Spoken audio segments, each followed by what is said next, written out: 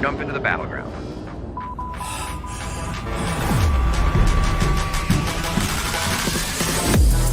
के पास 14 फिनिशर्स आगे बढ़ेंगे नार्सेन क्या वो क्लच करके जा पाएंगे डैमेज बहुत ज्यादा आखिरी खिलाड़ी ये clutch about to get over क्या यहाँ पे हो चुका है जी हाँ 1 2 3 बहुत बड़ा कम है विकेट उठा और आगे जाना चाहते हैं मोरोटोप उसको हिट पर डैमेज बहुत ज्यादा विकेट उन्होंने एक और खिलाड़ी को डाउन किया party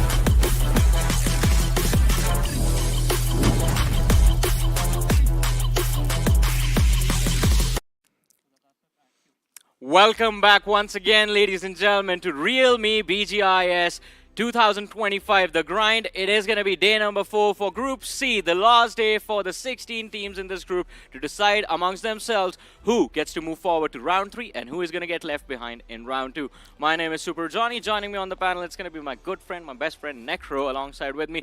And Necro, yesterday we witnessed some exciting action between these teams, a lot of big comebacks, and of course, the talk is all going to be about how close the competition still is. But today, it's going to be the last day, one last opportunity, 6 last matches. Listen, speaking of the comeback, Livecraft Esports, you cannot really overshadow them, man. Oh, yeah. The way they played from the game one itself till the final game, consistency was there. And even GlitchX Reborn, what a performance that was. And the thing is that these aren't the only 2 teams that made it happen. A lot of other teams did join the competition yesterday, because of which today it's going to be extremely exciting. But ladies and gentlemen, before we move forward with the show, a huge thank you to our lovely sponsor, the realme P3 Pro 5G. Ladies and gentlemen, it's an amazing device, the best performance phone in its segment. And of course, we keep telling you, mark the date in your calendars. 18th of February is when it's coming out. And if you go on to Flipkart right now and search for the Realme P3 Pro 5G, you could stand a chance of winning one of these devices for yourselves. It has an amazing glow-in-the-dark feature as well on that back panel. So born to slay, made for gamers like you. But coming back to the gamers that are playing right now, the 64 players that are going to be stepping into the arena in the next few short moments, Necro, as you said, Livecraft Esports, amazing. Glitch Reborn, even better. But somewhere along the lines, I said this yesterday as well, I feel bad for Team LOLs. They played well as well yesterday. One chicken dinner to their name, consistency in every single game apart from that last Erangel, but still hanging outside the top 8. But I guess even that performance is not enough, right? Because teams like Livecraft Esports were right next to Team LOLs, considering yesterday when the day started. But now look at Livecraft Esports, currently sitting in top 4, while Team LOLs at the bottom of the board. And honestly, they need to get something done because they're fighting for this prize pool. 2 crore rupees are on the line. 2 crore rupees on the line, and of course, it's not just 2 crore rupees, it's 2 crore rupees plus. Ladies and gentlemen, a reminder that there's going to be a crate coming out soon, available for you guys inside of the game, and the money that will be generated from that crate sale is going to be added to the prize pool of the realme BGIS 2025. Of course, once you make it to the finals, that is when you get the opportunity to fight for this prize money. The winner walking away with 60 lakh rupees in the bag, the second position getting 30 lakhs, and the third walking away with 20 lakh rupees. But there's always special rewards for the individuals that are exceptional in their own right. The Realme MVP getting 3 lakhs to their name, the best IGL with 2 lakhs, the emerging star with 1 lakh, best clutch 1 lakh, fan favorite team 1 lakh, and MVP of the finals walking away with 1.5 lakh rupees. How'd you get your hands on that money though? Well, it's going to be through this point distribution. The first placing team inside of the game getting 10 points, the second one getting 6, the third one getting 5, and of course it's going to keep on descending downward, from which 9th till 16th will get none. And of course, as we know, 1 finish is equal to 1 point. That's why a lot of teams do try to be aggressive, and considering the new zone settings, a lot of teams have been playing at the top of their performance. And speaking of yesterday itself, GlitchX Reborn, it really did feel like all of the performance that we've seen so far, it was all planned. Yeah, it was all planned. Yesterday was a phenomenal day coming in from GlitchX Reborn. Their performance, the aggression, the small little tweak they made in their play style worked out so well. But ladies and gentlemen, looking at the schedule, Erangel, Miramar, Sanhok, those first 3 games will be important for every single team, from Livecraft all the way towards Team LOLs in the overall rankings. Because once we have a look at the overall rankings, right about in a few short seconds, you will know what I'm talking about, because the top 3 are safe.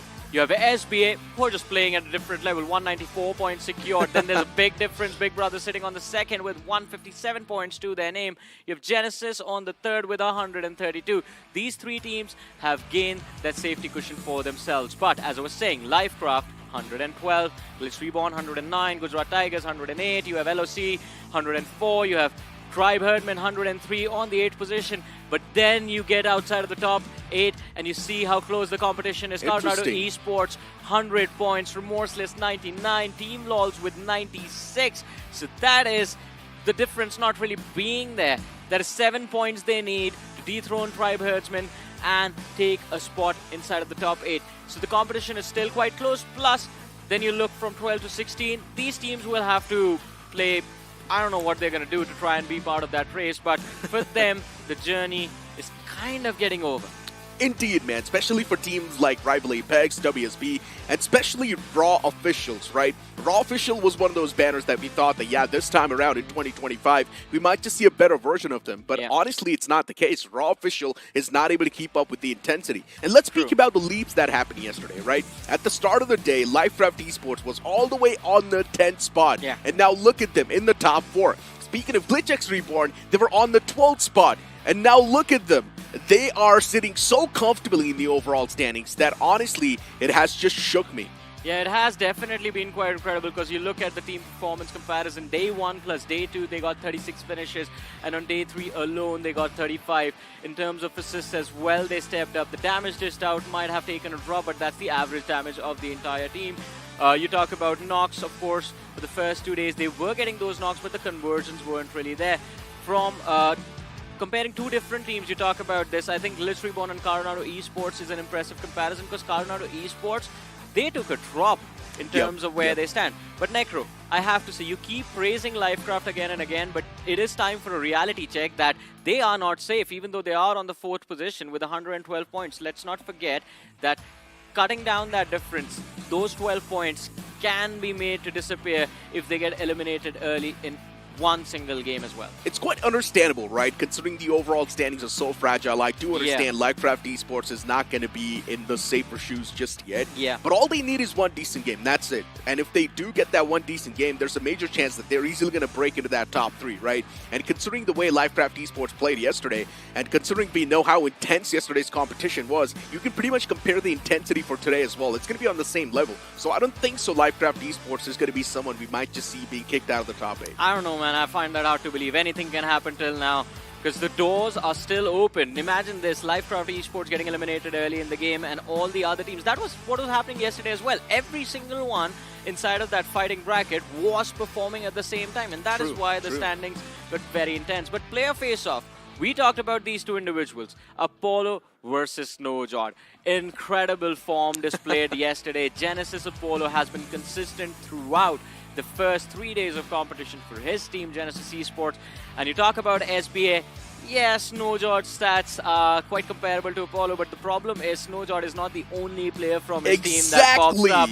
There are 3 more of him, and one of them is just like on a whole different level. You stole my words, man. Yeah. You were literally just reading my mind at this point. That's what I was about to say, right? Apollo is the best performing man from the side of Genesis. Before SBA, Cheyenne is the best performing man. He's got more finishes in his court. So just imagine Snowjod and Cheyenne single-handedly just doing so much for this entire team. And at the start of the day, we made our prediction. Which team do we think can really make a comeback, especially inside of the top 8? I went with Rival Apex. I really do want to give them a shot. But considering there's such a major dip in the overall standings, I highly doubt they're going to make it till the top 8, but hey, you know what? It is what it is. I like how it's alternating, right? Coronado Esports, you have LOLs from Rawan, you have Sparrow with Coronado again, you went for Rival Apex, and you are rightfully down in the middle. Then you have Ice, you went for Coronado Esports, and I picked LOLs. Me and Rawan, I mean, the 2 flatmates on the same page, and of course we are going to be, but Team LOLs, I mean, exceptional performance yesterday. We expect them to bounce back today as well, and again, it all comes down to whether Team LOLs directly move forward and take out the competition head-on. I feel that's the only way to qualify in the top 8. I understand it's taking a huge risk because in a 4v4, what if you go forward, you try to challenge them and you get taken out? That way, you miss out on the points and the competition just gains an edge against you. But if you beat them and if you take on them and you end up beating them, then you gain that advantage, you push them outside of the top 8, and right now, with Tribe Herdsmen struggling yesterday, that is the team that Team LoL should go for. Honestly, Tribe Herdman as well should be part of the conversation, considering the way they were playing on the map of Sanhok on day 1 and day 2, the conversation, or even the entire momentum did not really follow up on day 3 Sanhoks, right? So now Tribe Herdman, they've got a lot of problems brewing up for themselves. But yesterday we saw some signs of life, even from team like Rival Apex. It really does feel like they can definitely make the comeback. Definitely, but let's see how today is going to turn out. There is still a while before the matches begin, ladies and gentlemen, but before that, we have a special promo lined up for you guys. Here we go.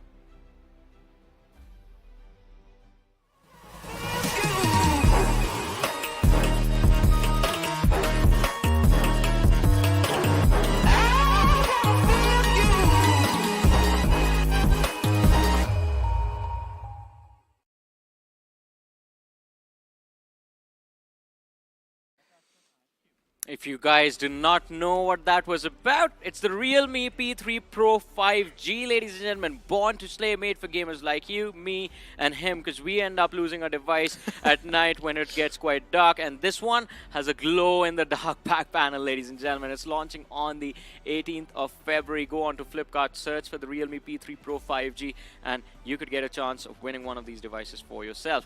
But coming back to the conversation that we were having, Tribe Herdsman, I completely agree with you. Dropping from the 4th to the 8th position, from having a safety cushion to work with to just struggling to find any points yesterday. I wonder how would they have reset themselves and are looking at the competition, are looking at the 6 matches of the day. Honestly, Blitzpew needs to step up now because he was the man who was racking up so many elimination points for his team, especially on the map of Sanhok. And honestly, look, Tribe Herdman as a team, they need to step up on Miramar and Erangel as well, because you cannot just keep on relying on one single off map. You also need to be stronger on the classic maps because they have been there in the competitive pool for such a long time, right? At the end of the day, you're playing 2 Erangels, 2 Miramars, and 2 Sanhok. And if you're just good at 2 maps, then that's a really big problem. Yeah, that is definitely true, and I've been talking about this. There were a couple of teams in the group prior to this as well that would only just perform on Erangel and then just completely mess up the Miramars and the Sanhok. Karnaru. Yeah, Karnaru Esports actually do that as well. They did that on day 1. Erangels went very well. Everything else was just not even close. So that's the thing. Just performing on 2 maps is not going to be enough. But then again, if you can do exceptionally well on those 2 maps, who cares? Get 15 points per game on those 2 maps, 30 points, and on the other maps you can just average out 4 to 5 points and it should be good. But of the first 8 teams in front of our screens, I think the biggest surprise for me was the drop in performance this year from RIP Mizo. Not just that, even Remorseless, man. You're speaking of this year, in this tournament itself, in the grind itself, Remorseless dropped hard. They're not even in the top 8 anymore. They're pretty much just sitting in the outskirts, waiting for an opportunity to once again bounce back in the top 8. Keep this thing in mind. The competition is so close. There's so many more teams who stand a major chance to make it to the top 8. There's a big chance, man. We might just see the entire overall structure just completely change. We might see a lot of shocks. Yeah, I mean, there's definitely going to be a lot of shockers today for sure, ladies and gentlemen, and I hope you are prepared for it. I hope you are prepared for it at Necro as well, because I definitely am not. And it is going to be exciting to see how these teams do end up performing. But I have to say, outside of the top 8, I was very impressed with how well 120 Team Z stepped up yesterday, because that is not what I expected after day 1 came to an end. Day 1 was absolutely horrendous, looking at their numbers. Day number 2 also not that great, but yesterday, day number 3, they were taking fights, they were making conversion, they were getting those frags, they were consistently finishing high inside of the top 5, and that is what I wanted to see from day number 1, because on paper, this is one of the best teams in lobby. So here's the thing, right? 120 TZ, especially in the first 2 days, they were really trying to dodge as many fights as possible while still playing in the outskirts. That's not going to be the way to go, man. If you want to play from the edges, you need to take the fight. That's the only possible way you can get a big game in your hands. And on day 3, we saw a major shift in that aggression.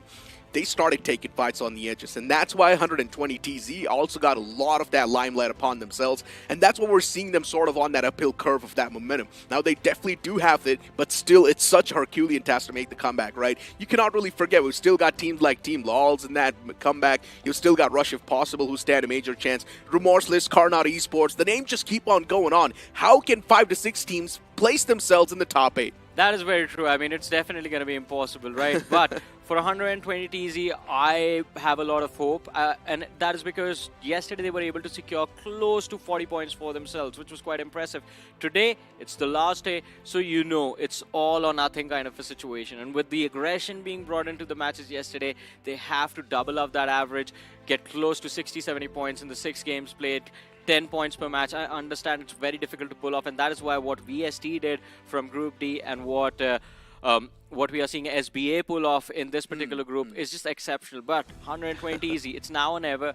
Either they go for that average, either they just go ham in every single game and secure those points, or they're going to have to settle their differences and just worry about round 2. Now, let's speak about GT as well, right? Because at the start of the day, GT was not doing too good, man. Especially in the middle pack of the day. GT was dropped down all the way to 11th or 12th spot. But then that chicken dinner came through. Back-to-back consistent performances came through. And that's why GT is now currently sitting inside of the top 8 with 100 plus points. So GT's looking okay. But as we mentioned, the comfort zone's not going to be there. GT needs to play. I think they are playing yesterday as well. One thing we wanted to see from them was aggression, because day number 1 and day number 2, they were just playing for placements for some reason. And yesterday, during the latter half specifically, is when we saw them aggressively pursue fights. That last Erangel was a big one as well. And that is something that I think Gujarat Tigers have going for themselves. The momentum in their favor, the wind in their sails, and if they just keep on going for those fights, based on the raw fundamentals, they should be able to secure a spot. Here's the crazy part, though. Yes, they are showcasing a bit of that aggression, but still that aggression is not enough. Considering the boundaries GT has set for themselves in the past, they are one of the most aggressive teams in this entire region. Like, we're speaking of fights after fights after fights. That's what GT's known for. But we still want to see a bit more of that. I agree with you. I think what you're trying to say is they're not matching their own standards. That's the only thing. They are doing well, but they are not matching their own performances of the past. But let's see how today is going to turn out. Ladies and gentlemen, we're going to start off our day with the map of Erangel, and here we go.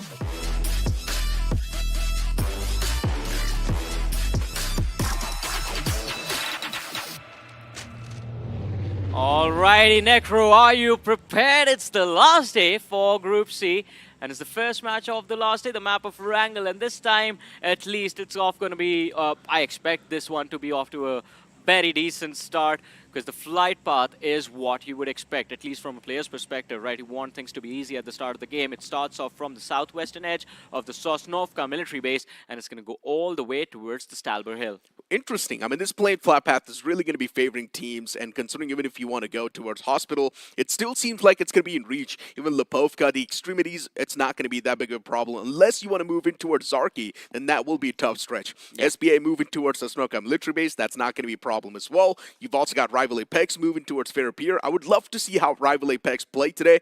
They're not too far back in the overall standings, but at the same time, they are pretty far away as well. Yeah, I mean, they are quite far away, but Rivals Apex, I think yesterday they did show a little bit of sign of life.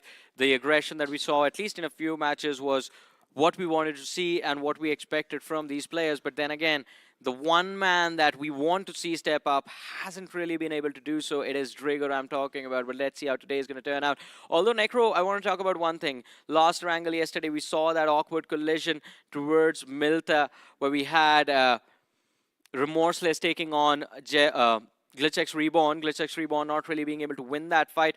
Today, they've gone for a different switch up. Glitch Reborn, it seems like, are going to drop towards Mansion and Prison, and 120 EZ, they need to be a little bit careful about this. But look towards Stalber, man. LOC, the 2-2 split, and it seems like that might be an early conflict against a few individuals from the side of Rush, if possible, Mizo. Definitely does seem like it. Towards Stalber, that too, right? It's one of those locations that you never really expect for a fight to happen. And what is this team even thinking? What is LOC even thinking? There's such a major split between the players. And I'm pretty sure this split is quite uncoordinated as well. But considering it's going to be a 1v1 towards Stalber, so even that's a fair odd. LOC can definitely try and come through victorious within that 1v1 that's currently happening between Muffin and his opponent. 120 TZ on the screen. They're playing towards Mansion. It's quite an interesting place as well to kick things off with. Do not really see teams usually favor a place like this, but there's GlitchX Reborn in the nearby territory, and they definitely need to be a little bit more vigilant. Of course. We saw a parachute still up in the air, but 120 easy. They take control of Mansion quicker and before the players of GlitchX Reborn have an opportunity to strike. So 120 TZ are going to be in the driving seat of this game. And look at that. Necro, I love this. Do you see that? We have the player cams available to us. We get to see the lovely faces while they play, man. We get to see those reactions when they get wiped out. I am excited to see which is going to be the first team to get wiped out in this game now. Yeah, I would love to see that as well. I mean, especially looking at how things have been going so far, man. Look, LOC is now starting to close on up towards Rush if possible as well. And even that fight seems like it's going to be coming through soon. Rush if possible, they've got their own problems brewing up soon. And I would love to see how that fight's going to be panning out. Karnat Esports is on the screen. I don't even know exactly why we're on Karnat Esports since there's a fight happening towards Stelber. Well, Karnat Esports yesterday, not a great day for them. And as we keep talking about it, only Erangel's working out. But this man from the side of Karnat Esports is the biggest threat that almost every single team needs to fear. Naughty, for 3 days, consistent performances, 32 finishes secured, 5,600, over 5,600 damage. And of course, assists on the board as well. But one man alone cannot be the reason for this team to win. Gyro God, Bad OP, Stone BGMI, they do end up stepping up every now and then, but it's not as much as you want. But look at this, Alpha.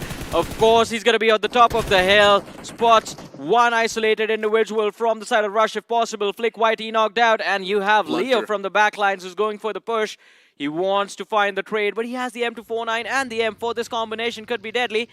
And of course, LOC. Oh my god, they made a quick rotation for the Stalber Hill. Rush if possible, Mizo. How do they get out of this? Oh, it's an absolute blunder from RIP. And I would love to see what they can do. RIPM still trying their best to fight back as they finally found a knock. And Flick YT almost on the verge of being confirmed as well. Rush if possible, down to a 3-man squad. The man who's knocked out is also going to get confirmed soon. But as soon as I say so, when Leo falls down, one more man in the nearby vicinity, and Grant is still giving a tough fight as he finds another knock. And even Punisher gets knocked out from LOC. Trades happening back and forth. It's now going to be a 2v2. It is a 2v2 situation, but LOC, they have the upper hand, the ability to close in. But as I say, that hazard is going to go down. Grant going for a revive. Alpha closes in with the M249. Connects a few shots, but not the last one. And Grant, so lucky that his opposing player, the man in front of him, forgot that he had the ADS button on him. Just went for the hip fire with that LMG. And Rush, if possible, Mizo, at the loss of Flick White, he do end up surviving. That was such a rookie mistake. Not a rookie mistake, I think in the heat of the moment, he just got a little too excited, you know? It's an absolute blow, dude. I mean, the fight that he was supposed to win, he just messed things up. Yeah. And LOC, how did they lose out on 3 players instantly? For a moment, we thought that they've got 2 players alive, but as soon as I looked at the DOA status, we just saw one man standing. Hazard got knocked out as soon as Leo went for Grant. It was down to a 2v2, I believe. So even if Leo found that frag onto Grant, he would be forced to reset, go for a quick revive, or maybe just put his HP back up. But still, impressive coming from Rush if possible, Mizo. You know what though? LOC do not mind getting taken out early. They really don't. They are still in the fight. They were on the 7th position at the start of the day in terms of the overall ranking. And after this loss, they still have an opportunity in the 5 games after this Erangel to recover.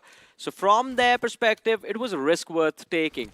Plus, with Rush of Mizo already struggling in the overall leaderboard, I think they just wanted to take the weaker competition out. It's not like I'm calling Rush if possible weak, but the grind has not been great for them. So here's the thing, right? For LOC, it's a big blunder. Because LOC is one of those teams that's doing actually decent in the overall standings. Yeah, and that's losing why out in risk. Exactly, man. But losing out in such a way, that too by a team that's currently at the bottom of the board, now that's going to be quite a mental strike. Not really. Sometimes you don't mind taking a risk when you are okay with failing. If you're okay with getting wiped out, if you feel like, all right, even if we get wiped out early, it's still fine. We can make a comeback later on in the day. You just go for it sometimes. And you get those 4 points, good for you. If you don't, well, you went in with the mindset of not really caring. And I think that is one of the reasons I think we saw LOC make that move. Because it was a 2-1-1 split. 2 players on Stalber Hill. The other 2 individuals went for vehicles between Rozok and Yasnaya. And then it was such a quick rotation that the lads with the vehicles just pushed for that Stalber Hill. They forced Rush if possible into that awkward scenario. Found the opener as well. But again, one small mistake and it all just fell apart. I know, right? They started things off with the advantage too, man. Yeah. One man was out in the open. He instantly got caught. And still somehow, LOC's the one to lose that fight. And RIPM, they're up 3 players. Looking pretty great. Lifecraft is on the screen. Yesterday was a major dive in the top 8. What a comeback that we saw from these guys. And we already know what Lifecraft is capable of too. They can definitely pull off greatness. GlitchX report on the screen too. And this time we've got the player cams as well, Johnny. Look at that. I said that when the game began, bro. Oh man, I missed out on that, man. I was too focused on the map feed considering there was a fight brewing up. Well, look. Oh my goodness, look at the zone. Look at the shift. I love this. Right on top of that military bridge. And of course the cluster forming towards the northeastern quadrant. Big Brothers, 120 Easy, Glitch Reborn, Lifecraft being their rivals. Apex might have a fun time if they are able to handle themselves in a fight once Genesis Esports eventually breach the zone from the west. But outside of the zone, we have a mid-rotation clash, and this is going to be WSB against Gujarat Tigers. Gujarat Tigers, they found the opener, but can they follow up? And the zone's panning out towards the bridge too. This is great. We might just see a bridge circle. Oh my god. Imagine all the terrains, all the fights that's going to be possible over there. I mean, it's been a while since we've seen a bridge zone. And considering usually in the new zone settings, the zone keep on panning out in the center, there's definitely a major chance we might just see the zone literally on top of the bridge. I mean, I would love to see that. If that happens, I'm going to start dancing.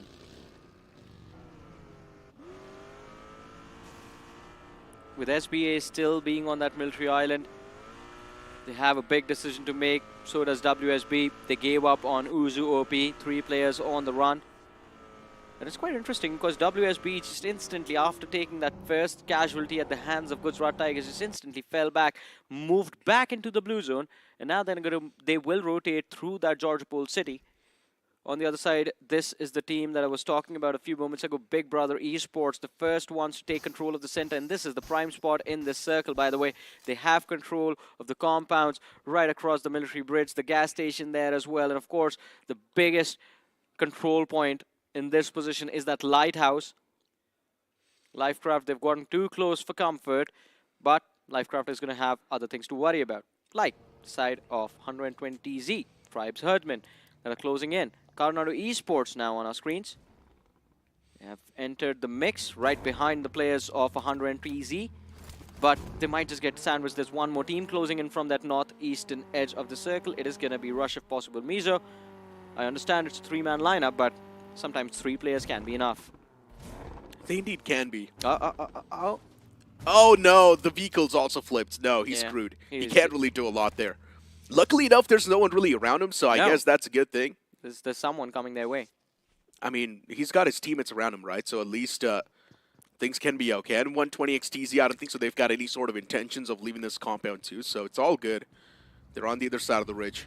And yeah, 120 XTZ, considering they know the swords right on top of their necks as well, they do not really want to go for the extra bit of struggle in the game to go for the early game fights. Instead, they just want to wait it out, wait for the next zone to pop up, and maybe try and pave a good pathway from that.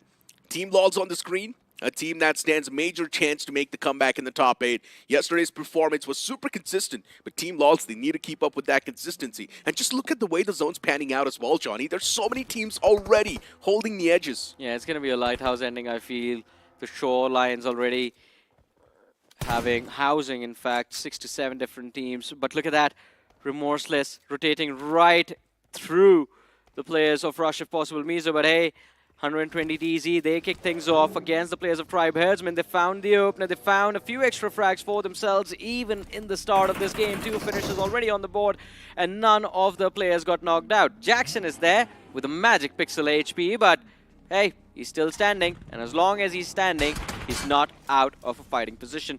Zine, an extra bit of damage taken for no reason at all, but Tribe Herdmen now are going to be pinned inside of this building, and with a nice, well-thought-out push, 120 Easy could actually walk away with this potential squad wipe, but oh my goodness, what is happening over here? Team LOLs, we believed in them, but the Tigers show up looking for a hunt, and LOLs, they get wiped out in a split second. What went down? Rough luck, especially when we thought the Team LOLs can be a fierce competitor. they did not even stand a chance against Gujarat Tigers. But at the end of the day, we're speaking of Gujarat Tigers, man. What do you expect? A team that's got insane amount of firepower, but now they also need to watch out for GlitchX Reborn, even Lifecraft. They step in the playing field, and already Obito is able to open the fray up with that knockout. And just like that, the entirety of GT as well, they come crashing down. Yeah, Gujarat Tiger as well, the next team to get wiped out, but at least they walk away with 5 finishes to their name. But I think Lifecraft might just have to give out on the man, the monster from yesterday, Obito. Last Erangel yesterday, no one's going to forget that 1v4 he was able to pull off against the players of WSB. But now, Glitch Reborn, they're going to give him an attitude adjustment. He showed up, picked off a few individuals from the side of Gujarat Tiger, and instantly, Glitch Reborn, they pulled the trigger. Oh no, Necro, they're going to try and force a fight even further. They're trying to push Lifecraft back towards the western side of this hill. It's not going to be easy though, Lifecraft, they have cover. Ralph OG, he's getting a little too eager, wants to engage, wants to find that info as to where the players are, but they're hiding inside this gas station. And of course, Big Brother is not going to let them move out as well. This will indeed be really tough. Lifecraft, at least they found themselves pretty much the smack center, right? Yeah. They're pretty much the centric point. And Obito, he's done for. But still, he's revivable, honestly speaking. If they move on towards Obito, because GlitchX Reborn has already fell back towards the compound. Obito is isolated on top of that hill. If they move on, toss a few smokes, Obito can be revivable. And that's what they're going for, too. They're trying to pull off this rescue mission. You know what a bait is? I do, but... Have you seen a fish eat a bait? Let's see, though. Let's see. You're about to see that happen, man. There's a line of fire from GlitchX Reborn's compound. And if you notice, Ralph OG, he hasn't gone back in. Oh, he ticked Obito out. gets finished off. And now, they also realized, I believe, that it was a little too late. But wait.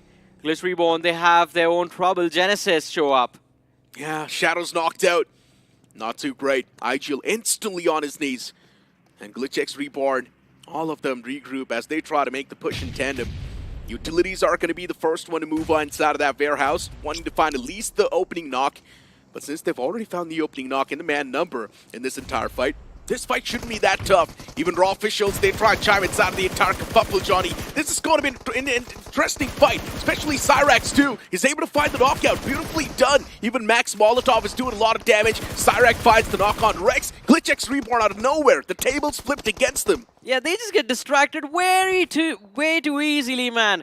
They were focusing on Genesis. All of a sudden, Raw officials show up, and Glitch Reborn just completely give up on their original target and run for Raw official. Ralph OG hits the floor. Cyrax with a brilliant nade. The finish gets confirmed. Now, Glitch Reborn, their time in this game number 1 might be coming to an end, but Genesis Esports, they're going to have to look for a quick reset and reset their focus towards the players of Raw official. Akshat Clutchat is the last man surviving. He is known for his clutches in the past, but can he make history again today in this fight? Raw official, they know he's the last man from the side of Glitch Reborn. A little bit of assistance coming in from the players of Genesis as the shots through those windows are connecting on the players of Raw official. And Akshat, he's just sitting in that corner room, finally gets up, gives away a little bit of sound cues to the players right underneath, but now it is all 3 of these teams just buying time to find an opener to break into this building. Raw officials, the first move comes through. Akshat loses a big chunk of his HP, and I think it's over. Yeah, Raw official, they just found the right timing. Yeah. You could not really do a lot there, especially when you're in a major sandwich. I called it. GlitchX Reborn, the tables were flipped against them. But I still like the decision that they made to make the push against Genesis, especially when they were hurt. Yeah. Since Shadow was knocked out and they knew they've got the man advantage, but expecting a team like that coming in out of nowhere was definitely quite tough. And that's why GlitchX Reborn pretty much fell into their own trap. I agree with you. The decision to push for Genesis was right, but the decision to turn around and take the fight against Raw instantly was something that I wonder why was that call made. They should have kept going after Genesis. In my opinion, they needed more smokes. They could have just pressured Cyrax. He was isolated and they had the right idea. Ralph OG just saw those vehicles from Raw official come in and he just turned around, did without questions and just went after Raw instead of Genesis. It's quite unfortunate that 2 of the players were instantly spammed through the smoke as well. So GlitchX Reborn, pretty much the manpower was instantly dropped down. And I guess that's one of the main reasons why GlitchX Reborn decided to fall back. There was no fallback, Necro. They just switched targets in the wrong team. They had the opening against Genesis. They could have just gone after Genesis instead of Raw. Instead of a 3v4, they chose to fight in a 4v4. Well, and that is when Cyrex took the advantage. Abi fell to a Molotov and he found the second knock as well through the smoke. We don't exactly know what happened there, honestly. Because it might have felt like they were taking a fight against Raw Official, but maybe they were just trying to back away towards that one single house that is there. Looking at the next circle, though, it's going to pop out in the open even more. Lifecraft, they've got their own problems brewing up. That too by the name of Snowjod, one of the worst possible people to take any sort of rivalries against. SBA, the fact that he's showcasing his backs against Karnata Esports, that's so gutsy. But it is SBA after all, so that's the only way they know how to play. But Big Brothers, the push against Lifecraft comes through reverse knocked out. Najod is going to be the next in line. And Srayan, he is hiding in that corner room, but it's going to be a 1v4. The utility in his face can't really do anything. Easy finish for the side of Big Brother to secure. But this could open up the floodgates for Karnata Esports actually to chime in and take this powerhouse position away from the side of Big Brother Esports. By the way, the circle right now is centered right on top of the players of SBA. Snowjod is here, but his other teammates are way back into those open fields. They indeed are. I mean, for SBA, look, at this point, I'm pretty sure they're just pulling off some weird shenanigans, right? They don't even care about the game because they know they've already got so many points at the top of the table. They've secured their slot. So SBA is just here to have fun and maybe spoil a few beans for the other teams. But look at what's happening on the screen. Genesis making that bounce against the players of Raw Official because they know they've got the man advantage. Well, this is going to be Genesis once again, playing like they usually do. Apollo, Shadow, Mac making the push, Cyrex staying in the back lines, and Raw Official, a team that's struggling on the last position of the leaderboard through the smoke. He sees it. Abi with the spam, finds the 2 knocks, and all of a sudden, Genesis, it seems like it might be the end of the beginning. They do find the trade, as Nate FPS is going to be traded out, but Raw Official, it's down to a 2v2. Shadow OG is going for a revive, damage coming in through the window. Apollo jumps out, looking for a trade, but no, the prone shot, he fails, and he's going to get punished, and all of a sudden, Genesis, the ones who initiated the fight, are going to be the ones that get wiped out. Raw Official Abi, he was on fire yesterday, and he's still going. The Ghost Rider returns. One man just pretty much holding the torch and carrying the team forward. But Raw Official, we all know, making a comeback is impossible. They were, sitting in somewhat mid-40s? Yeah. That's not enough. The lobby's already acquired 100-plus points, pretty much the top 8. And now, if you want to move in the top 8, you at least need 120 points. And that's too much, considering you're already down to 1 man in the first game itself. In the remaining 5 games, they need 100 points, Johnny, if they want to make the comeback. Is it possible to secure 100 points in 6 matches? Because they need 2 25 bombers, then that's 50 already. Yeah. And then maybe 10-10-10 consistency. I mean, so mathematically it is possible, but yes, the amount of mental fortitude you're going to need to jump inside every single game to get those 25 points, because 25 bombers aren't easy, man. 15 eliminations, 2 games. It's such a big feat. But to be fair, we've seen teams pull that off before.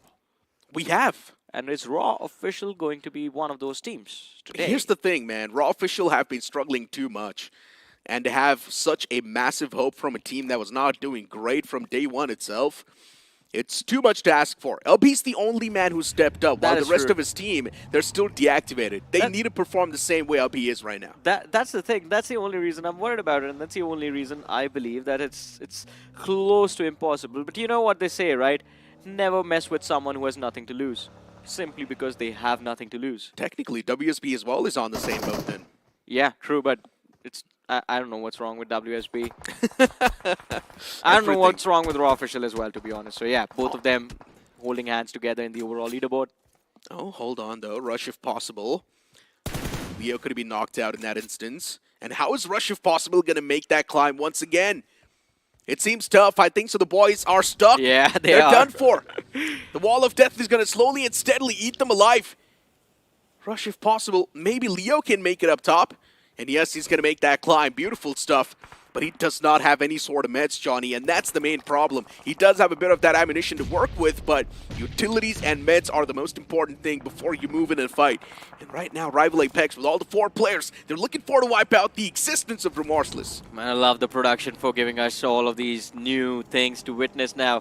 120 TZ, who would have thought 50 eliminations secured? Finally getting halfway there in total, but how much do these eliminations help them? They need a big game in this one. They have 3 players left, 1 knocked out, 5 eliminations already secured. If 120 TZ walk away with the chicken dinner in this match, maybe there's hope of them qualifying. But Rivals Apex, Tiger, he is still on the hunt, on the prowl, and this Tiger, he doesn't take his prey with his claws. It is all about the nades. 2 lads from the side of Remorseless are going to be picked off. It is Mukami and Lemba in the back lines that are left, and Tiger has swung this entire fight against Remorseless completely in the favor of Rivals Apex. Oh, Mikami still facing the opponents. And Rival Apex, with all the 4 players, they have been doing great so far. Keeping their man number intact, and now Remorseless is the only borderline they need to try and take care of. Lemba, with those utilities, definitely chipping out a bit of that damage against the foes, but that's not enough to keep them pinned down. And Rival Apex, with all the 4 players looking to make that pounce together. And here comes the first vehicle. They do want to find the opening knock, but unfortunately, it seems like that's not going to be possible. And Lemba has already found the confirmation. The second man is on the verge of being taken away, and even he gets eliminated from the game. It's so unfortunate. The third party coming through, SBA. They chime in from the distance. And of course, Rivals Apex now, the smoke's lobbed out. Rigger barely surviving by the skin of his teeth, somehow staying alive. But SBA, they are still in it to win it. How? They were not supposed to win this game in the first place. I know, they went for a 3-1 split, man. 3 players were there in the shack. 1 was sent to the gas station here. And SBA, I do not know. I think for some reason, it's just the game itself. Even when SBA themselves are not trying to win, the game itself wants them to win. B in SBA is for BGMI. I'm just surprised. They were doing whatever they wanted in that game. And still somehow now their odds of winning the game is the highest. It's hilarious, man. Big Brother Esports.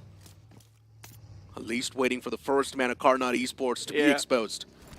But Coronado Esports, it's a 4-man roster. Big Brothers, they have them surrounded from every single direction. What I'm worried about is the third parties. And exactly as I was saying it, SBA realized Wanted was out into the open, shots fired.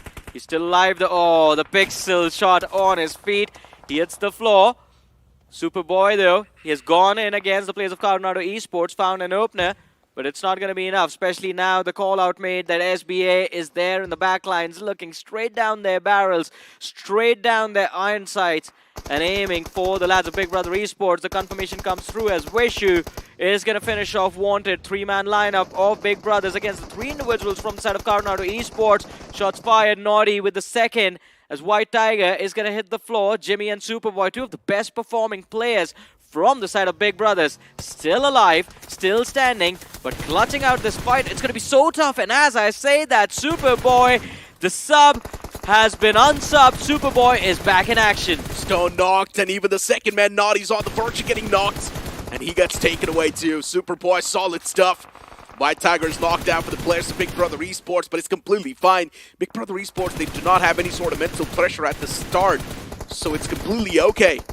Big Brother Esports, even if they get wiped out over here, it's not going to be hurting at all to them in the overall standings. But Carnot Esports, everything is on the line for this team. They're not doing too bad, but considering it's just the 1 man alive, that's going to be even tougher. And they've only got 1 elimination so far, so even that's brutal. Yeah, since yesterday, Coronado Esports not able to perform. They were sitting outside of the top 8, and I think the drop is going to continue. But this allows the players from Rivals Apex 120 Z to have a big game for themselves right here, right now, Necro, and catch up to Coronado Esports. And once they do, then the possibility, the odds of qualifying inside of that top 8 bracket aren't going to be so bad. Rivals Apex, it's just Tiger alive. 120 Z, 2 players, Jackson and Fanta, still there. And luckily, you know what's the best part about this? that this is one of those teams that SBA can't take direct shots on. Because in order to do that, SBA is going to have to step out of cover. And once they do, Big Brother Esports, they're going to repay that favor for taking out their IGL. But here's the thing, does SBA Esports really care? The answer is absolutely no. Yeah, they don't. But if SBA commits to this fight, it just gives away points to the rest of the competition. True that. And Big Brothers in particular, I don't think they like Big Brothers. I mean, they're big brothers, man. Why do they not like big brothers? But hold on. SBA, just like that, you peek out, you get the confirmation, once again pop back in. What is going on? SBA, even though they're not really engaging in the fights, but they're still the most talkative. And the way they've been able to play so far, it's just menacing. Yeah. And now on the verge of taking down 120 TZ as well, when you thought they can't really do anything against them. There you go, Johnny. Your question's answered, and that one single nade is going to take them both away. I don't know, man. SBA gets ignored. They find the circle. Everything just goes right for this team. And as we were talking about, Necro, when we saw SBA, you and I were on the same page that the odds of them winning the game are going to be the least. But look, my friend, what is going on? SBA versus Big Brothers, #1 in the overall leaderboard versus #2. And the blue zone damage onto Jimmy for no reason at all. Might have just allowed SBA a big opportunity to secure the win. It's the last stage of the game. Jimmy forced to give up on Superboy. Superboy and Jimmy crawling forward. And SBA, do you see this? Do you see the bodies? Do they see the pixels? I don't think so. Are they going to risk stepping outside of that shack? They've stayed there the whole time, those two individuals. And Jimmy still crawling. Superboy, he falls down. Jimmy, can you clutch this out? It's going to be close to impossible. Look at this formation. Wishu, he's going to stay in. He's going to stay safe. And Shayan takes all the risk of peeking around from the back of the shack and taking those shots first. If he falls, Wishu instantly finds the trade. There is absolutely no way this team loses this game. And it is going to be a big chicken dinner for SBA. It's all about coordination now. And both of them peak in tandem. And just like that, SBA, they secure the chicken dinner even though they were not supposed to. I mean, the way they were playing that previous game, it felt like they did not even use their brains. Luckily enough, they got the zone popping right on top of them, and still they got the chicken dinner somehow. I have to say, SBA, it's just super BGMI athletes, man. That's what the name stands for, bro. Because, again, there was, like, first of all, Snowjot making that push, running into 3 different teams, stands right in the middle, with no intention of taking cover. Coronado was in the back. Yeah, did not care. Charges forward for Lifecraft Esports, tries to take a few frags from them. Turns around, gives a little bit of trouble to Coronado Esports for no reason at all. And just completely unbothered. He was standing with no cover. And 2 individuals just hiding inside of their shack. They did not move at all. They could have done so much more, but again, at that point, it would be just taking a lot of risk. But I think SBA was just like, all right, today we're going to play for placements. We are not going to overexert ourselves. It's going to be an easy game. They made it look so easy. Walk away I know, with the right? chicken dinner. It's like a walk in the park. The funny part was you said they cannot really do anything about 120XTZ, and the moment you said that, they started putting so much pressure on 120XTZ that they got eliminated. No, you know what? It wasn't the pressure on 120TZ. 120TZ went for Rivals Apex Tiger out in the open, and then just put them in range of the utility of SBA. And SBA was like, all right, thank you so much. Here you go. Here's a present. And already one man was knocked out. So yeah, you know what? SBA had the advantage whatsoever. That man got knocked out by Tiger. And the fact that just a 2-man squad was able to secure that chicken dinner, even that's mind-boggling. Yeah, it is. It is. There were so many teams. Big Brother was there with a 4-man roster. Coronado was there with a 4-man roster. No one stand a chance if SBA is still alive. But I think it's time to look at the highlights of this match, because this one was an intense one. So much chaos. The circle out into these open fields of, well, the gas station and Pachinki, which is northeast of this location. But what a game, man. Look at this. He was alone as well. I know, right? Snowjaw just all by himself, securing scraps, then being such a big problem against Big Brother Esports. Later on, Big Brother Esports took care of him. And I think so Snowjaw was one of the main reasons why Lifecraft was eliminated from that game, because he was constantly applying so much pressure, tossing in utilities, getting those knocks over and over again. He pretty much burned through every single med that Lifecraft had. I agree with you. He wasn't there for Big Brother or Coronado Esports. I think he just came there along with Aaron. So, okay, all jokes aside, I think the split play, the 2v2 split, was made because they just wanted to see if the circle moved for gas station. Then the other 2 lads would have stepped out. Vishu and Shayan would have moved in. But if the circle was out in the open fields, then that shack was a powerhouse position. So, no matter how many jokes we made about SBA not really trying to win, the winning intentions were there just for position, not for frags. Exactly, right? But still, on paper, this makes a lot of sense.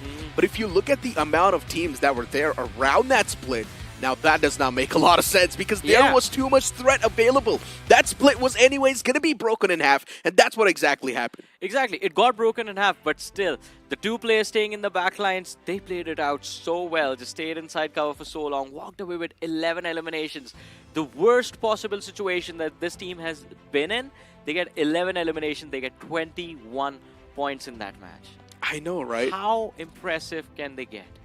I mean, look, for SBA now, they have already got the chicken dinner. In my opinion, just go all guns blazing at this point. Stop playing passive. Just play the way GT liked to play in the past. Just move on, take your guns off the rip, go and target some big names that you think really can't stand a chance to qualify. Yeah, let someone else win, please.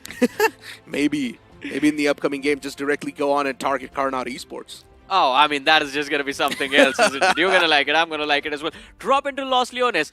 Get a fourth team in that Los Leones mix. That's going to be fun as well. But ladies and gentlemen, before we move forward to the next match, we're going to take a very short break. You guys stay tuned. Keep watching. We'll be back after this.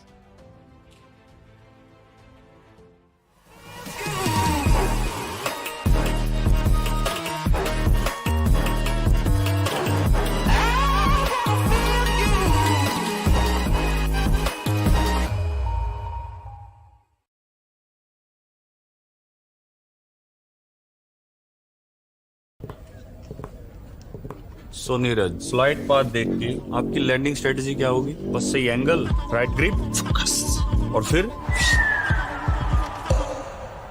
इसको फेंकना नहीं आता. Okay, final circle, 20 बंदे बचे हैं, क्या करोगे? Pressure नहीं लेता मैं सर, जेवलिन में दिमाग को ठंडा रखना पड़ता है. और फिर इसको फेंकना नहीं आता यार. नहीं आता. क्लोज रेंज में आपका फेवरेट वेपन कौन सा है? सबसे स्ट्रेटजी और टाइमिंग का खेल है सर, जेवलिन की तरह. अरे मेरा मतलब गन्स, M416 ग्रेनेड फेंक देंगे सर, सब फेंक देंगे. यार इसको सच में फेंकना नहीं आता. नहीं आता. अच्छा ये लो, नेट स्पैम करके दिखाओ.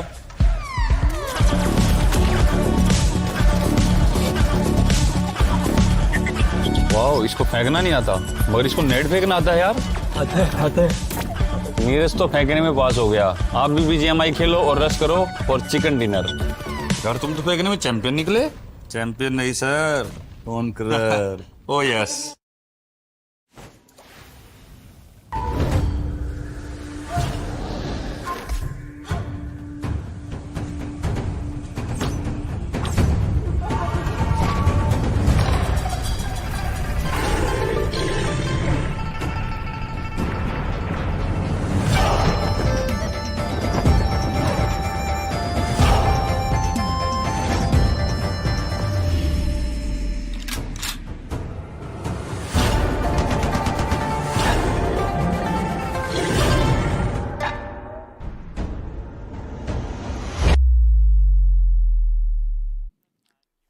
Welcome back after the break, ladies and gentlemen, to the realme BGIS 2025. The grind is still on. It's Group C that is bringing in the heat, and especially SBA with that big chicken dinner in game number 1. There's Super Johnny joining me on the panel right now. It's going to be Icy Baby and, of course, SBA. What do you have to say about them? Icy, you have a lot of experience in this industry. Have you seen a team be this good? Okay, see, the thing about how that played out is I kind of agree with Necros to a degree. They had the position. I do see a little bit of teamwork coming in from them. But overall, in general, it's all about consistency. And right now, they've fixed certain parts of it. But I'm more curious on how they're going to be performing at the better stage. That's the thing, right? I mean, still in the grind, they're just dominating everyone else. But once they get to BGIS, round 3, of course, because there's no way they're going to round 2 anymore. How do they fare up against the bigger names over there? But ladies and gentlemen, before we move forward with the show, a huge thank you to our lovely sponsors, Realme P3 Pro 5G. Go on to Flipkart, search for the Realme P3 Pro 5G. Why? Because you could stand a chance of winning one of these amazing devices for yourself. The best performance phone in its segment, of course, born to slay, made for gamers like you with a glow-in-the-dark feature. But Talk about glowing, and of course, there was just one individual that was glowing above everyone else. I'm talking about the MVP of that game of Erangel, ladies and gentlemen. We're about to find that out who that individual is. It is going to be Abhi OP against all odds. It is a man from Raw Official who secures 7 eliminations for his team. This is actually a big round for Raw, considering the fact that they were in the bottom of the pack completely. And I feel like Raw is in a situation where it's nearly impossible for them to make it into the top 8. But mathematically, if they get all chicken dinners and like high finish volumes throughout all the remaining 5 maps, technically they would borderline be able to sneak into the top 8. But again, that's a very, very tall order. It's one of many more games to go. So it is a little bit late, but hopefully the story might flip here for Team Raw if they keep this up. Yeah, I mean, it can turn around, especially with SBA creating that vacuum of points at the top of the leaderboard. The middle pack is definitely going to be suffocating 4 points. And if the teams at the bottom start stepping up, they can catch up. 2 individuals from the side of SBA in the list, Jackson from 120DZ, and of course, one more man from the side of Big Brother Esports. But looking at the match summary right now, this is such a rare sight, right? The winning team just winning the game with 2 individuals, 62 finishes converted, because towards the end of this match, only Vishu and Sayan were the 2 individuals left standing from the side of SBA. I think out of Group C, these are the 2 players that you just mentioned that is very notable because of the fact that the way they play has some sort of discipline. They are taking risks that looks very, very risky, but it's mostly calculated risk. So that's something that I really like about what SBA after day 2 onwards. But nevertheless, in case you missed out in action as well, this was pretty much the point standing for how match day 19 happened. SBA obviously with the chicken dinner and 10 finishes, they've got 20 points. Big Brothers second place with 14 points. RA Rivals Apex with 11 points. Raw with 10 points. 120 XTZ with 9 points. Karanadu with 5 points. RIPM with 5 points, GT with 5 points, Genesis with 4 points, and it goes down the order. But based on what I'm seeing as well, SBA and Big Brothers, they're already pretty much guaranteed into the top 8. But for Rivals Apex with 11 points and Raw 10 points, it's good enough for them to actually try and push in towards the top 8. Yeah. But it feels like from Raw's perspective, they need at least 20 points per match from this point onwards in order to barely make it the top 8, whereas for Rivals Apex, they need somewhat of a maybe 15-ish point. But in case to give you guys a little bit more clarity, as of now, the cutoff point is 105 points by LOC as well as Karanadu Esports. So for RA, they need about 20-30 points to kind of catch up. So it is still very, very possible for them to have a run-in, whereas for Raw, 55 to 105, that's 50 over points. That means they need 20 plus points, and on top of it all, LOC and Karanadu must not have points for the remaining 5 matches. Necro gave them the idea, 225 bombers, and in the rest of the 4 matches, you just get 10 points per match. He gave them the maths of how they need to play their games out. Can the execution come through for Raw Official? Now that is what we have to see. Also, I am going to keep a track of this, so 19 matches, 9 placement points for Raw Official. Yeah, it is around that point as well. And on top of it all, anyone from top 4 all the way to top 8, we've got Livecraft, we've got GT, Glitch Reborn, Karanadu, and LOC. All they need to do now is just barely get like 5 to maybe even 10 points per matches. They're going to be A-okay. The safety cushion is not that thick, but at the same time, there is still a chance for them to be kicked out. Yeah, I mean, there's still a possibility that the teams within the top 5, from the 5th till the 8th position, the bottom 3 of the top 8 can actually slide out very easily. One team that has failed to show up when the moment called for it has to be Team LOLs. I mean, I want Team LOLs to do well, qualify for round 3, because this team, the way they've stepped up after day 1 was such a bad day for them. I didn't think, I thought the morale would be completely broken, but no, LOLs himself took a backseat, let all of the 4 players showed up, and now they're doing so well for themselves. And the best part about this is that it was LOLs himself who kept the team sort of in a fighting position on the first 2 days of competition. Now the other players have showed up, they're trying their level best to help the team break inside of the top 8, but then again, is there any incentive? What do you get? I mean, of course, the qualification for round 3 is going to be important. You do not want to go against the 511 teams apart from you in round 2. But if you can make it through from round 3 to round 2, from round 2 to round 3 to round 4 to the semi-finals, to the quarterfinals first, then to the semi-finals, qualify for the grand finals, That's going to be quite a story I'm going to tell. stop you there. Yeah. Okay, there's two things. Number one would be just stay at the top. Why do you need to look down? That's one. Very easy. Just win. Just win. Just Why win. bother? Yeah. Okay. Number two would be trust the process. So what trust the process mean is, regardless of going into round 2 or round 3, win or lose, in esports in general, especially when you're competing, the most important thing is that you are here to learn, to experience, and to train to be the best. Yeah. Even though if you win now, but eventually when you get into the grand finals and not being able to perform, you're not going to learn anything. Because if you keep winning non-stop and you don't realize that you are making mistakes and learn from it and improve yourselves, you're not going to learn anything. So get comfortable by just failing, falling, and then just keep picking yourselves up. That is true. I mean, don't let the mistakes get to you. Don't let the losses get to you. You make a mistake, you lost a game, it's fine. What went wrong can be fixed. That's what you got to do. That's how you improve. Exactly. So hopefully this is going to be enough motivational for all the teams. We've done the math, we've told everything as well, but we can say whatever we want. In the end of the day, it comes down to execution, That is true. mental fortitude, and also perseverance to push through the impossible journey. So personally, I feel like, yes, if you have played a lot, you've got a lot of experience, you don't really want to put yourselves in round 2, you know, where you have to play more games, maybe even show some strategies and put yourself at risk, that more risk than necessary. But if you're talking about teams who are just learning, I'm okay to just start from the bottom, to be honest. You miss giving these speeches to your teams, right? You miss being a coach sometimes. Yeah, I miss. It's been a long time. But hey, I mean, imagine having this guy in your team. I see incredible performance coming in from Shayan, not just in one game, but for the side of SBA. This has not just been a man, he's been the monster that they let loose out on every single map. Yeah, one thing I really like about Cheyenne's decision is that his situational awareness is very, very high. And he's always aware of what people's surroundings and what their situation is and just try to capitalize on it. And I think the two biggest teams that really stood out, especially in all the 16 teams where they're playing around, is Big Brothers and Cheyenne, because they know how to do this thing called tempo breakers. Basically, finding opportunities to cut people off. Like for example, 4 versus 4, usually if you get a knock, this is what Big Brothers do a lot. They get one knock, they will push it. But if they were faced in the reverse situation, let's say I'm Big Brothers, I get knocked.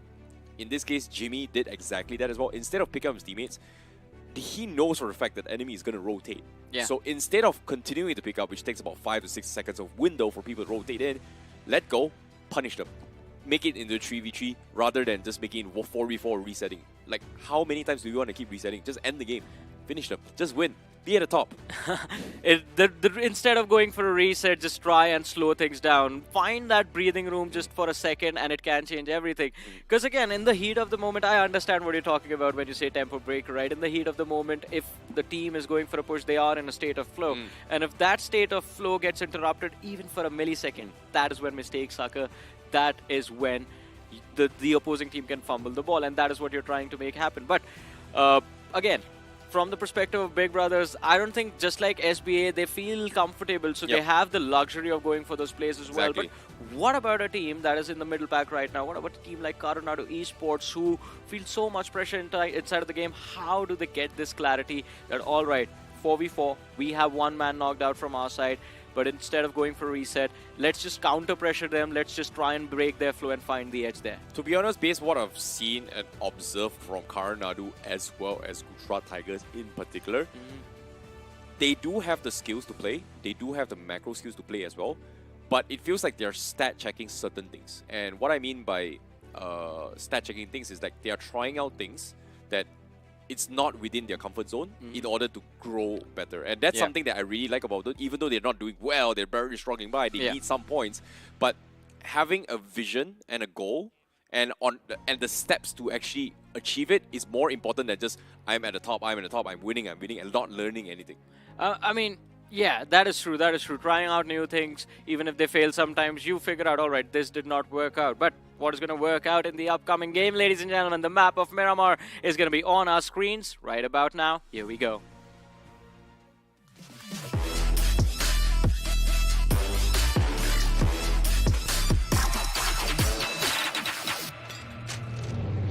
Well, we're heading in towards map 2 for the final day of the grind for group stages of C. This is the realme BGIS 2025, and you guys are gonna be in for a blast because it is gonna be the map of Miramar. And guess what? The flight path is gonna be coming from the western shore. It seems a little bit one-sided for some of these teams who's gonna try and rotate to the east side, and we've seen a couple of circle shifts which may result in teams getting caught out in the zone multiple times, and this has been a recurring trend for the past few days in the map of Miramar. Well, let's see how this Miramar is going to turn out. Though, once again, an interesting drop from the side of Gujarat Tigers. They've taken that southwestern island all for themselves. The last time they did that, they instantly went after the players from Big Brother Esports, finding wanted. And I think that is their intention this time as well, especially considering Clutch God still in the air. He's keeping track of that parachute from wanted. Two IGLs colliding against each other. But every single time Miramar rolls around, all I want to see is if that Los Leones drop clash, that trifecta of death, is going to be reforming. Yeah, well, all you want to see is chaos, and that's what you always love. But in the meantime, let's talk a little bit more on the map standings on who has been performing really well in Miramar. SBA as well as Big Brothers are the two teams that are going to be the teams where we bring up into Miramar as well. I think from day 1 all the way to day 3, Big Brothers was the top contender in terms of overall points, and SBA was able to refine it through day 2, 3 as well as maybe even today. But of course, circle shifts towards the website and up on screen as well. We do see a little bit of collision. Team Lowe's is going to be the team that is potentially eyeing out to try and make it to the top 8. And they do find members coming from Tribe Herman, but unfortunately they say they won't be able to punish them at all. So that is going to be a very, very fortunate getaway for Kudalis from Tribe Herman. Yeah, and it's quite interesting. Those are the two same teams that end up clashing against each other in Los Leones. So if this fight happened, then it would have been so nice from the perspective of Team LOLs. They wanted to take out the competition before it even began, but SBA Aryan, with nothing but a knife in his hands, wants to take that 1v2, dishes out, or at least tries to dish out that damage. But again, it's a 1v2 against Genesis. They are not going to take this lie down. The first frag of the game secured by Genesis. Yep, speaking of which, this is a great start for Genesis Esports, but at the same time, this is going to be a rough game for SBA, even though they are the top of the top. But like you said as well, safety cushion is within their vicinity, so that means they are here to learn as well. Yeah. Hopefully. Prepare themselves for round 3. Prepare themselves if they make it to quarterfinals, semifinals, and then maybe prepare themselves to the grand finals. They have like a 50-point safety cushion. So as you were talking about stat checking inside of the games, I think now SBA has that luxury. You want to go for a 4-man white split drop, one player dropping on one corner of the map. That is how much stat check SBA can do. I mean, that's going to be a very bad strategy, though. But still, that is how much freedom they have inside of these matches. But talk about freedom, and Crimson from the side of Team LOLs has none, because he has a stalker now. From the top of that hill, Raw official, they found that vision to the open. Of course, love the circle as well. Have you ever heard Lifecraft? Have you ever heard of the thing called the Hero's Run? Or in this case, the Hercules Spartans Run? No. Literally 4 men, each person go in one direction and just takes out everybody. Oh yeah, I've seen that happen. I did not know what it was called. Well, that's my way of describing it. Just 1-man army. I've seen it happen before, but I've only seen it once ever in my life. But why do you call it the Herculean Spartan Run? I don't know, man. It just Hercules cool. wasn't a Spartan. I don't know, man. It just sounded cool. Oh, but okay. never mind. Going on, Circle, we do see Lifecraft right in the middle, 120 XTZ in Monte Nuevo. Big Brother is going to be sharing Minas as well. GT going to be the furthest away from the south side. RA from northeast. Seems like nothing super crazy. No drop clashes in particular. But at the same time, I like how Glitch as Reborn has started to shift their playstyle to be a little bit more early, like how they did in yesterday. They didn't do too well in the previous map, but this map itself, it seems like they have understand that timings is everything right now. Yeah, I mean, one man from the side of Glitch Reborn, and I understand he is an amazing player, a wonderful athlete, Ralph OG, but he needs to make sure that either he slows down just a little bit, or his teammates speed up a little bit, because there is a little bit of miscoordination in Glitch Reborn in their timings. Ralph OG is way too quick with the aggression. Always it's just a go, go, go mentality. And his teammates, they stutter every now and then. They fail to keep up. That is what I feel, because it has been happening since yesterday. That Glitch Reborn aggression, very good. But they struggle to close out those matches. They won one game yesterday. I think based on what you just said as well, it comes down to a situation where, hey, I'm Ralph. I'm the better player. I'm just going to go first. But if my teammates can't follow up and I die, who's the one that's playing bad? No, that's is the it problem. Ralph or is it the teammates? So it comes down to a situation where communication is going to be key. So getting everyone on the same page is going to be very, very important beforehand. And in order to refine those kind of skills, techniques, and trust between teammates requires time and a lot of, I would say, hard labor, and that's going to be pushing their way through. Meanwhile, let's take a little bit of replay. Obviously, Genesis, they do lose out Mac, who's running out open, so that's going to be a freebie for Cheyenne. Nothing really much that Genesis can do. You can even see Snowjaw just adding salt to injury. Yeah. Yep, sure. Nothing you can do. You know, that's nothing really much you can do because it's not a formation, it's not a team fight. It's just you being stranded out in open. Stranded out in the open. Plus, I mean, I blame Genesis for this. Like, they messed with SBA picking off Aryan. That was the first casualty of the game. And it is SBA. They are going to show up looking for revenge. How dare you touch our man? That sounded very, very interesting. But I'm just going to leave it there. Meanwhile, Karanadu Esports, they are going to be one of the teams also looking to break past the top 8. And unfortunately to say, they are okay for now. You know, yesterday they were in the bottom 8. You know, with the previous game, they did pretty okay. They were somehow able to make it to 6-7 position. But again, they are still on the borderline of the cutoff in terms of overall standing. So that's something that I think Karanadu needs to start to step up a little bit, just because of the fact that like they impressed me the most in day 1 with both Karanadu as well as GT. And hopefully both of these teams, they are able to settle their difference and also figure out what's the proper way to compete at the highest level. Oh man, I hope they do that before they move to round 3. Because I still believe Karanadu Esports, they have an opportunity, they have the skills and the fortitude to keep themselves inside of the top 8, qualify for round 3 of this competition. But I was talking about this team, Lifecraft, smack center of the circle, the city of El Pozo, all theirs, but not for long. 120 TZ, they are closing in, or at least are looking to close in and move in towards the compounds from the southern edge of the city. Did you not see what happened? What happened? Where? Like, you have to shout out the production for making an effort to switch the cameras as well for those players. We get a little bit of insights on what the players are doing at home as well. That's been there for a while now, I see. No, not for the past few days. Just for the past few days, but yeah, they introduced it today, but that camera switcher has been there. Yeah, it was the previous map. That's why, like, I'm giving them credit right now. Like, oh yeah. Come on, man. Come on, man. Like, this is finally us getting a little bit see the expressions from the players themselves. Wow, what an expression, man. He's showing us his back. Exactly. That's how you know you don't mess with Liquid from Tribe Herdman. Like, if you were to stand beside him, I'm probably sure that if you touch him in the wrong way in terms of your choices of words, he could probably send you to the hospital very, very quickly. Siam, both hands on your device. Stop scratching. Really? I'm just messing with the players, man. I have a very bad habit of backseat gaming. So from this POV in particular, it just feels like I'm standing next to them and just watching what they're doing. But let's see. Shift of the circle about to happen. And oh, Trailer Park. WSB must be celebrating. But for how long? Rivals APA closing in from the northern side. And the northern side is the most exposed side of Trailer Park. Truth be told, I feel like WSB is in a situation where all hope is lost. And this is the perfect opportunity for them to actually train what needs to be done, right? Like, right now, Circle is in your favor. Holding down the fort is something that they really, really struggle the most, especially even in yesterday's game.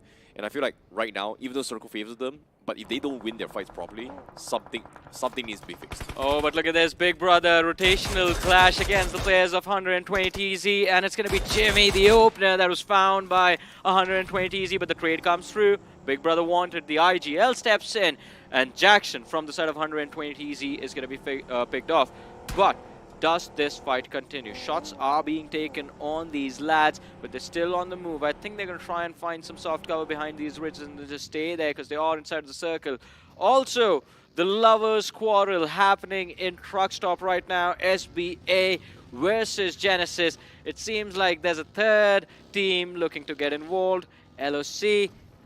They are moving in that direction, and they might just try to get involved, pick off a few individuals from the two teams, SBA and Genesis, that are left bleeding over there inside of the blue zone. Well, speaking of Big Brothers right now, it feels like Big Brothers just gotten a taste of their own medicine, because in terms of their SOP, in this case the playstyle, has always been a hit-and-run strategy. And right now, 100 XTZ, doing that to them is just phenomenal.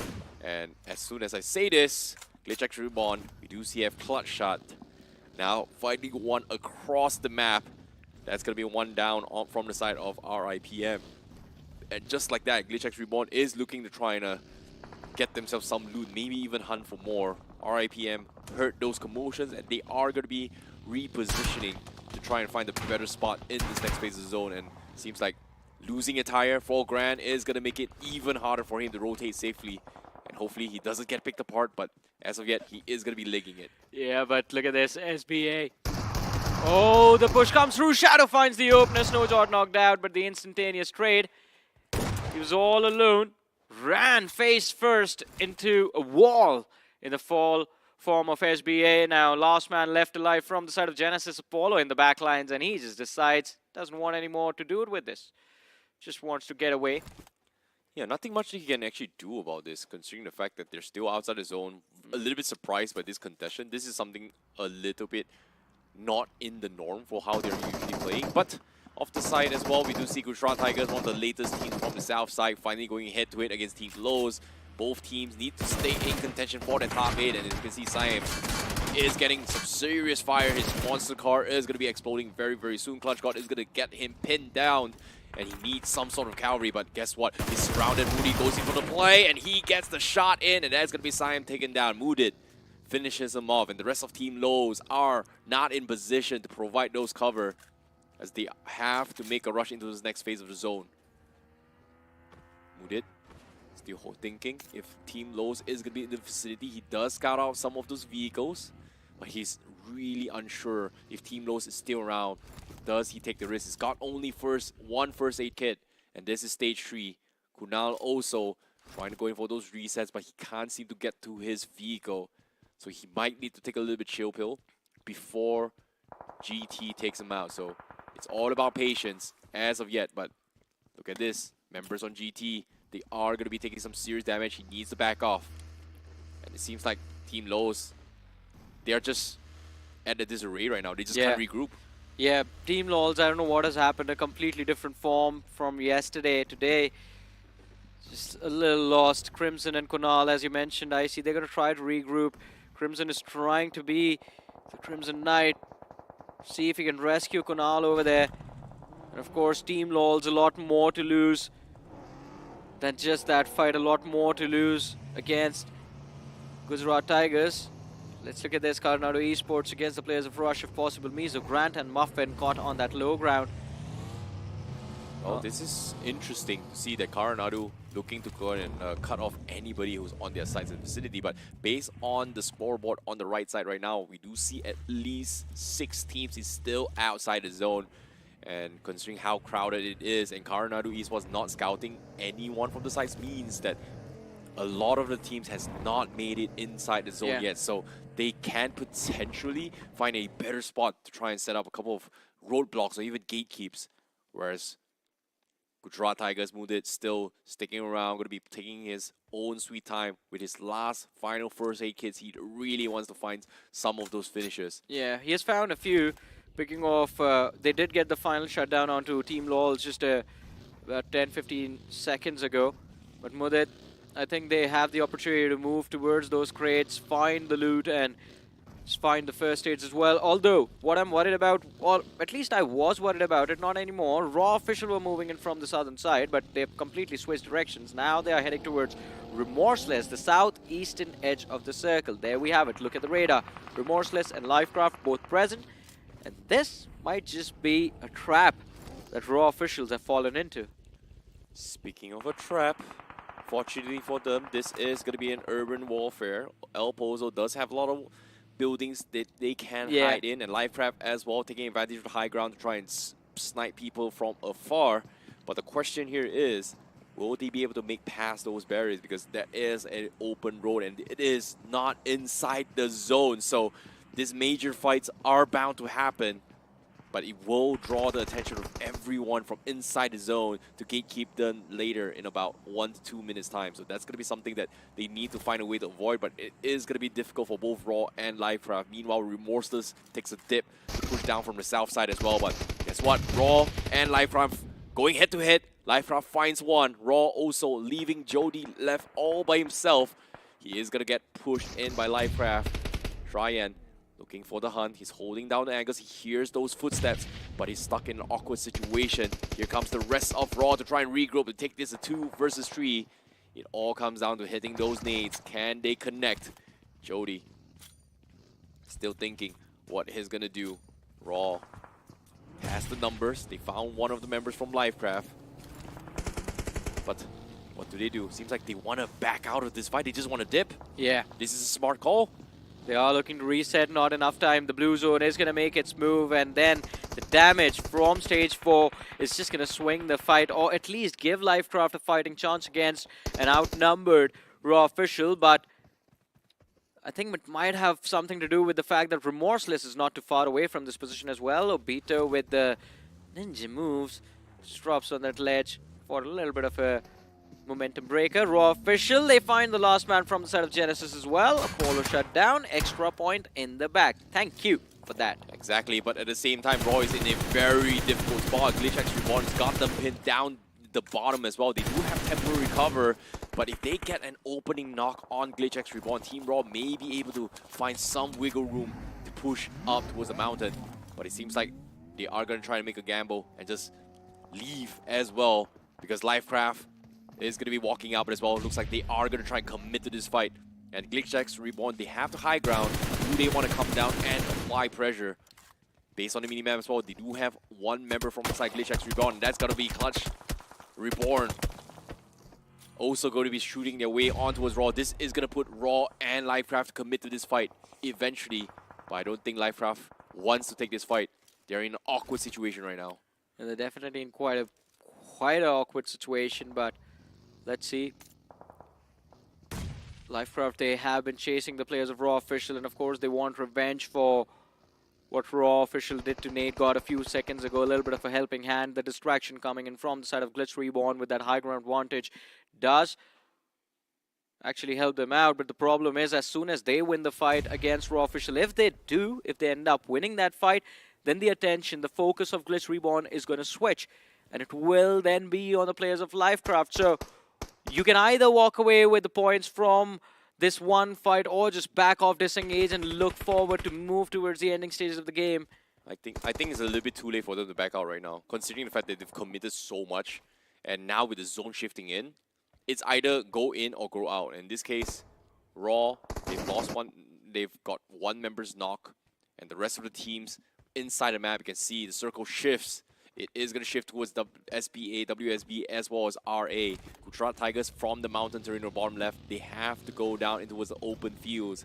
Fortunately for them, they do have a couple of vehicles to work with, but the next pit stop is going to be very tricky, and the closest one is just one little shack out in no man's land, which doesn't provide a lot of cover for 4 people. Meanwhile, Glitch X Reborn, the pressure on Raw and Lifecraft is starting to hurt, and it's starting to chip away at the defenses of both Raw as well as Lifecraft. And all they need to do is just buy time and stall for time, and Rex right now has stalled so much time for both Lifecraft and Raw. 7 seconds left, the circle is going to push them all out in the open. And this is the perfect time for Glitch X Reborn. Yeah, this is the perfect time to strike, but then again, the circle is going to dish out damage to them as well. Remorseless on the other side, finding the players of Big Brothers. Mid-rotation wanted, the last man is going to get cleaned up. Remorseless showing no remorse about their actions. It gets them the finishes that they're looking for. 2 on the board already. Can they get a few more, considering 120 TZ are isolated? They're down to the last man, I mean. And Zine, his position is compromised. Gujarat Tigers still looking to hunt them down. One shot connecting onto Ramon. That's a lot of distance. Impressive coming in from Limba. But on that finish feed, it seems like finally it happens. The focus of Glitch Reborn switches from Raw Official to Lifecraft. They find those finishes, and they're going to try and finish the side of Lifecraft as well. Rexy's staying behind. The rest of the players have sneaked in towards the edge of the circle, and even from here they have a line of fire. In fact, an even better one. One more man could get knocked out, as one has been finished off already, and there's the second knock. Akshat this time doing the heavy lifting, and look at this. This is what I was talking about, Icy. Either Ralph slows down or everyone else speeds up. Ralph was forced to slow down in the early stages of the game, so one more adjustment coming in from Glitch Reborn, and it's just working out nice again. This is really, really nice of them as well. Lifecraft gets eliminated as well. Glitch X Reborn finding themselves 8 finishers to try and solidify their spots in the top 8, and this is looking really good. And guess what? They saw the actions of Remorseless. Rex does have a very, very good flank as well to try and apply pressure, and he is going to take those shots. Remorseless knows that someone is shooting him, and his teammates are in this radius. No way they can provide those cover fire to shoot at this hit glitch that Rex does have. Same can be said for Akshat. And guess what? Glitch X Reborn, they are pretty split off, but they do have a decent amount of vision to try and capitalize on this. But you know what, in this situation, if you're Remorseless, you can't really worry about Glitch. If you're Glitch, you can't worry about Remorseless. Because on the flank is SBA. And if you have SBA close to you, man, you got to worry about them and no one else. Those two lads from the side of SBA, I think it's just one player remaining, but just absolutely sneaky. Just staying there. Hasn't made a noise since they got into the circle. And as long as SBA is still alive, everyone else, there's a threat, there's an eeriness around them, the aura. You can tell that you're being watched. Yep. Meanwhile, we do see another team getting eliminated. That's going to be Karanadu finding a couple of picks here. They do find one of the members from RIPM. It's only Grant left out in the open. And in this case, Karanadu, they need to push in. And like you said, SBA is right in the middle, but he's all by himself. I think there's 2 members stacked together holding down the fort. But I don't think they can commit to as a 4 versus 4, so they have to wait for the right moment to strike, because as of yet, from the north, Karanadu getting gatekept by Tribe Herdman. And as of yet, Tribe Herdman, they're expecting Karanadu to go in for the aggression, but it seems like the timing is a little bit off. Karanadu is able to dodge the bullet, but they've got about 10 seconds left. Smokes are being preemptively set up. Where do they push to? It seems like they are going to try and crash their way through. Panther cooks up the nade. Seems like he's going to try and make a shot in, but no, he gets tagged up pretty hard. He's forced to go in for the reset, and Karanadu knows that this is the perfect time to strike. Smokes are being set off. Nades doesn't connect by Stone. Panther doesn't have visuals on what's happening. They're trying to drop all those utilities, but it's not going to do too much. Karanadu looking for those flanks, and guess what? They find Panther. That's the opening that they need, and Liquid is stuck in the bin. He doesn't have the angles, and he's stuck. He's taking some nade damages, and Karanadu is able to find him off, and they clean out Tribe Herdman in one fell swoop. Yeah, finish him in the bin. Cleaning out, of course. But sit down in the bin. But as the journey continues, Karanadu still in a very, very comfortable position, but they have to gather their bearings. There is still some teams around shooting as well. We do hear gunshots. Remorseless still going head-to-head with Glitch X Reborn. And guess what? Akshat looking to clear out everyone from the south. He's all by himself. He's done the damage on towards Remorseless, even taking out those vehicles, and he's going to completely dip and back out. Hope to leave them stranded, but Ralph gets picked off, getting knocked. Avi as well. Ralph is dead, and Avi has to go for the reset. They barely make it in, but SBA getting a little bit of a quiet moment as SBA getting shut down. Means that the threat of SBA is no longer a threat. yeah, they still make it into the top 8 with 4 eliminations to their name. And Akshat from the side of Glitch Reborn, by the way, perfect position to just completely annihilate the side of Remorseless. He forces them into the line of fire of Gujarat Tigers, and Arman chooses to strike the knock. The line of fire still there for Akshat. Mikami looking to see if he can retaliate as well, but no HP, and the nades come through. Gujarat Tigers doing extremely well for themselves in this game. 9 eliminations on the board already, but it's just 3 players left standing. They have to take this fight against Glitch Reborn. They're fighting for the control of the circle, and by the way, WSB, please, please win this game. They have not been involved in any action, 0 finishes on the board, but they have had control of the circle since the start till now. Yeah, I haven't seen some major actions coming from the WSB at They've all. done They've nothing. been laying low in towards the house, and fortunately for them, there is a lot of teams looking and eyeing for them as well. Karanadu from the Northern's approach, they do scout out members from rival Apex, and Tiger hiding behind the door. Personally, I'm not a big fan of it. You can still find a way to punish this. And Tiger, the moment he opens door, he is going to be having his entire body exposed. And Coronado still thinking, is that the right approach? Because right in front of them does have a very small ditch that they can work with. But is that the win spot? Is that the god spot? And it seems like it doesn't feel like it as well.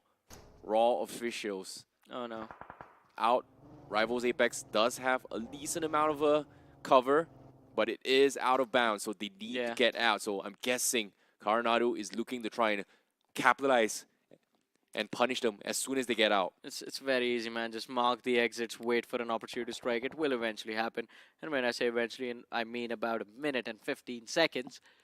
Coronado Esports, they just have to be patient, because if they get impatient and make a mistake, then they are going to fall into the line of fire of WSB maybe. But Well, this is the only compound inside of the game right now. Everywhere else is open. There are dips across the road that are being used by the side of Glitch Reborn and Gujarat Tigers. That kerfuffle is going to break out. Rush if possible means Grant, the last survivor from the team, finally gets picked up, and here we go. The top 5 teams remaining. yep, WSB Gaming now going to be doing some suppressed fire. Gujarat Tigers and Glitch X Reborn going head to head, and Glitch X Reborn, they find one, they take down Arm, and now Clutch God looking to try and stall them at that bait. They've got 9 finishes coming in from Gujarat Tigers. And Glitch X Reborn, they want to push, but they are also getting shot by Rivals Apex and maybe even Coronado Esports, who's all the way at the top.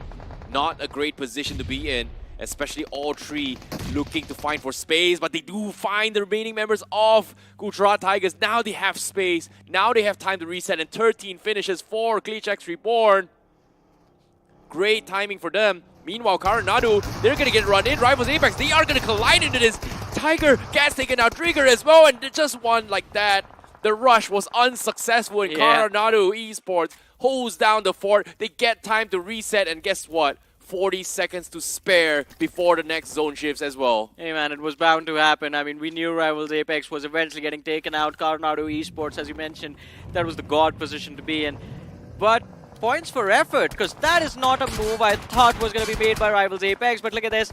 Now the time has come for Coronado Esports to accept their fate. They might have gotten 10 eliminations. They are in the top 3, but oh no, what is WSB doing? This could be a big blunder. Just an open run. The buggy bait strategy not really working out, and Naughty comes in for the punish. 3 players still standing. They can go for a revive, but still with Glitch Reborn being present in this mix, WSB, there's nowhere left to go, nowhere left to hide. Uzu OP for some reason just went towards Glitch Reborn. Alright, they want to take the ridges across the road. Brilliant idea, but the execution is very poor, because you were all alone and your back was exposed towards the side of Glitch Reborn. Glitch Reborn, 14 eliminations, the momentum in their control. The only thing that they don't have is numbers. Exactly, 14 finishes for Glitch X Reborn. Coronado looking to try and tie it out as well. WSB has been a pest for everyone from the compound. This time, get out here. They're going to get dragged down, and Glitch X Reborn and Coronado is just waiting for WSB. Smokes are being set up, but as the circle slowly closes by, Coronado and Glitch X Reborn is getting too close to each other. Yeah. And maybe, just maybe, if they get too close, and we might see some casualties, and that is where WSB may look to strike. But as soon as I say this, Kane gets scouted out. That's going to be Nodi going for the confirmed finish. That's confirmation being done. And just like that, WSB getting completely dismantled by the 2 Titans across the street. 1 second left, zone comes in. Coronado as well as Glitch X Reborn is bound to go head to head in this final showdown. Akshat with the nade stone as well, doesn't connect. Akshat also barely missing by stone BGMI. Getting tagged pretty low. Akshat still doesn't exactly know where and how close Stone is. And if the push comes in, it is going to be a battle. WSB finally being eliminated. Glitch X Reborn down towards the last 2 members. Coronado have 3. 3 versus 2. Akshat looking for the full heal, but looks like the push comes in. Coronado, they find Avi, and it's up to Akshat left. 1 versus 3, he's got the UMP, and there's nothing he could have done. Coronado Esports, a phenomenal run, taking the chicken dinner here for map number 2. Yeah, it was pretty much guaranteed to them. I mean, 4 players against 2. The one man I had my hopes up for from the side of Glitch Reborn was Avi. Because, first of all, Glitch Reborn, now this is big. Avi and Akshat in the same team. By the way, my apologies to everyone. I did not realize who this Avi was, man. This is an OG player, an old lad, legacy of himself. And of course, you see that with how these two individuals who have some of like the most experience inside of this lobby, equal to the amount Clutch God has, sort of form the fight and lead the way for their team, and of course try and take on that 2v4. Akshat moving in, gets close, gets the position. Avi in the back line, especially holding a risky angle, but also an important one from where he was denying Coronado Esports the ability to close in on Akshat's position for so long. But then again, as soon as he fell, Akshat, he knew what was bound to happen, made a YOLO ditch effort to try and secure like at least a single frag, but we knew, as you mentioned, UMP, you're going to run out of bullets eventually, very quickly in fact. Exactly. But at the same time, you know, props towards both Glitch X Reborn and Coronado Esports as well, because that is a huge step forward to solidifying them spots in towards the top 8 in this final few games to go, especially after that game means there's only 4 more matches remaining for some of these teams. In this case, like you said as well, I think WSB is one of those teams that they may have had the compound, but the defense was a little bit of skepticism then. Yeah. Like, they were doing the right things, but I don't know what's going through their minds, Listen, but they just can't seem to find finishes. I'll tell you what it takes to win, right? It's 10% luck, 20% skill, 15% concentrated power of will, 5% pleasure, 50% pain, and once you win the game, it's 100% reason to remember the name. They had that 10% luck, but everything else was just like not even there, man. You're not wrong, you're not wrong. But of course, for these guys watching at home, you know, in case you missed out in the action, let's take a look at the highlights of how things went down for Miramar itself, because I'm curious as well. Was it luck? Was it skill? Or Dude, they did nothing! Absolutely nothing. Towards the end, 2 players run out into the open. One gives his life away to Coronado Esports, as Necro calls it, giving back to the community. And then Uzu, I do not understand, moves out into the open, but there was no cover coming in from the backline. So the only reason I think this is happening is miscommunication. These lads need to talk to each other. yeah. And I'm just still starstruck. Did you just sing a lyric of Old Band by Fort Minor? I don't know, man. I don't know. It just came to my head. Okay, that's pretty good. That's pretty good. But anyways, moving on as well, Glitch X Reborn, they had a phenomenal run. And also WSB, I'm sorry to say, Uzu just getting picked off in that particular round as well, because his teammates were also being dropped by. The timing was just a little bit unfortunate. I understand from Uzu's perspective that they need to take some sort of angles to work with, but Glitch X Reborn already foresighted that play, expecting the circle to shift out of the compound. And because of that, Glitch X Reborn became the biggest problem for WSB to rotate in. So the exit strategy for WSB, unfortunately, didn't exactly work out, but what really impressed me in that match was actually Glitch X Reborn, because of the fact that they took a page off Big Brothers and capitalized on it. Like, I saw moments of how Akshat and also Reborn was playing and taking place of how Jimmy is playing, and it worked into their favor. I mean, one more storytelling aspect between the top two teams was the fact that I love both of them came from the opposite edges of the circle. Glitch Reborn were the ones who breached the southern edge, cleaned up, and then moved up. And Coronado Esports were the ones who were gatekeepers of the northern edge, took on every single team that was trying to come in from the north, and then slowly and steadily moves in towards the center. So both these teams, very impressive, but you have the momentum, the wind in your sails now. Where do you want to go? Which new lands are you going to conquer? And of course, we know, ladies and gentlemen, the upcoming map is going to be the map of Sanhok. But before we move on to the upcoming game, we're going to take a very short break. Stay tuned, keep watching. We will be back after this.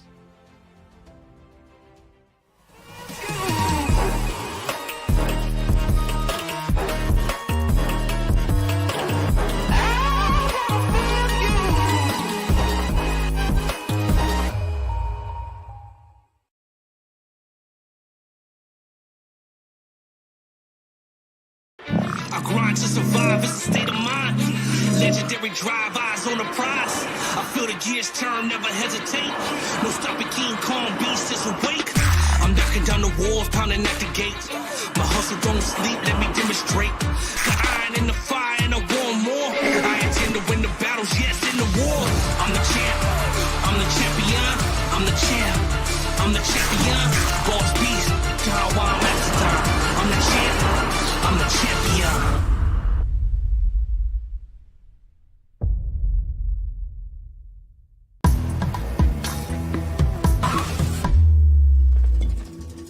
ए, किधर मिलता वो collector? तो तुम आई collector? हम आए collector, guns का collector, attachments का collector, helmets का कलेक्टर और इन सब का स्किन्स भी कलेक्ट करता है BGMI लैब में। M416 की है, M249 की भी है। Guns, helmet, सब मिलेगा fab in the BGMI lab. मैं भी collector. Welcome back after that break, ladies and gentlemen, once again to the realme BGIS 2025. The grind still on for Group C, and of course, we are about to jump into game number 3 of day number 4 for this particular group. This is Super Johnny, that is IC Baby. We were talking about a lot of different teams. We were talking about GlitchX Reborn. We were talking about Carnora Esports, who just won pretty big chicken dinner on their previous game of Miramar.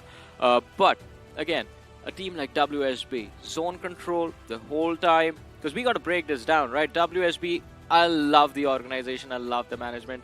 I mean, just because they have given us so many superstars in the scene, such amazing players have had their start because of what WSB does and how they recruit their players. But this time around, it seems like it is going to take a while to groom these 4 lads. See, there's a saying, right? There is a time to strike and there's a time to be patient. And in this case, regardless of how they perform in today's match, they are still not eliminated yet. That is true. I would say sometimes patience is of virtue. And in this case, because of how nobody expects WSB to perform in the later stages, and when they start performing, well, that's what we call the element of surprise. Yeah, and one of the surprises is regarding the Realme P3 Pro 5G, ladies and gentlemen. It has a glow-in-the-dark back. Well, it's not a surprise. We've been telling you for the last few days, and it does actually glow in the dark. It is going to be launching on the 18th of February on Flipkart. So do go ahead on Flipkart right now. Search for the Realme P3 Pro 5G, because if you do, you can stand a chance of winning this amazing device. That's the best performance phone in its segment, born to slay, made for gamers like you, and of course us. And that is why the heist, it is still on. Exactly. When it comes to slaying as well, Yeah. especially that tomorrow seems to be Valentine's Day, you can pre-book it and then maybe ship it to your loved ones in a later day. Like, if you mess up tomorrow, don't worry. The P3 Pro 5G will save you. I mean, yeah, it's launching on the 18th, Exactly. and So, you again, got to buy yourself those 4 You days. need to have a contingency plan. You need to have rotation strategies for those 4 days, right? How you want to buy yourself those 4 days of extra time. Don't mess this up. Okay. Yeah, of course. Here's Or the you can phone. just keep the device for yourself. Be like us. I mean, I would just do that. Okay, fair enough. Anyways, moving on to the Yes. game here and towards day number 4 itself. The final hustles for some of these teams are still on to try and fight for their top 8. But, of course, when we talk about the stars aligning, especially for game number 2, I want to talk about the MVPs of that map, because it is going to be a phenomenal one. And, of course, it is going to be Akshat, known as Clutch Shot as well. He is a star with 6 finishes in total. I think he is a star. Full stop. That's it. The man is a star after all. I mean, we know the legacy that's there behind him. Took a break for about a year where he was just like, yeah, I'm going to just be a businessman instead. I think he missed ruling above everyone else inside of gaming, and he makes a comeback, amazing comeback for Glitch Reborn and Akshat. The storyline for Avi as well, I mean, on an individual level, is just absolutely insane. Top 5 players, Akshat leading the charge. Naughty from Coronado Esports is the best player in the lineup of Coronado Esports. 5 eliminations. Arman from Gujarat Tigers also on fire in this game, and of course, there are a grand total of 3 players from Glitch Reborn that make the list, Avi and Rex. And I think Ralph is just going to be feeling bad that for the first time he's the man sitting on the sidelines and not on the list. Yeah, at the same time, this is a phenomenal run coming from BGIS Reborn. So I wouldn't be surprised if they actually overtake Coronado in the overall standings. But considering that both teams have gotten themselves double-digit finishes, it might be still in favor of Coronado Esports. But we don't know. We will tell you in a little bit. But of course, in the screen as well, we have match summaries here. We have a total of 14,000 total healing. So there was a lot of action outside the zone by the third phase. There was at least 6 to 7 teams outside the zone before they made it into the final place. So some of these teams were struggling a little. But all things considered, let's talk about these scores. Coronado and GlitchX Reborn is the top 2, 25 points, 22 points, followed by Gujarat Tigers with 12 points and Rivals Apex with 7 points, 6 for WSB. Even though they bowed out in third place, they still had position points. 40 eliminations within the top 3 teams. 40 finishes confirmed by the top 3 teams. How often do you get to see that, man? That's such a rare sight. Oh yeah, you're right. It is exactly 40 finishes. I keep telling you I'm good at maths and you keep doubting me, bro. Wow, that's a lot of finishes just dominated by the top 3 teams. And because of this, it is going to be them pulling the gap even further compared to the rest of the team. And unfortunately for Team Lowe's, 0 points for them. So that is a very, very unfortunate run for them. Meanwhile, let's take a look at the standings here. The cutoff right now is 106 points for LOC. Wow. They are sharing it with Remorseless as well with 106 points. So it is going to be close for the final 2 spots, which is LC spot and also LOC spot. So Gujarat Tiger putting the gap, Coronado putting the gap.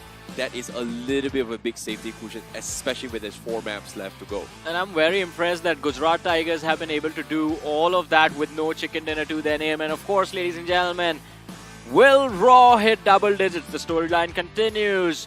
It is 20 games done and dusted, and they still just have 9 placement points. Well, technically they can. It's not impossible. They had 9 placement points before Miramar as well. They failed to get a single point in Miramar. Positioning, yeah. Okay, fair enough. You know, Raw has been, in a little bit of a scuffle multiple times now. They've had a couple of run-ins, just getting completely eliminated. But I'm more curious whether or not will Team Lowe's actually push past it. 98 points, that's about 6 points away from Tribe Herdman, which unfortunately Tribe Herdman has one of the phenomenal runs in day number 1. Yeah. Was in 4th position, and now until day number 4, they've completely been pushed down into the second half. Yeah, I mean, Tribe Herdsmen, they are not having a fun time, but LOLs, dude, they're very lucky because in any other situation, that gap between them and Lifecraft and LOC would have just grown, right? But luckily for them that these teams also weren't really able to go ham inside of this game. LOLs was one of the first teams to get wiped out, and these teams just followed up soon. So the difference still remains the same. But they got to do something on Sanhok, or I think the pressure is going to be so much that it might just blow their heads. Because if you noticed, Rivals Apex, they've closed in the distance, and so has 120 TZ. Now, these 2 teams, at any given time, because at the start of the day, they were like 15, 16 points far away from where Team LOLs is. And if these 2 teams have caught up this much, then you're going to start to feel their breaths on the back of your neck. They're just looking down to see one single mistake you make, and they're going to take the leap and take the spot inside of the top 8. Yeah, I think 120 XTC is by far the most consistent, not most consistent, the most improved team, in my opinion, based on how they've been progressing for these past few days. Yes, they are in the second 8, but they have been considering getting some amazing hit and runs, which gave them a decent amount of points, but they just need that one big points. But before we talk a little bit more on how the remaining things here, let's talk about the team spotlight of Group C. And of course, the top of the food chain, we have SBA Esports. At this current stage, the amount of stats they have, which is a total of 133 finishes, that's 133 points. Yeah. Without placement points. Yeah. They just qualify on their finishes. Damn. That's insane. I think they're going to be in the top 5 just because of their finishes. You take away all of their placement points and they're still in the top 4. Well, somewhere around there. Probably they are in 6th the or 7th top 4. place. All right, fair enough.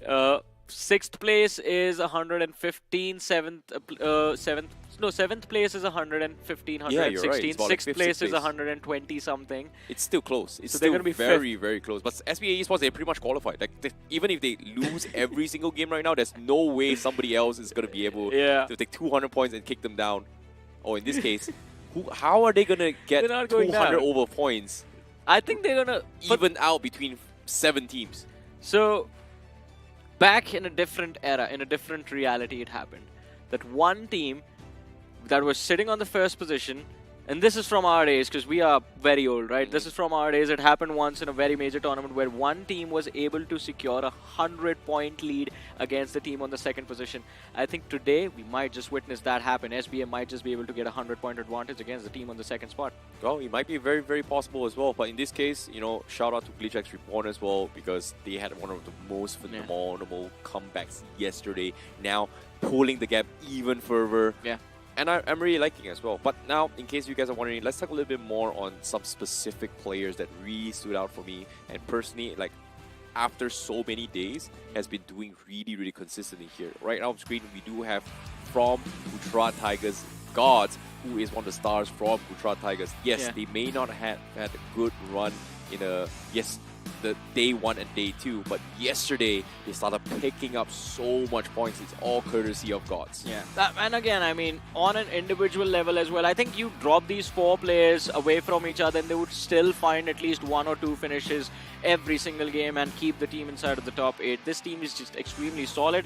We were frustrated on day 1 because that was our mistake, right? We just expected them to just blow our minds right off the bat, but that's not Gujarat Tigers. And as you mentioned, that they were they were checking their strategies to make sure that they know once they get to round 3 what can work out for them, what can they execute successfully multiple times on these different maps and the new zone settings as well. They were doing those experiments earlier on. Now the stabilization has come through for Gujarat Tigers, and of course one of the best teams in the lobby, no chicken dinner, still holding strong inside of the top 8. Nice little safety cushion to work with as well. Agreed, and even yesterday as well, they had at least 3 to 4 games of top 3, top 2 finishes, which resulted in them getting to this stage. And even there, just now, Gujarat Tigers was pretty strong. Yeah. And I'm excited to see whether or not can they maintain those consistency. But as of now, we are going to be jumping into the 3rd game for today, as we are reaching the halfway mark for today in this next map in Sanhok.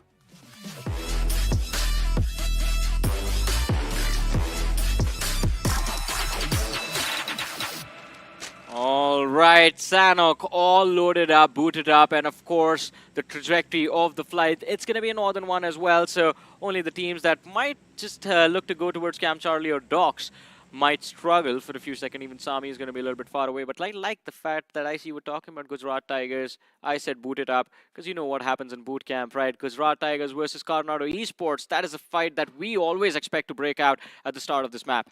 Yeah, at the same time, I want to see how Team Lowe's and Tri-Permanent actually tackle this situation as well.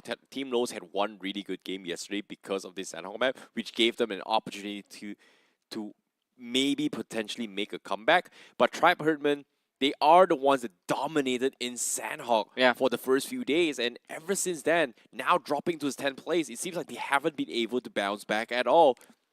And this may be the time. It's do or die for Tri-Permanent. Oh, no. And the only difference that why they're struggling right now is because Team Lowe's decided to trail them from behind. SBA is going out after someone. It's going to be Remorseless. And yeah, I think Remorseless do not know who is coming after them. But yeah, and speaking of Remorseless as well, SBA going for this cover of jabs is a little bit interesting, but considering that SBA does tentatively go towards Ruins, for them to take a fight against Remorseless is a little bit out of the ordinary. But meanwhile, up on screen, we do see WSB Gaming. Now, Uzu, hearing a couple of rotations around him, Livecraft is going to be in Painan. Nothing super out in ordinary yet, but the circle seems to be shifting in the direction where we all hate, and that is going to be all the way in Alpha Island. Wait, did you say hate? Yep. I love it, man. What are you talking about? I love Camp Alpha circles.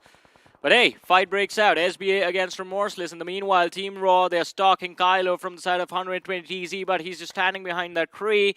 But SBA, trades came in. Although, I wonder if Remorseless were able to find the confirmation on the knock they secured from the side of SBA. In the meanwhile, wait, what happened to Coronado Esports? I thought they were going to go to boot camp, but for some reason, they end up giving their first frag to the side of Rush if possible Mizo. But hey, SBA, out of nowhere, Remorseless are the ones who have the advantage. Aryan, he just has bandages, not going to be enough for the heals. He runs indoors, he can be shot in the feet as well. He has a teammate in the back lines that is providing some cover fire, denying the opportunity for Remorseless to close in. The shotgun, it can dish out a lot of damage, can help him secure the knock. Just one last shot in the battle, goes for the reload, and he's waiting for the lad from Remorseless to overextend, overexpose. I think this is going to be the first time we're going to see SBA take that early exit. Well, it might be true. Pixel shots coming from Aryan. He's only got 3 bullets and 3 shotgun shots left. And he's stuck in awkward spot. Vishu still providing some sort of cover, but Aryan gets taken out. Vishu also forced to use his shotgun with only 1 health left. He needs the perfect shot.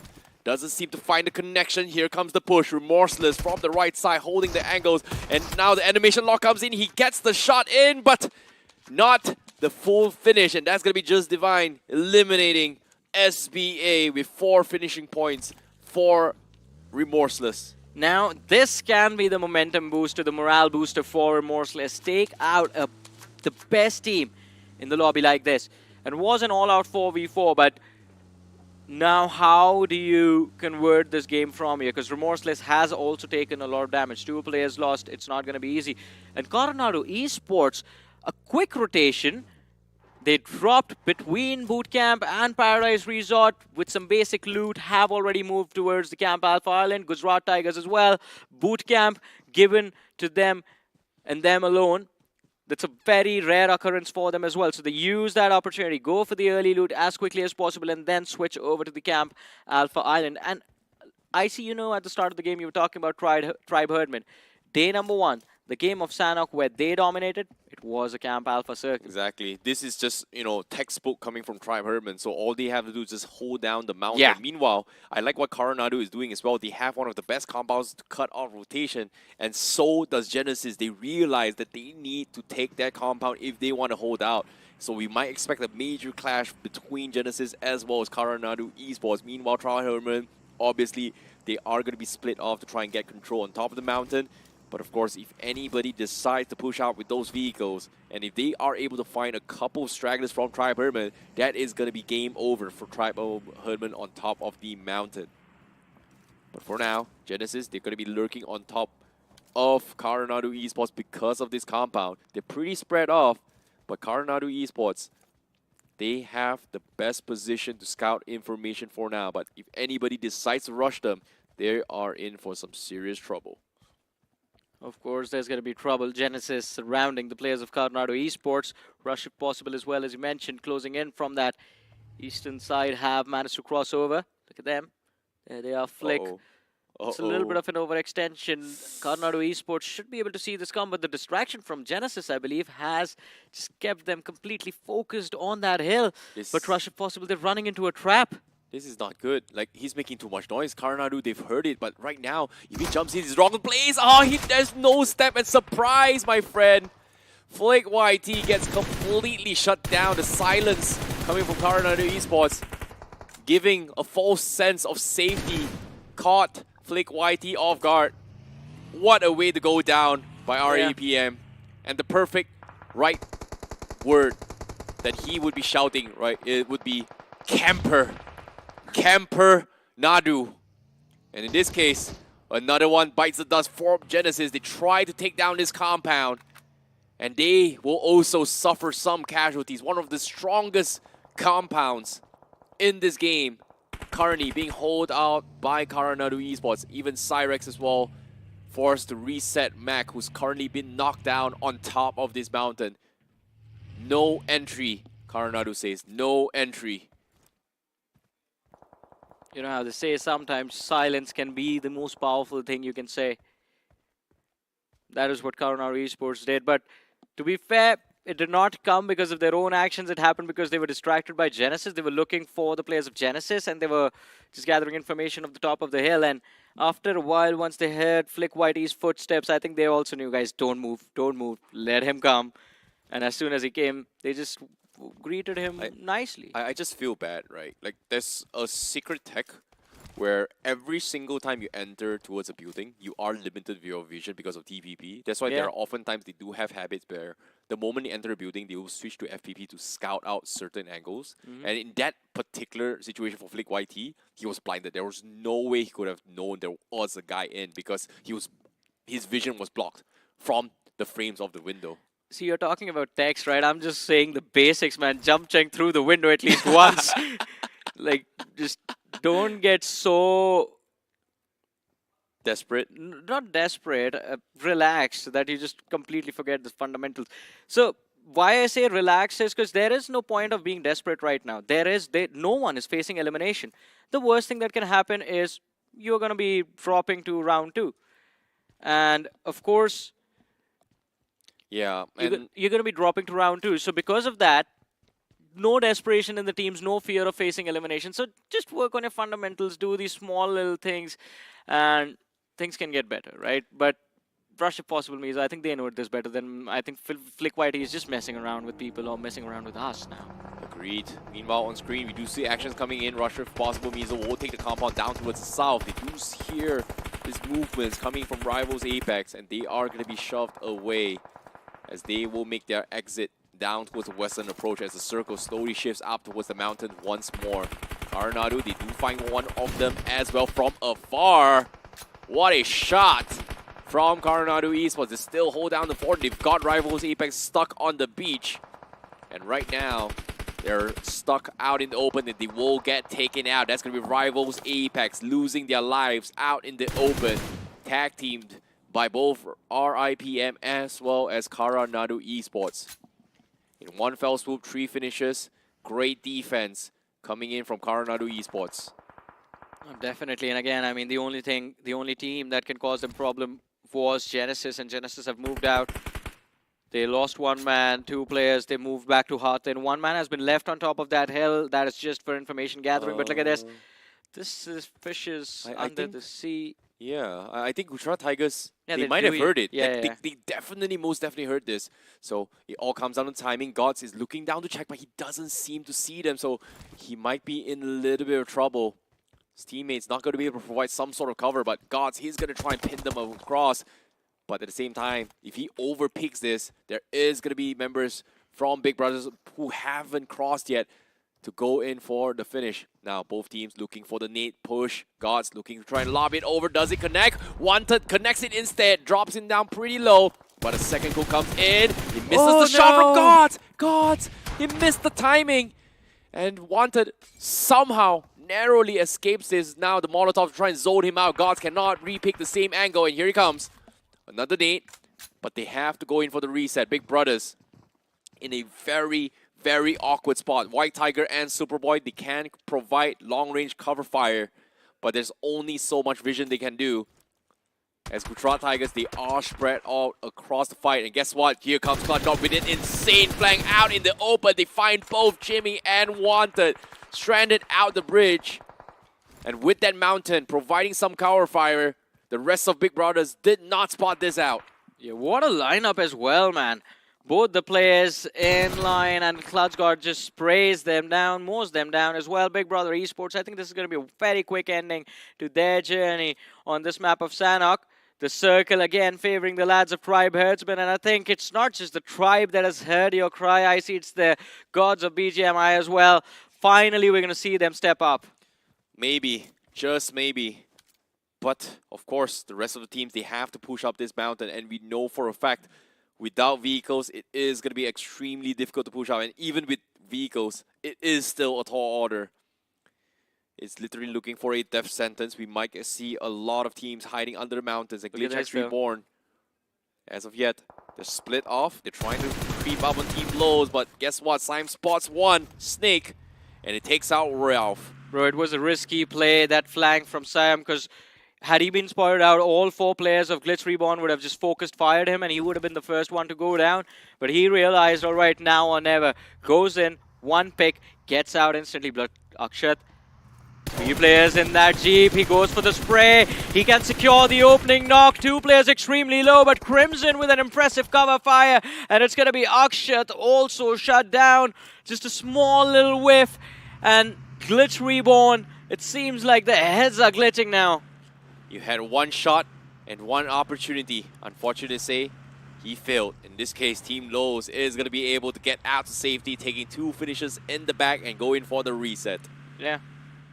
Unfortunate to say, Team Lows, they will be back in Camp Alpha, home base for them. So nothing super out of the ordinary for them as they try to push up towards the mountain. Meanwhile, on the other side of the map, RIPM getting contested by Genesis, who's been pushing up from the Hatin vicinity. They came down the mountains, they tried to take this compound, and they're taking some serious fire. Dash now in a 1 versus 1. Mac having the health, he's got the nades, but can he find those angles because he doesn't really know where it is. RIPM looking for the flush. The nades does connect, chips him apart, half HP. And here comes the full push. RIPM has got him cornered. He's got the S12K. He goes in for the push. He jumps out as well to try and hunt for one. He almost knocks one out. Grant just proning out in the open. He can't see anything. Turns to FPP, looks for the fight. He gets a couple shots in, but he somehow survives. But eventually gets taken out by Grant with 1 HP. Oh, was it man. luck? No, it was wasn't. it skill? No, it wasn't. It was just big brain plays coming in from Rush, if possible. So, do you know what they did? They spent the player with the HP advantage to tank the guy with the shotgun, and then just like the backline player with a pixel moves in, finds the frag, but Lifecraft on the verge of elimination. Gujarat Tiger, one after the other, half picked off 3. It's the last man with a nade. And it's Nade God, so he has to make a godly play. Oh, it's a right and his feet finds the knock onto Mudit. Numbers cut down, moves in with the shotgun. Can he win the duel? Simple answer, nope. God's the spotlight player, the guy that has been doing so much work for Gujarat Tigers. And look at this, they've got 6 finishes as they continue their domination from the southwest. But little did they know, they don't have much time. They have to push in the next phase of zone. And based on their angles right now, pushing up those mountains out in the open with no cover whatsoever, going to be very, very difficult. And in this case, Tribe Herman, they've shown their cards before in this playstyle. And somehow there are teams slowly sneaking up as well. So they need to be a little bit more careful. However, Team Lowe's now looking for the flash. He misses the timing, exposes. And Rigger gets a free finish on the hands of Team Lowe's. And Rivals Apex able to get the reset once more. Team Lowe's now not too happy about this. They are going to try and go for the push. And again, Trigger! Another shot in. And Team Lowe's might bow out here, but it's going to be Joyesh, the man, the carry of the team. Going to be able to clutch things out. They lose one member, but they will farm some finishes. However, the reset comes in. Guess what? Big Brothers, traveling all the way to the west side, might look to third party this. Superboy holding down the north. And also, White Tiger from the north side, Superboy from the west side. Going to be looking right into the eyes. Needs to be a little bit careful. Team Lowe's, we have Siam already up on top as well. He's got the height to try and fight against Glitch X Reborn. He's got the perfect angle. And guess what? From behind him, he's got Tribe Herdman as well. Looking to find those small little windows to try and take them all out. Glitch X Reborn getting completely pinned by Siam. I think he still wins this fight. The high ground advantage, especially from the sniper tower, works out quite nicely for him. Look at that, the first finish is going to be secured, and I think Glitch Reborn glitching back to the lobby. There it is, the last man goes down to the flank. And it's going to be Tribe Herdman that actually capitalized on it as well. Yeah. Team Lowe's was just there, but look at it on top of the minimap. Tribe Herdman way on top, just looking down. Sheesh. A little bit unfortunate for them to secure some points, but Coronado, they had one of the best compounds. They finally pushed back in, but they only have Grant left to worry about. So it is going to be full flush. DBS comes in. The nade looks good, and guess what? They get a little bit of chip damage. And Grant, he's going to try his best to survive this. He's going for a couple of nades, expecting a push, but the reset comes in. He's out in the open. The flag comes in, and he gets the one tap with 1 HP. Grant, can he die? 1 HP once more. He looks invincible now with the Molotov to try and zone him out. Bebop wants to go in for the push. Can he get the one pump? He needs the reload as well. He goes away, he's in, but no, he still gets it! Grant! How? He cocks up 1 bullet, and 1 bullet is all he needs to take them all out. What a play from Grant! What a shot! What did I just see? Man, I have no words to describe what just happened. Oh, boy. You gotta feel bad for that man. I mean, I think for a second even he was like, wait, what? You're just at a loss of words. He Yeah. had 1 shot in every single shot, and he made it all count. What a clutch from Grant. A day of clutches. Meanwhile, the journey continues. Let's take a little replay as well of some of the moments. We've had Siam shutting down Glitch X Reborn. We've Tribe Herdman on top. We've got Rivals Apex with Trigger getting a lot of insane shotgun picks against Team Lowe's, but eventually they were taken out by Team Lowe's. But this play right here from Grant, what a play. 1 shot, cocked up the last tick and went in for the shot. What a play from Grant. He what whiffed. a play. He whiffed. The opposing player whiffed. He did pull the trigger, but the shot just did not connect. And the one reason, just the small little micro in that entire fight was that when Grant was in animation, the man sitting in the corner was reloading. So by the time the animation was completed, the reload was on, he had just one shot he needed to connect. Even if he clipped him on the shoulder, it would have been enough. But no, he just completely whiffed a shotgun at point blank. Grant, the man that doesn't die, the 1 HP man. And as of yet, Blitzview, he has been getting a lot of shots in. He's got 4 finishes, but as soon as I say this, he is going to be taken out by Gujarat Tigers. Also got the horse is like, what are you doing? And right now, White Tiger hiding like a turtle behind the horse, while the horse has slowly but surely gone further away from them. Meanwhile, the zone shifts even harder to Tribe's Herdman. We do have 120 XTZ going to be wrapping around from the northern side. Gujarat Tigers will be pushing from the southwest, and Tribe Herdman losing their star player means that they have to group up. Circle still favoring them, but it is still going to be tough to defend this when everyone is looking to climb out this mountain. And guess what? Liquid also being taken out. This might not be a Tribe Herdman game now, as Gujarat Tigers will look to get those finish points. Yeah, definitely. And again, the man advantage in their favor. This could be the first chicken dinner on the board for Gujarat Tigers. Temple Hill, always a preferred spot in a circle like this, and especially if you're looking for those frags.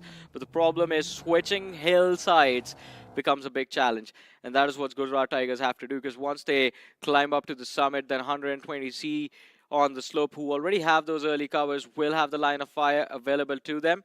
Tribe Herdman, 2 players surviving. Kudulis and Panther. 120 easy with all 4 players still alive. White Tiger, though, he's looking to make a move, trying to survive, break into the top 5, but gets spotted out, damage dished out, and yeah, with 1 player, it's going to be difficult that Big Brothers now make it into the top 5 unless Raw Fish will get eliminated first. But White Tiger, well, he is the first one to be sent back to the lobby, and Raw Fish will, by a miracle, and it's all thanks to that one lad, just somehow make it into the top 5 of this game. Well, it is going to be very difficult right now, but as of yet, Raw Official might be able to sneak up on towards Tribe Herdman, like you said as well, but one well-placed nade is going to take him out. Tribe Herdmans, they know where he is, but AB does have the better angles to try and arch this in on top of Panther. It seems good, but guess what? Wrong direction, because Gujarat Tigers is going to be aiming for them instead. As the circle comes in, AB, he needs to push up, while Gujarat Tigers got them all pinned up. And Abi slowly sneaking by. He knows that Tribe Herdman is going to back out. And guess what? They did back out. And Abi gets some sort of space, and he's going to try and shoot them straight through. And he finds Kudulis. But at the same time, they fell down. That's a lot of chip damage. He might bleed out to zone. Kudulis getting knocked off. And Abi secures a finish point. Panther, is he going to go for the save? Seems like he's not. He's stuck in a very, very awkward spot. 120 XTZ. I don't think they realize there are people right below them as they're going head-to-head with Gujarat Tigers. Gujarat Tigers now forced to push down towards 120Z. They have the high ground, but the nades trying to slow them down, while Panther and Abi can play spoilers for 120 XTZ. Oh, shotgun, and he wins it. Tribe Herdman eliminated from the game. Abhi from Raw Official, I think he's the best player on an individual level from their team. Does so much every single time. Now looking to ruin the day. 420s. He barely misses the opportunity to take out Fanta. But Jackson, he takes out 1 lad from the side of Gujarat Tigers. The 4v4 breaks out. And of course, it is going to be 120 who come out on top. They had the opener. They shut down the side of Gujarat Tigers. But Abhi from Raw Official, he's still lurking in the corner. He's out of utilities. But that shotgun can do so much damage. He's been waiting for the players to step into the line of fire. Oh, and here we go. Lobs out a smoke for cover. And with that S12K, the first one comes through. Not the second, though. The game ends. And it is finally a nice little chicken dinner for 120 TZ. Patience paying out so well for them. They held back, let Tribe Herdman, Gujarat Tigers fire it out amongst themselves. Waited in a corner. And as soon as Gujarat Tigers came charging for them, they finished them off. A little bit of help from Abhi as well, who took care of Tribe Herdman basically by himself. Yep, it's just a little bit unfortunate, but at the same time, no chickens for Tribe Herdman. However, they do have a decent amount of placement points and some finish points to maybe push themselves into a top 8, but it is going to be close neck and neck for the final 8 teams to qualify into its round number 3 by the end of today. But 3 maps gone across here, 120 XDZ, seems like they are on a roll, and just maybe, with that chicken dinner, they might be able to almost reach the top 8, like the bottom of the food chain. It's very close. It could have, it can be anyone at this stage. They were on 18 points. Oh, they're going to be in the top 8. They might be. No, they are going to be in the top 8. It is going to be very, very close. I wasn't expecting this. LOC got taken out early. LOLs got taken out early. Ooh. All the borderline teams were just gone, man. Tribe Herdman, alright, they survived and they got what, like, Tribe Herdman, they got 10 points. 6 finishes. 6 with finishes. a couple of placement points. 7 finishes, 4 on 1 player, 2 on 1, 1 on 1, that's 7, and they get 3 points for placement, so that's 10 points for Tribe Herdman. So, yeah, okay, 8th or 9th. 120 is good, on the 8th or the 9th position. And I have a feeling they just might be on the 8th. Yesterday was Glitch X Reborn trying to make a stand to push in. And today is 120 XDZ. Like, on the last day. And the funny thing is, during day 1, they were right at the bottom as well. Yeah. And now, they're making the miracle run. This is truly a day of comebacks. Day 1, they were last. Day 2, they were second last. Day 3, they were 4th last. And now they're going to be in the top 8. And what if they are going to be last from the top 8? But that is still better, right? They moved to round 3 and not round 2. I mean, that is what they would want right now. In this case, this is their last day, last chance to make it in the top 8, to make it to round 3. And I believe that 120 XDZ, based on their performance right now, it is still possible. But before we get into the official score, I want to see how the game went through. In case you missed out on action, let's take a look at the highlights on how the map itself went through. Well, I mean, you talk about this map, and of course, yeah, Gujarat Tigers did well, 120 TZ did quite well.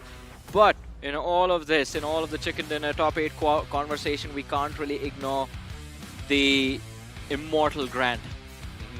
A man, as you said, who refuses to die. He just can't die. Like, how does he survive the entirety of that fight? Like, Grant is just stepping out. Like, we saw Obito yesterday. Yeah. It was a big clutch, but Grant just pulled another big one. And it wasn't just like one time. It was just back-to-back twice. And look at this. Him just shutting down Garanadu. And also Baduk was reloading as well. Oh, he was looting. Oh, he was looting. Both of them had some sort of animation. And of course, he missed one shot. And Grant just took him out. Looted, so unlucky. Looted, reloaded, missed the shot. All the mistakes you could make in that one moment were made. That was so unlucky as well, but Grant, you gotta count his lucky stars, but because of that play, they were able to get some points. I'm curious how far it is gonna push them up here, especially from rushing possible Mizo. That is just an impossible play by Grant. They had, I think, 7 or 8 elements. I'm not gonna do the math. I'm gonna stop. You're not Albert Einstein, man. You're not the best mathematician in the world. You're Johnny, the caster. Have you ever taken an IQ test? Alright, I'm not gonna do this right now.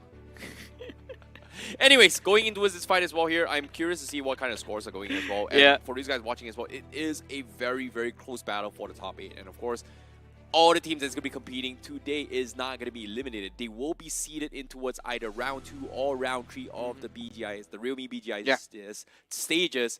And considering that all things is going to be happening, I really don't know who the top 8 is going to be. Yeah, that's the best part about this, right? Whenever things are close, I get so much hyped about the last few matches, and especially the last 3 games. It's going to be back-to-back Sanhok. That is more reason to get hyped about this, because is finally Tribe Herdman going to outperform everyone, outperform our expectations? Well, we don't have the answers now, but we'll have them in a bit, ladies and gentlemen. Before that, a very short break, so don't go anywhere. We'll be back after this.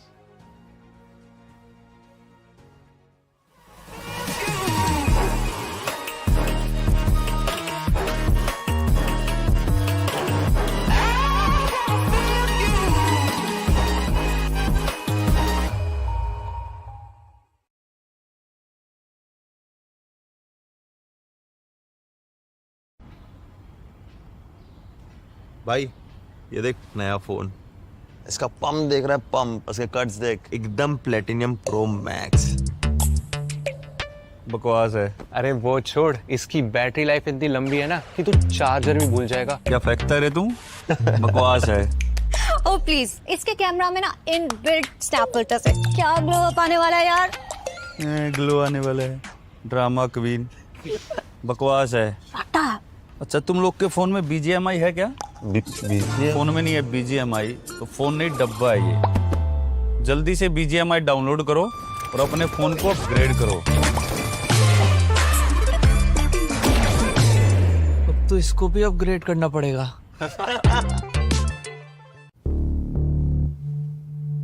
हाँ तो गाने के बोले, तेरे वास्ते में कर लूं अपने स्क्वाड से फाइट। कब तक हम ऐसे डिफेंसिव खेलते रहेंगे?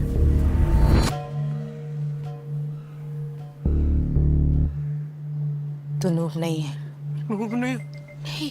टाइम आ गया है, सीधा उनकी स्क्वाड पे स्लैम करेंगे। Next shot! हेडशॉट! हेडशॉट! तेरे वास्ते में कर लूं अपने स्क्वाड से फाइट। तेरे साथ मुझे करनी है कैंपिंग ऑल नाइट। डे हो या नाइट, इंडिया करे फाइट। डे हो या नाइट, इंडिया करे फाइट।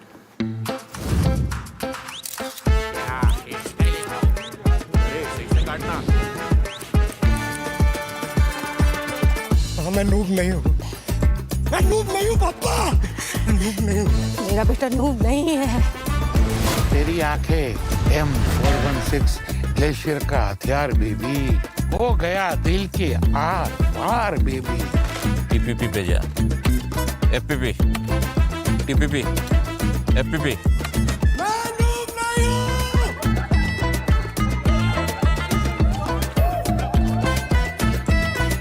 एक काम कर, TPP पे जा। कौन? लूंड्री नासर, winner winner chicken dinner. Day हो या नाइट, इंडिया करे फाइट। कौन कहता है इंडिया फन को सीरियसली नहीं लेता है? हो या नाइट, इंडिया करे fight. Welcome back once again, ladies and gentlemen, to the realme BGIS 2025. The grind still on, of course. Group C, last 3 matches remain on day number 4, and the 16 teams are still having that discussion. Who goes to round 3, who goes to round 2, and it's getting pretty heated up. The difference in the point ranking, it's not even there. But what is there, ladies and gentlemen, is our lovely sponsors. The Realme P3 Pro 5G, launching on the 18th of February. Go on to Flipkart, search for the Realme P3 Pro 5G, and you could stand a chance of winning this amazing device for yourselves with the glow-in-the-dark feature. Born to slay, made for gamers like you. And of course, made for gamers like Grant as well, because that man, he just does something that's not supposed to happen. Yeah, man, like he just can't die. Like every single time, just 1 HP, he somehow magically survives, and it's just not once. He did it twice as well. Yes. And on top of the amount of damage that's been done to his utilities, his armor and everything, he somehow was able to clutch it out in a, I would say, a pixel moment of a mistake that Karanadu made, and it just completely shut him down. So. That might be a tilt moment for Karanadu, but it's got to be a hype moment for Grandman. That was definitely the highlight. Of course, and it happened twice. That's what's surprising. And I'm glad you brought up the fact that his utility was getting damaged. His armor was taking damage. His helmet was taking damage. But still, I mean, just having that urge to go all in. Again, this is what I keep telling everyone, that this is why an isolated player is more dangerous than an entire team, because first, they're very unpredictable. Second, the option of backing off is not there for the last surviving player for any team. This is going to go all in every single time, and that is what Grant did as well. Just went and kept going after the players of Karanadu Esports, forced the fight into that last 1v1, and of course, walked away with a few extra points for his team. But brush if possible, Mizo, I wonder what that's going to change in the overall ranking. Oh, definitely. But all things considered, let's talk a little bit more on the MVP of that match, for that match as well, because there is just so many standout players in terms of overall finishes. There was just absolute chaos. It feels like a balance of all the team, but haha, the immortal man. We've got RIPM's Grant as the MVP with 6 finishes. Yeah, I mean, 6 finishes, 1140 damage dished out by one man. That is just impressive. He wasn't a man, he was God amongst men in this game. 1 headshot connection, I wonder who took that headshot as well, but overall very impressive. Again, the impact of this performance on the team is not going to be a lot, but for him as an individual, this is going to be one of those moments that just gives him so much confidence for the rest of the day. Yeah, hopefully it is going to continue for Grant, because there were a lot of moments that he could have been taken down, but he's got to be counting his lucky stars in that situation, because that perfectly describes that Was it luck? Was it skill? In this case, it was 100% concentration coming in from Grand himself. Meanwhile, sharing his podium is going to be Clutch God from the side of Gujarat Tigers with 5 finishes. We have Aluman with 4 finishes. Blitzpew from 4 finishes as well to join him on top of this 5-man leaderboard. Oh, but look at the match summary. Just a few frags gone to waste. 58 finishes confirmed in this matchup. 31 smokes used. 4 grenade finishes as well. So Sanhok living up to all of those expectations. 622 heals done. So nothing out of the ordinary in terms of the match summary, but it was the game itself and the plays made by the teams that were very impressive. But time for the points. In fact, time for the rankings of the game. And here they are. Well, as of yet, 120 XDZ taking the chicken dinner, getting himself 17 points. Gujarat Tigers 16 points. RIPM with that play coming from Grand will get themselves 12 points. Tribe Herdman on top of the mountain, they do get 10 points as well. Remorseless gets 8, Raw gets 7, Team Lows gets 7, Karanadu gets 4. Looks pretty balanced to me in this round. Yeah, it is quite balanced, but alright, LOLs is getting pushed back a little bit, or maybe 120 EZ are going to catch up to them. 17 points. They're going to be over 100 for sure. LOLs is going to cross 100. I mean, yeah, I'm not going to calculate it. I mean, the overall rankings are coming up next, but they're going to be interesting, I see. Are you ready? It's going to be like a jump scare for you as well. Just look at the second half. It feels like it. It It's gonna be a jump definitely scare. feels like it as well, because now we're going to be jumping in towards the overall standings to see who will break past the top 8. As of yet, being the gatekeepers of the cutoff. And in this case, Livecraft on the 8th place. Tribe Herdman barely making it into 7th place. Rivals Ape can make a comeback. They can still qualify for the top 8. They are on 94 points, 115. 3 matches left. Wait, it is very possible. It is one possible. big round for Rivals Apex, they've got it. One big round for RIPM, they've got it. Team Lows, one big round, can make it towards top 8 as well. Sheesh, like, oh, this is tough. This is really tough. It is tough. And also, by the way, Gujarat Tigers, no chicken dinners, they break into the top 3. What? How? And Raw Official get double digits as well, finally. On placement points, I mean, I'm not just saying total placement points here. All things considered, almost everybody's got a chicken dinner except for Gujarat Tigers, RIPM, Rivals Apex, and Raw. But somehow, Gujarat Tigers in the top 3 position now. Yeah. Despite having one of the worst starts in the grind itself. From day 1, now in day 4, they're starting to stand and share the podium on the bronze medal for now. However, Genesis still can contest this. Same can be said for Karanadu. GlitchX Reborn also in the same podium as well. Alright, so we are not going to see history being made today. SBA, that 100-point advantage that I was talking about might not just happen. But from the 7th till the 14th position, 2 spots available. Anyone can take it. That is where the competition is. From the 7th till the 14th, you can't make a mistake. You have to be consistent.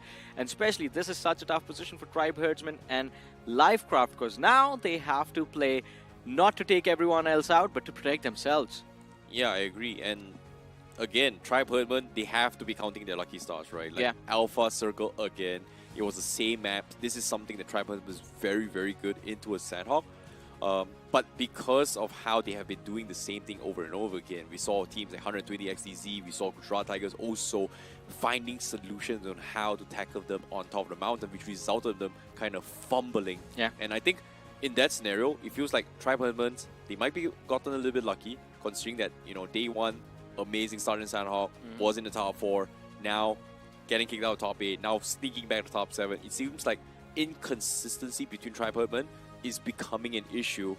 And with 3 games left, what do you think is the outcome is going to be, especially when Sanhok is going to be the next match? You know, when someone starts to fumble and play bad, the only way to give them a reality check is to just, for a second, just like, yeah, outside of the top, they wake them up.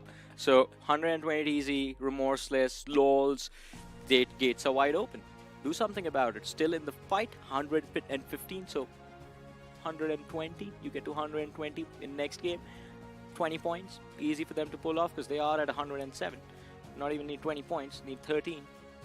I'm really surprised that on the panel, on the caster desk, it's starting to become a conversation of math rather than a conversation of facts, and I can't really blame you. What do you mean it's not facts? It is facts. It is facts, but Yeah. I mean, like, a little bit more stories, but it seems like there's not much story to tell because everybody is just fighting for those points, right? Yeah. I mean, at this point, it's just become a numbers game on the overall leaderboard as well. The only storyline is SBA, man. SBA doing very well. Gujarat Tigers is a storyline that's there for the comeback. Glitch Reborn again with Akshat Avi doing quite well for themselves. This is a team that actually is that has successfully managed to get a safety cushion, and I think in a comfortable position they are not getting eliminated. But those last two spots, that is where my eyes are. See, that's the thing about Glitch X Report. Yes, they are in the safety cushion, but imagine the next 3 maps, everybody in the bottom starts to catch up. It might be still pushing Glitch X Report down too. Like right now, for them, they definitely need to get about 4 to 5 points, maybe even 3 to 5 points per match in order to kind of like, you know what, I'm making the top 8. Alright, simple question. What do you think is the cutoff gonna be? Not 130. Should be about 135, 140. Yeah. Instead of comparing it to Group D. Group D was 130. Yeah. I think it is gonna go higher than that. All right, wait. Let me just like do my maths in my head. I think 130 is possible. 135 for the middle pack, and I think it is 130, 135 somewhere in the middle. So it's gonna be quite close. But all of that can change if in the upcoming 3 matches the top teams start to perform. Then it might just be like 125. Yeah, that is provided if all the top teams don't perform at all, Yeah. of course. But all things considered, we have to continue the journey here for the match because we are going to be jumping into the game number 4 for today in the final days of the grind for Group C. This is Sanhok.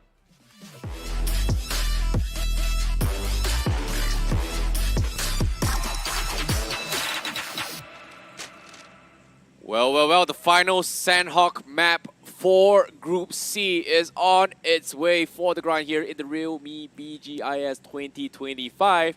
And to start things off, a pretty balanced flag path for all these teams. This time going to be coming in from the north side, so Glitch X Reborn will have the first jump in. Will we see any kind of contention? Meanwhile, 120 TZ all the way to east. But I'm genuinely curious at the start here, where will Karanadu drop once more? Because we've seen them contesting in between Paradise and Bootcamp, and this time they're not. They're leaving that spot. They're actually going back to Far East. Yeah, I mean this is gonna be quite interesting. Let's see how things work out. Coronado Esports, although I think it's the spread that they have that might just cause them trouble. 2 players close to LOC, 2 players close to rivals Apex. So they have to avoid those fights. They have to try and play for survival. And as we are talking about it, Coronado Esports and Lifecraft now playing to protect themselves. Tribe Herdsman, let's see how this game is going to turn out for them. Will the circle favor them again, or is it going to go somewhere else? In the meanwhile, Gujarat Tigers again left alone to their vices in bootcamp. No drop clashes happening this Sanhok. Wow. Well, very good. You know, Karanadu tried to do something down in between Paradise as well as bootcamp, and this time they've decided to go for the Far East movement strat, all the way to Lakawi, Kampong as well. Circle shifts all the way to the north side. It is going to be favoring Glitch X Reborn. Genesis is going to be very happy about this as well. Same can be said for Team Lowe's, but this time they might be in some contention where Genesis may be able to roadblock Team Lowe's, who's trying to make it pass from the west side. Well, let's see. Rush if possible, Mizo. They get uneasy when they're left alone in Paradise Resort as well. And even in the last game, yeah, Kenny is good, but can we please see the man of the hour, Grant, the man who does not die. And I think Rush if possible have to play around him. Flick Whitey, a lot of mistakes being made by him today, but it seems like he spotted out one of the players from the side of Raw Official in the distance. He feels the presence, finally sees a few pixel as well. Now he knows that he's there. Has to be a little bit careful, and the timing, he barely sees Daoji's small little legs. And I don't think he sees him at all. Daoji is going to be riding on a buggy. Finally spots him out. This is going to be the perfect shot. Flick YT, does he connect? Yes, he will. That's going to be the confirmation as well. See you in the lobby, Daojis. Flick YT finds himself a finish. The first finish on the board for Rush if possible, Mizo. And of course the first finish of the game as well. Raw Official not off to a great start. Daljit shut down instantly. Not having a great time today, Raw Official, or not having a great time overall in their journey, in the grind. And I think this is very nice and nice execution as well on the part from Rush of Possible Bezo, that they studied that, all right, we're going to have one team towards the south, we're going to have one team in boot camp, we have one team up north. So if we move in early and we see those parachutes drop out into these open positions, that means there's a possibility to secure at least 1 point very early in the game. Although, as they continue to move towards the southern side, they continue to move towards the players of Raw Official. If they overextend themselves, then things can definitely take a turn for the worse. Oh, speaking of overextending, seems like Karanadu, you know, taking the very, very extended rotation all the way to the east side. And for them to actually rotate in, it is going to be a little bit of a difficult path, considering the fact that there is a lot of obstacles and a lot of turns, which is, in my honest opinion, one of the longest rotations because of how the rotation direction they have to go through, mountain terrain, compounds, maybe even pit stops that they need to take a little bit earlier compared to the rest, just because there may be teams lurking by. Gujarat Tigers, however, already leaving to his bootcamp. Seems like we might see a contention between Gujarat Tigers as well as RIPM as they're slowly making their way towards paradise. Is RIPM going to be in the vicinity? But seems like that's not going to be the case for now. They're still lurking by. Yeah, but I think noise came in to Gujarat Tigers as LOC. They collided against the players of Raw Official. In Gujarat Tigers, they continue to move up north, but there it is, Raw Official versus LOC still happening, and I think Raw Official on the verge of getting wiped out. Might be just down to the last man. In the meanwhile, Remorseless against WSB. They've gone too close to the opposing player. In fact, the opening comes through as Limba takes Beast down. No angle to follow up, though. Yeah, seems like based on what we're seeing here so far, it's just a little bit too early for those commitments, but the nades barely clips on Doc. Beast now getting knocked in. They need to go in for the resets, but the rush is coming in. Remorseless will get another knock onto Askane. Doc still in a disarray, doesn't know what to do. Aluman looking to go in for the fights as well. They are going to be games of shotties. As you can see, they're right neck and neck. Aluman, he tries to dodge his way through, but the jump shot from Danrech will be able to find the knock. Remorseless continuing for the save. Divine looking, trying to salvage the situation. Looking for the shot as well. He's trying to bait his way through. Does the jump shot connect? Seems like it's not going to happen. Just Divine looking for the jukes. They're waiting. Looks like he's going to try and go for the rest. 7 seconds as well. Danrech not pushing this. He's trying to get a high ground, but he gets scouted out from behind. The call from Lemba to trust him. Just pick him up. He gets the trade. And now Doc forced to commit to the fight, and Beast in a very awkward spot. Doc goes for a couple shots in, and he doesn't seem to be able to find the pixel. Finally, with the help of Beast, they get another knock once more. Lenma from the sides, he can't seem to see him, and Doc goes in for the push. Remorseless out in the open, but the shotgun will connect, and they will finish him off. 4 finishes for Remorseless. Yeah, small mistakes made from the side of WSB, and Remorseless with the perfect timing on the punish. But seems like after Raw Official, LOC are also getting punished on the other side of the map, as Gujarat Tigers, their timing on the third party is just perfect. No resets available for LOC. But Remorseless 4 points secured. Lemba, very impressive in all of that. All 4 finishes on his name. What a turn of events. Like, that was a pretty drawn-out fight. Like, WSB should have been able to come on top of that. But considering how long the fight took, now even with the victory coming from Remorseless, Circle is going to be taking in, and they are the furthest away from the zone. As you can see up on the screen. Meanwhile, you hear shots fired. LOC getting scouted out by Gujarat Tigers. They just had a major clash with Team Raw, and right now, while they're at their weakest, the Tigers are looking to pounce. Cloud's got the smoke blocking vision. Wants to move in. Alpha on the other side. Alfie. Well, LOC, the only option that they have is of staying indoors. He just wants to see if he can line up the nade through the window. Door closed, Molotov to break it open. Now the pressure on LOC. Now they feel it. They hear the footsteps. Clutch God approaching. Steps out with the shotgun. Right timing. Here's the pin being pulled and instantly makes a big play. Gujarat Tigers, that punish. I don't know how they make it happen, but LOC is still in this fight. Well, they have to go for those resets. Moodit trying to go for suppressed nades here to try and potentially clip one of the members. They want to save Clutch God. They need those numbers, the nades.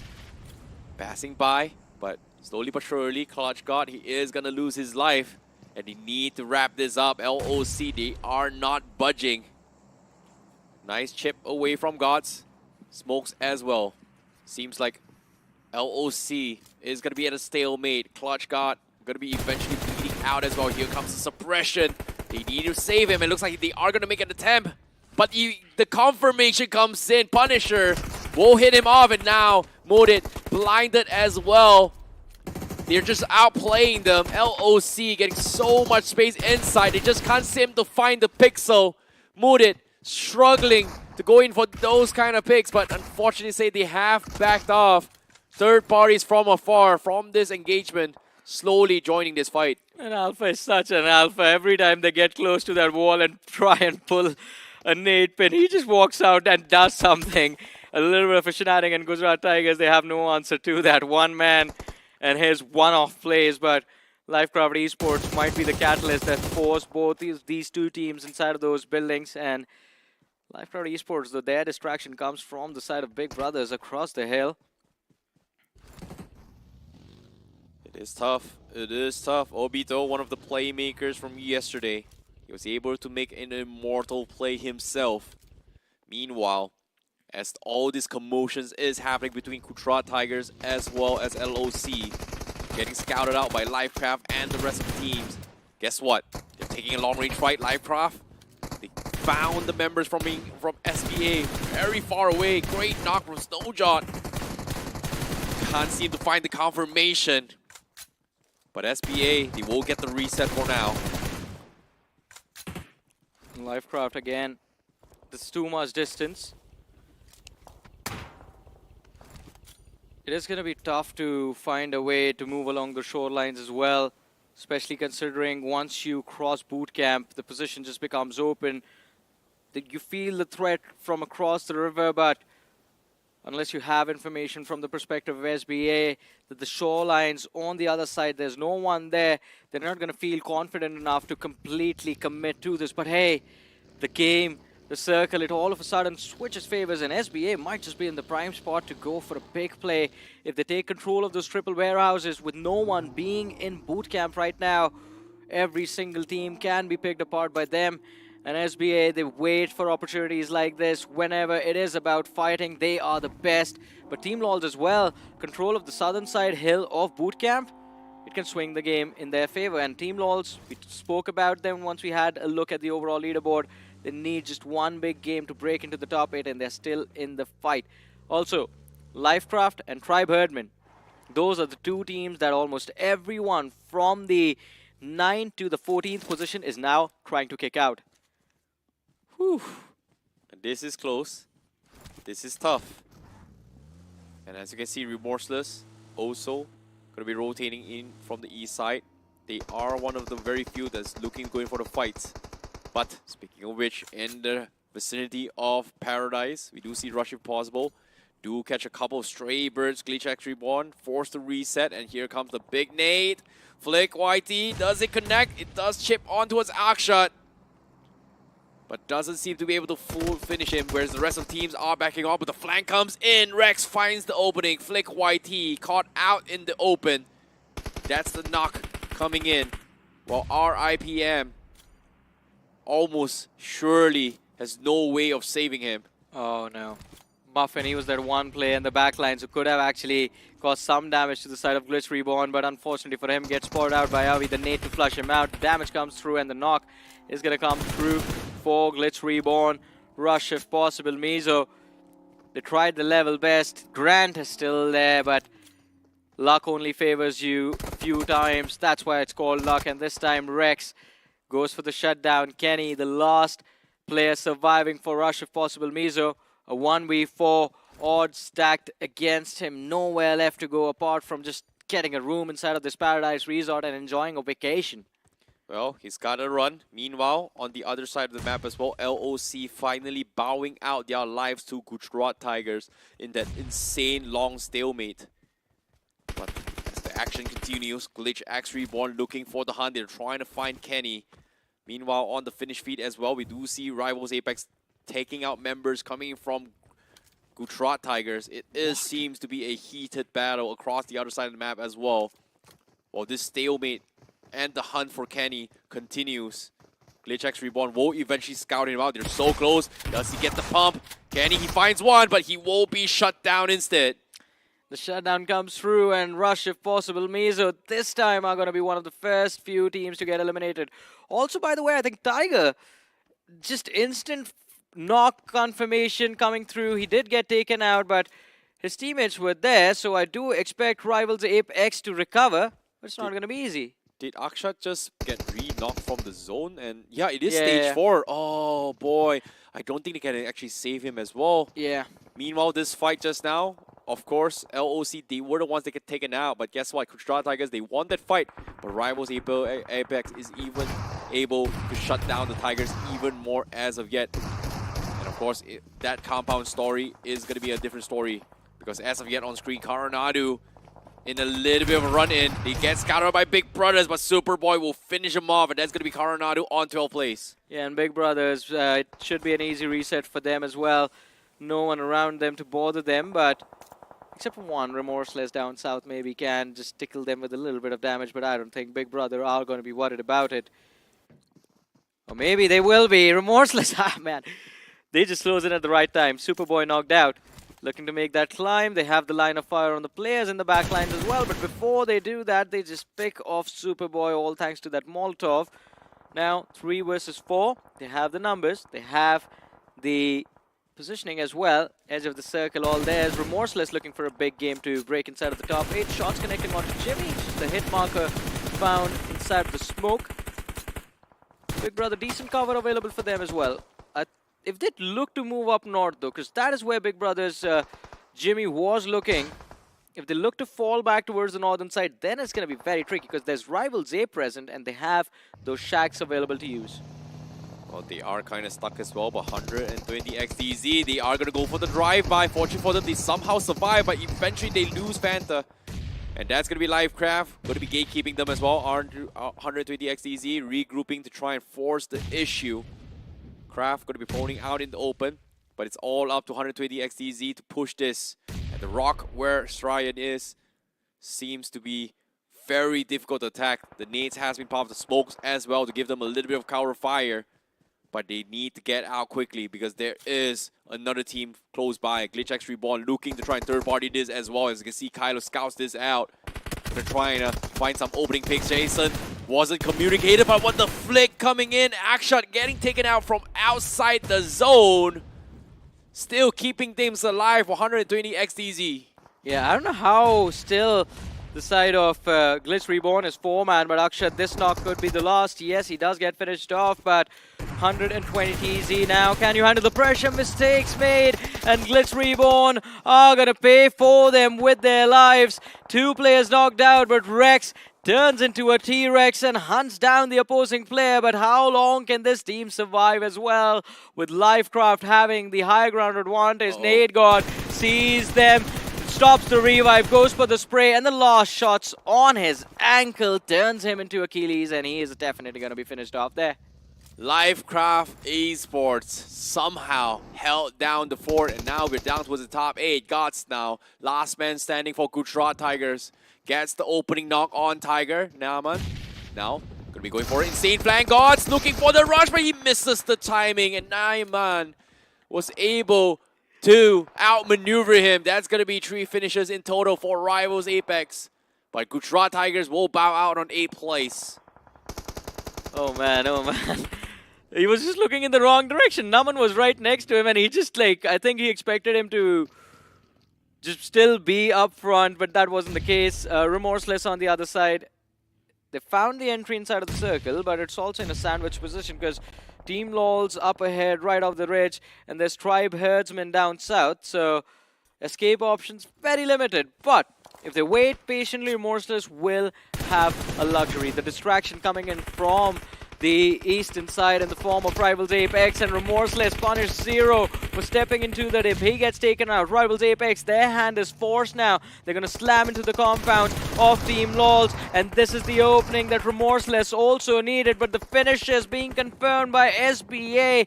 We finally see their name pop in. They've been in control of boot camp since the start of the game, and now finally it's their time to shine. Oh, you can see the desperation from Remorseless. They have some sort of cover, but at the same time, they're exposed from the teams on the north because they are in a dip. Any random nade may be able to shut them down. However, speaking of this climb as well, seems like the circle is going to be shifting into its bootcamp even further. Biggest obstacle in front of them is got to be Team Lowe's and the rest of the world who's inside bootcamp. And as you can see, based on the circle, Remorseless, they're don't have a lot of options, but to just go in directly. In this case, Team Lowe's, Tribe Herdsmen, gonna be their gatekeepers. Looks to be an impossible task for Remorseless to push in. Yeah, it looks impossible. I mean, where do they go? Who do they take the fight against? You go down south, Tribe Herdsmen, they have a decent, in fact, more than decent cover available to them. Team LOL's even better. The only way Remorseless actually survive this is they have to stay on the edge where the three players are, and Limba, with some smokes, can block the line of fire for Team LOLs. Tribe Herdsmen in about 3 seconds are going to be forced outside of the compound, and that is going to be the time for Remorseless to strike. But in the heat of the moment, making all of these decisions without the information, with the information that we have is easy, but they don't have that information. They do not know exactly how many players are still there. But Remorseless, it seems like they have the right idea. They've closed the distance against Tribe Herdsmen this time. Seems like base of what they're doing right now, trying to close the distance, as Tribe Herdsmen knows for a fact that bootcamp is going to be very difficult to push in without vehicles, and seeing how Remorseless is going to be focusing on Team Lowe's, they might be able to find a small window of a crack to cross by. And guess what? That might be the opportunity, because one of the members from Tribe Herdsmen already making some cover, some distance to try and sneak from the south side, so that's the perfect ninja spot for him. Meanwhile, Team Lowe's right at the edge of the zone. They're still safe. They're all still kind of safe. Not anymore. Oh boy. The zone shifts further deeper into bootcamp.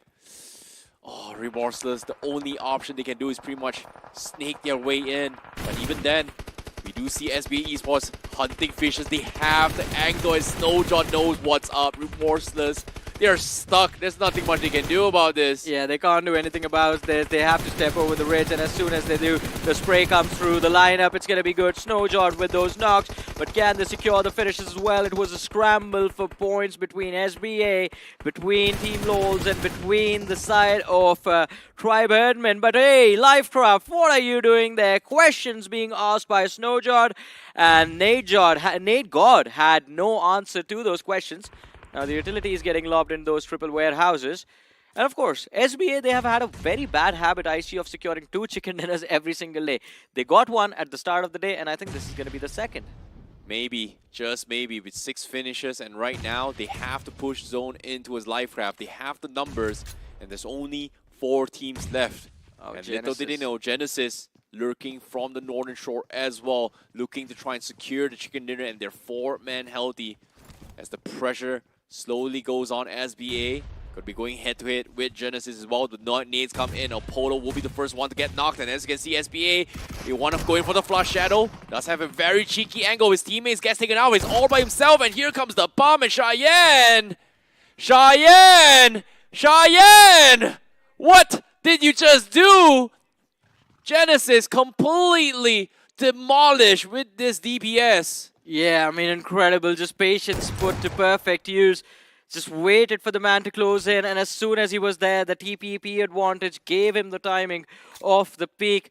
But it's the 9th stage now. About 2.5 minutes left for these teams. 1.5 minutes, my apologies, for these teams to decide who walks away with the chicken dinner. And with the 4-man roster still intact, all SBA need to do is just bring their HP back up and then just close the game out.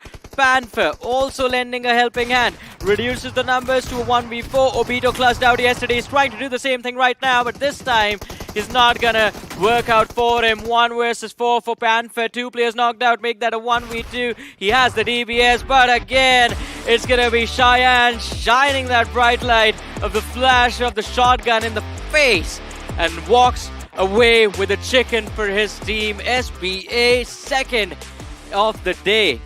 They keep it going. The story holds true. 2 chicken dinners every single day. Yeah, SBA Esports right now is on a league of their own. And as of now, Cheyenne seems to be an unstoppable force.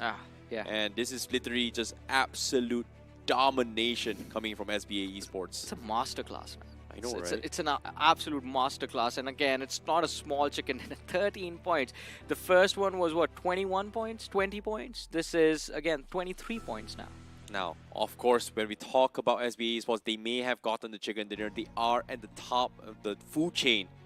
But another team that really popped off to try and secure their top 8 spot is got to be Tribe Herdsman, because they somehow managed to sneak into the top 2. And Lifecraft, actually. So Tribe Herdman is going to get just 6 points for being on the second, but Lifecraft, I think, will be able to surpass them because they had those eliminations as well, and they finished on the third. So these 2 teams that were just there on the verge of getting eliminated, not eliminated, but like kicked outside of the top 8, because there is no eliminations happening right now. No eliminations. Either you move to round 3 or round 2. They were about to drop outside of the top 8. LOC, Lifecraft, they performed. Tribe Herdman performed. All the other teams that was meant to catch up, including the side of Team LOLs, kind of had a little bit of a slip-up. So the competition still remains tight going into the last 2 matches. Yeah, I agree. Team LOLs, of course, even further chance to actually break past the barrier as well. They are in one of the most awkward spots to be in, especially when for these 3 games, not enough points to catch up. And slowly but surely, the chances of making it into round 3 will dwindle down if they do not step it up this time. But Tribe Herman, they continue their journey. Yeah. They're the best in Sanhok for a reason. I wouldn't call them the best, man. No finishes. Well, considering that they've scored the highest amount of points in Sanhok in general. Have they? Yeah, SBA is second place by the start, but after this chicken dinner, SBA should be number 1 and then followed by Tribe Herman. I think SBA had 77 points in Sanhok total. Yeah. I mean, like, before that, just it was like Tribe single Herman. game. Yeah. Alright, yeah. In all the matches in Sanhok. Yeah. Totaled up. No, that is still SBA. After this, yes, it's SBA. It was, before that was Tribe Herman. Yes, it was. Right, I mean, we'll do the number crunching on that. But let's see. This was an intense game. And again, Glitz Reborn, they are doing well. So they definitely, every single point that the teams that are already inside of the top 8, every time they take a point, they're taking it away from the 7th till the 14th position. The fighters that are fighting for survival, they're taking their points. And that cannot really work out too well for them. But Lifecraft, especially Nate God, very impressive from this team. If Lifecraft qualify for round 3, it is going to be because of Nate God. He has done so much, a lot of times, to just make sure that Lifecraft is coming out of very uncomfortable situation. And Genesis, I don't understand. They're up to shenanigans. They're like SBA just on the 4th place. Yep, and then of course in this play as well, Cheyenne just masterclass of a performance, just juking his way through, waiting for the right moment, and then just go in for the strike. And unfortunately Lifecraft, they had to bow out because of a third party. In this case, Panther being the spoiler, made things extremely difficult for Lifecraft to potentially whittle down the opponent and stealing the top 2 finish away. Yeah, I mean, definitely. As soon as that Panther's nade connected, I think Lifecraft down to the last player, and unfortunately, you know, SBA, they're not going to wait for anyone, so they just push towards Obito. Love the fact that Obito was trying to proactively just, instead of waiting, he just tried to isolate the fight, swing left and right around the container, forcing the players to just get confused a little bit. He did that yesterday. It worked out, but SBA, they show up as a unit. They don't run in one by one. All of them just came together, and Obito couldn't do anything about it. But I want to see what the impact of this performance is going to be from Lifecraft, from Tribe Herdsman, from the other teams, because Rivals Ape as well kind of did a decent, put up a decent performance as well. What is going to be the impact on the overall leaderboard? Yep, it is going to be very, very close. But for now, we are going to be taking a very, very short break before that, as we continue the journeys of how the grind will continue for Group C. We'll see you guys right after this.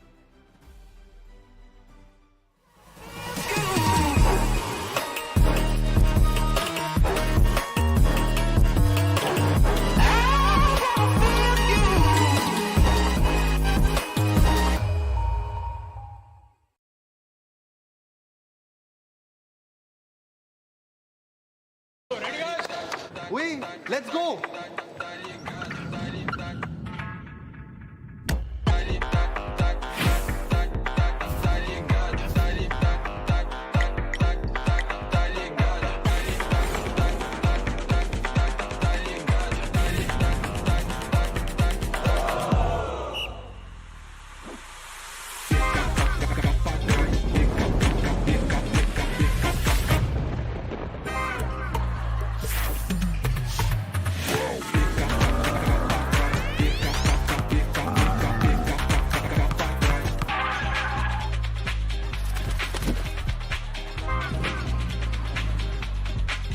कर क्या रहा है ये? Sir लगता है अपना bro वाव mode में खेल रहा है।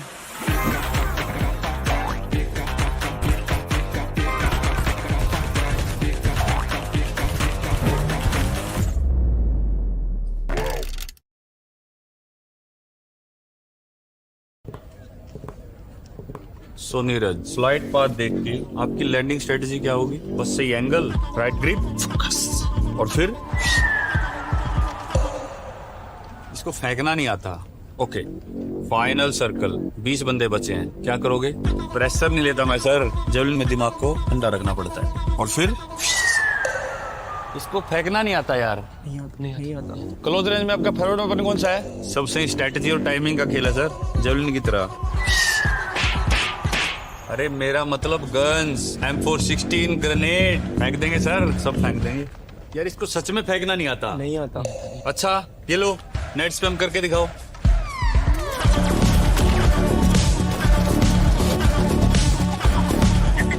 वाओ, इसको फेंकना नहीं आता, मगर इसको नेट फेंकना आता है यार। आता है। नीरज तो फेंकने में पास हो गया। आप भी BGMI खेलो और रश करो और चिकन डिनर। यार तुम तो फेंकने में चैंपियन निकले। चैंपियन नहीं sir, conqueror. Oh yes.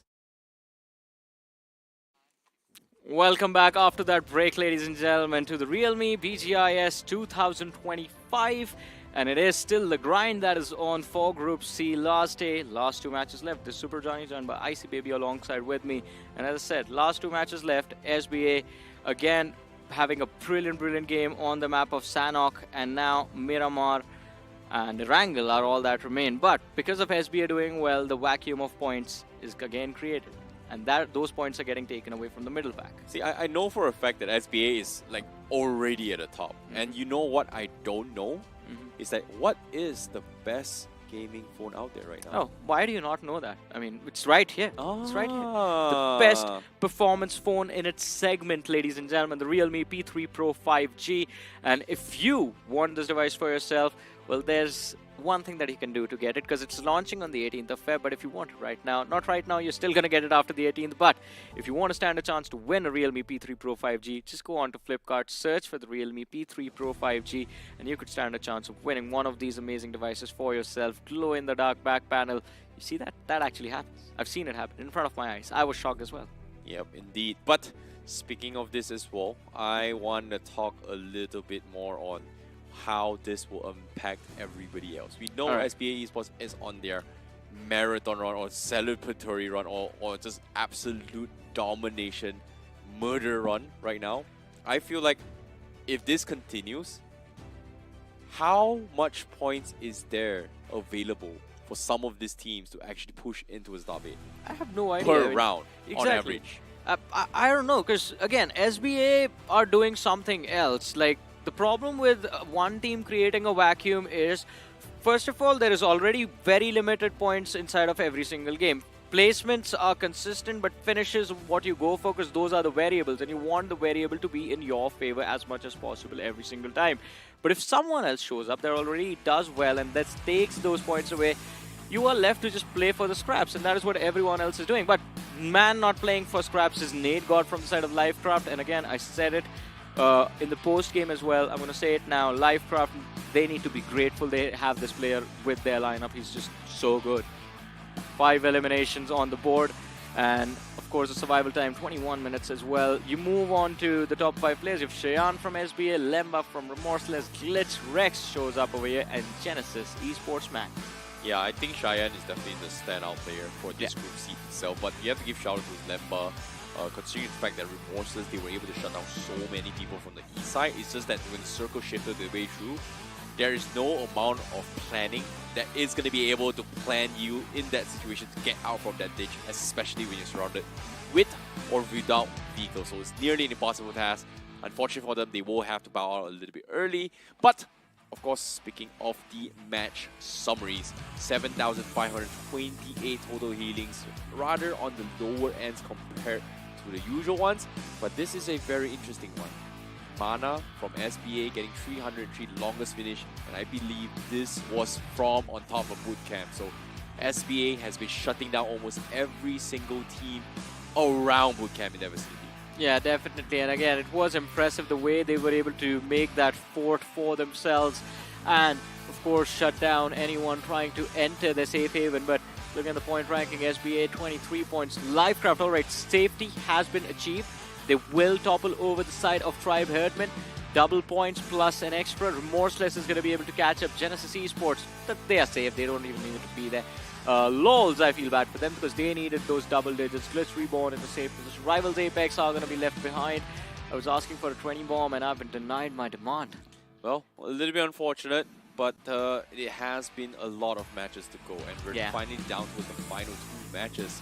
So I'm curious to see, before we hit into the final 2 matches, at the current standings, how will the overall standings fare after that match? And as you can see on the 8th place, we have a new gatekeeper, and that is Remorseless, barely scraping by with 3 points because of that match. Livecraft 7 points, 128, Karanadu 134 points.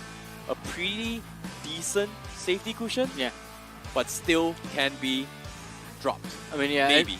No, it can be dropped for sure. I agree with you on that. I mean, just 4 points Livecraft ahead of Remorseless, then 7 points for Livecraft versus Tribe Herdsman, and LOLs and LOC with 111 each are also a big threat in this competition right now. Same goes for 120 Easy.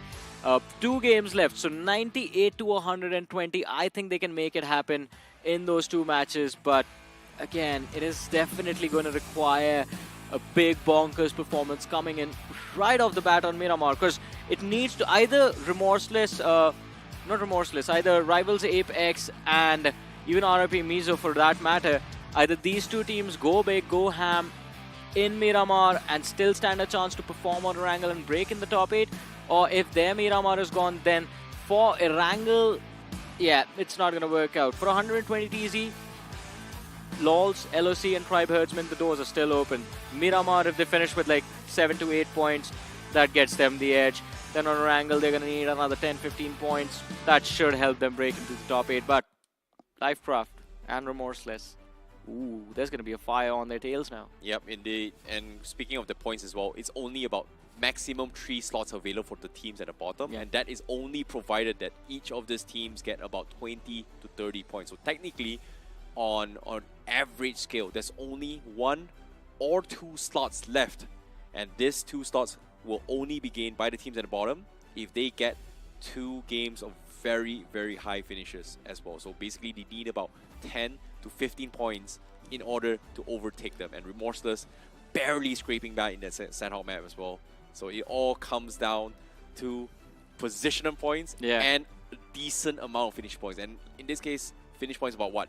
3-4 finishes and maybe a top 5, top 4 finish by the end of this 2 match?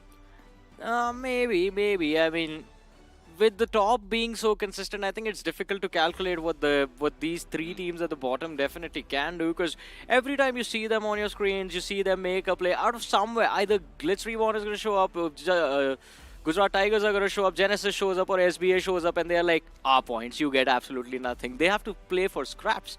And when you're just playing for the keeps, you can't really come up with a way to be consistent, and that is why I think we are rarely seeing these teams finish in the top 4, top 5 consistently. I mean, they do finish every now and then, but the consistency is not there.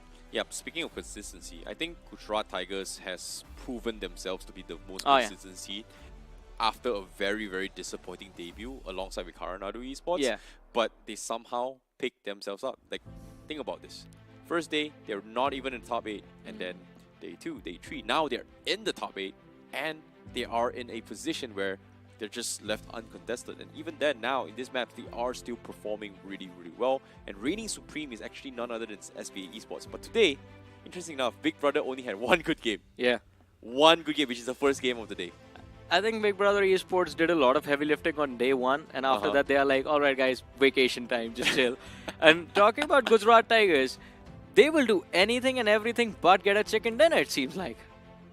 I don't know, man. Sometimes finish points is good. And interesting enough, it's Gujarat Tigers and Karanadu Esports, the ones that is always going for stat checking, rather than, you know, following the SOP, going for this right moves, and just, you know, they're always finding ways to test their formations. And it's something that I really like when they are focusing on what they're trying to improve on, which is fights. Long range fights, mid range fights is something that they're really, really good. And so far, not a lot of people are willing to test their boundaries in taking CQC battles. In this case, close quarter battles. And the only ones that has very, very success is SBA Esports. Yeah, SBA Esports are, I mean, it seems like just good at everything, right? Formations look nice, information gathering is just very nice, and their mentality of shoot first, ask questions later, it just seems to work out, because while everyone else is just busy coming up with plans, like, all right, we see a guy up north, maybe like 50-60 meters, there's two squads east who are fighting amongst themselves, while everyone is just communicating this information with each other. SBA is like, all right, you see someone, take the shot and then let us know, like, all right, how many people are there, and by that time they just have the opening knock, they just instantly go for the push. To be honest, I can't wait to see if this is a possibility, which is Big Brothers, SBA, and VST from Group D going head to head. Ooh. If they make it out to that stage. But all things considered, is not over yet. Let's take a look at this next match for Group C.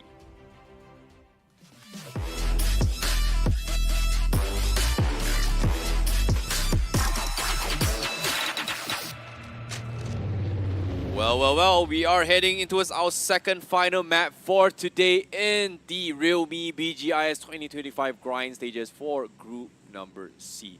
Not a number, alphabet C. In this case, you know what it is. It is going to be the final map of Miramar for today. As we can see, the flight path is going to be coming from the southeast corner of Impala, heading into the northwest outskirts of La Cabrera. And San Martin right in the middle, graveyard as well. So it is a pretty balanced one. But unfortunately to say, the teams that is going to be heading towards Valdemar, in this case Big Brother, is going to be a long, far-fetched stretch of a jump for them. Yeah, it's definitely going to be a long journey.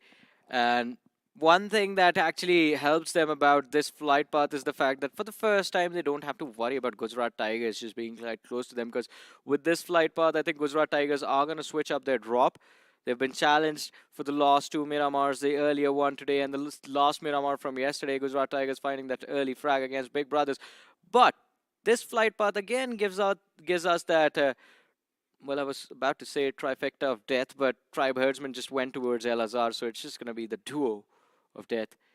That's Team Lols and Raw Official towards Los Leones. Well, despite all this, let's take a little bit more on the Miramar standings. I forget, of course, SBA has been dominating in all single maps in terms of their overall standings, because by the start of day number one, each particular team reigned supreme in certain respective maps. Big Brother was dominating the Miramar map for the longest of time, but after yesterday's performance coming in from Glitch X Reborn, they are able to sneak in towards top two, securing themselves with 60 total points, but no chicken dinners in the map of Miramar itself, consistently in these 4 days. Yeah, that is true. But again, I mean, opportunity still there. Lost Miramar for them as well.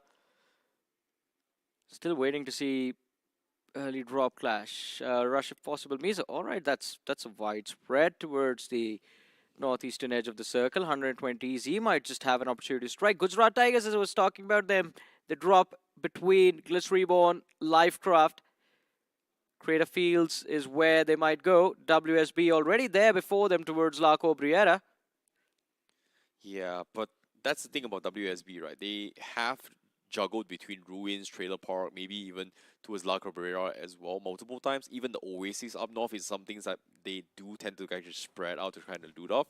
But based on this flight path, as well as the circle, shifting all the way to the southwest corner means that every single team will have lesser times to loot because of how far they need to rotate to the next phase of zone, especially when center circle is going to be the priority for all these teams based on their play styles for this past 3 days. So with that being said, we might see early rotation by some of these teams, and Gujarat Tigers, I'm generally curious, are they going to make that play? Oh, Jackson. He's going to have to moonwalk his way out of this one, but there ain't no way he makes it out alive unless his teammates lend a helping hand. Gujarat Tigers might have just walked into a trap. The first knock secured by 120Z and a second as well. Mudit finds the trade onto Kyler, but it's a little too late. What have the Tigers done out of nowhere? I mean, they have the luxury to make mistakes, but please don't make mistakes like this. Greed was never kind to anyone, and it's not going to be kind to Gujarat Tigers as well. Numbers disadvantage, and he has an Uzi as well. I'm not going to even talk about that Winchester. It's of no use at this range.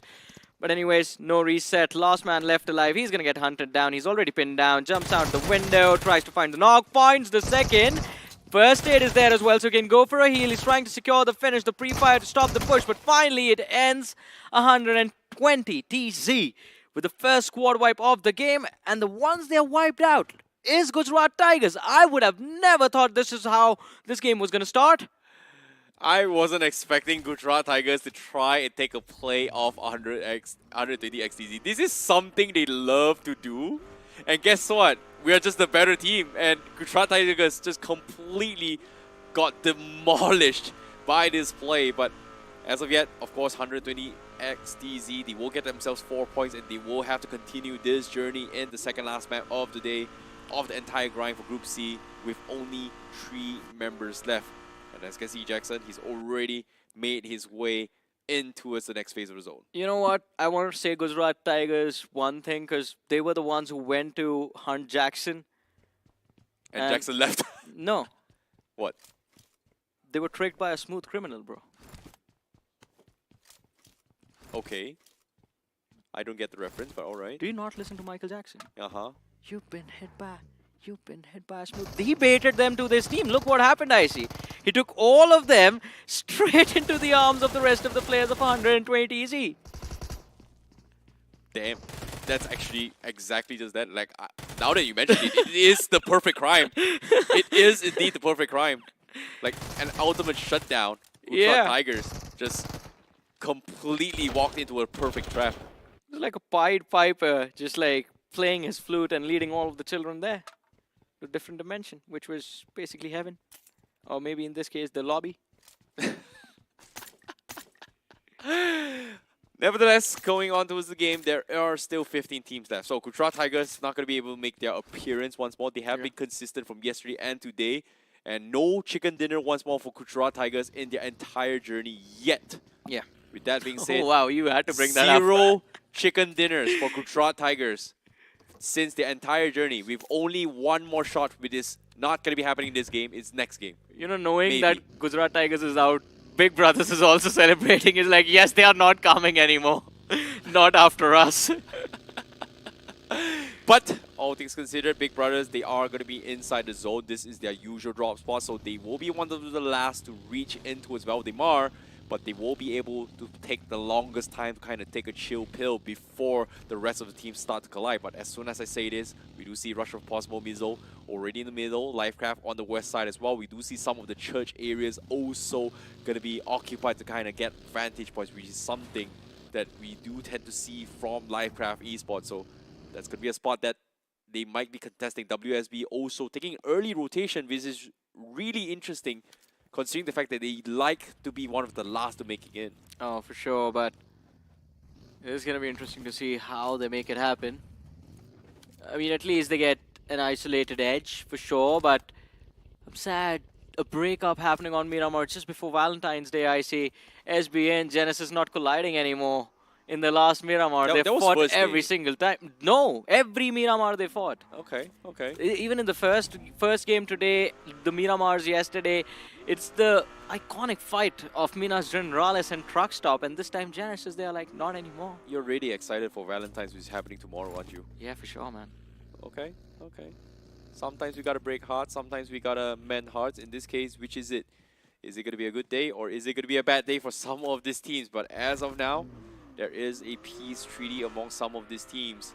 And as of yet, WSB Gaming have literally no shot of making it to the top, but of course, when we talk about the top 5 players in Miramar, Cheyenne going to be in the equation alongside with Cyrex as well from Genesis, Snowjot, Superboy, and Rex. These are the 5 best players in Miramar thus far in terms of performance.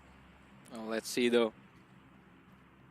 And of course, SBA in terms of performance, they just are on a whole different level. Superboy, well, his name is Superboy, so he has to live up to it. Wonder if he's this good right now, what happens when he becomes Superman? Well, he'll probably be in a lot of trouble with Kryptonite. But in this case, who is going to be his Kryptonite? We shall see. Because Cheyenne looking to try and rain down on towards the members coming in from Raw once more. Or, in this case, could they be the Lewis Lane to Clark Kent? Also, another Kryptonite. Yeah. And who's the Lex Luthor in the story? Probably SBA, the entirety of SBA, man. They are the Lex Luthors of everyone's lives now. Oh boy. Why is everyone towards the... Oh, okay. I mean, everyone just charged for those hills of Minas Den Valley and Chumacer, and the circle was like, nope. Takes the shift. Not a hard shift, by the way. It's just a slight shift towards the northeastern quadrant, and all of a sudden, look at those hills. These hills have eyes, they have guns, they have vehicles, everything. And all of these teams are going to hunt each other. The team in the prime spot out of all of this is Glitch Reborn.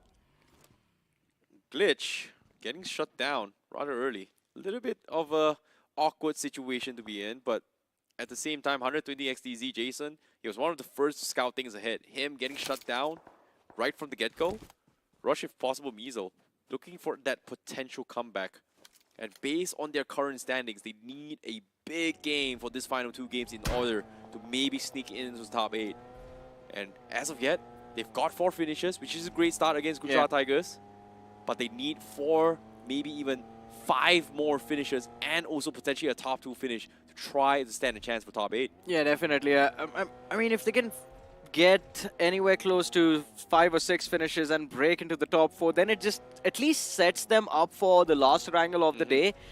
And I mean, if they can get a chicken dinner right now, even with these 4 eliminations, then that also helps quite a lot. But that's a long stretch, especially considering Kylo has been finished off as well. Team LOL's trying since the start of their journey to break into the top 8 once, haven't succeeded. And I mean, all I have to say is tried so hard, got so far. Hopefully in the end it does matter for them. They have to. They definitely have to. It's only 2 more maps to go, but at the same time, is it the right time? Because technically bottom 8 still not eliminated. But of course, being in round 3 means you can take a week break before you start competing. Yeah. It is a marathon rather than a sprint. It is a long journey for some of these teams who need to compete back to back to back. However, seeing how the circle is, seems like all the mountain terrains on top of Chumacera is occupied. We've got WSB, we've got Raw, we've got Team Lowe's, we've got Minecraft as well. But as soon as I say this, looks like we do have a collision happening up on screen as well. Tribe Herdman getting completely attacked from the side of SBA Esports as they try to make their way in. Seems like SBA Esports gave a couple of love taps, gave a couple of Cupid arrows, and they just backed off and ran away. Yeah, it's SBA, man. They have to find other people to attack for some reason. They just attack everyone. Also, moving in from that eastern edge of the circle, the next collision is going to be against their favorite team, Genesis Esports. That is why SBA was on the move. They just wanted Tribe Herdman to stay away, like, leave Genesis for us. They are ours and ours alone. They like them too much. Oh, in this case, SBA, they want it all. And some people, they want it all. Yeah. Just like Lifecraft right now. Want a spot inside of the top 8. And LOC. LOC, by the way, had a good start to their journey. But unfortunately, by now, they are outside of the top 8. And Glitch Reborn on the other side. Look at this. 120 DZ, rotation cut off. Glitch Reborn, that spot in that open field. It would have been such a nice position, you know, to hunt down those travelers in this desert. But unfortunately for them, with the shift of the circle, most of the teams are already inside the circle, so no one's going to be traveling in this one. It's tough. It's really tough, especially when 120 XDZ, they thought they had some kind of run, and right now they've only got one player left. Yeah. And that's going to be Zin. We were just hoping and praying for a miracle, but it seems like that miracle slowly dwindling down for the chances to make it to top 8. But of course, with an insane snake play or insane ninja moves, he might be able to do it. And again, just maybe, it's not over until the fat lady sings, as the saying goes. But in this case, is he going to be the fat lady? You know he's sick, right? Why? You can't say that about him, Necro. Oh, really? I was just kidding. Huh? I'm just kidding, I see. What? But, of course, just Divine, as of yet, going for a couple of nades in. He might be able to scout him out. 120 XDZ in a very awkward spot. His vehicle is pretty much exposed, and here he comes. The run guns comes in. Helix taking a little bit chip damage, but here comes the shot. Shotgun connects. He is going to be suppressed, and he will get taken down. And 120 XDZ will bow out in this map, not given the opportunity to fight for the top 8. Denied by Remorseless, as also Remorseless, another team looking to secure themselves in the top 8 as well. Well, I mean, 120 easy, not what we wanted to see, but something that was forced upon us, and Remorseless. I think this hill control is good, but the only problem is that if the circle moves away, then your options of getting out are limited, and Glitch Reborn will have such a great time just hunting down those northern pathways. Ooh, Avi.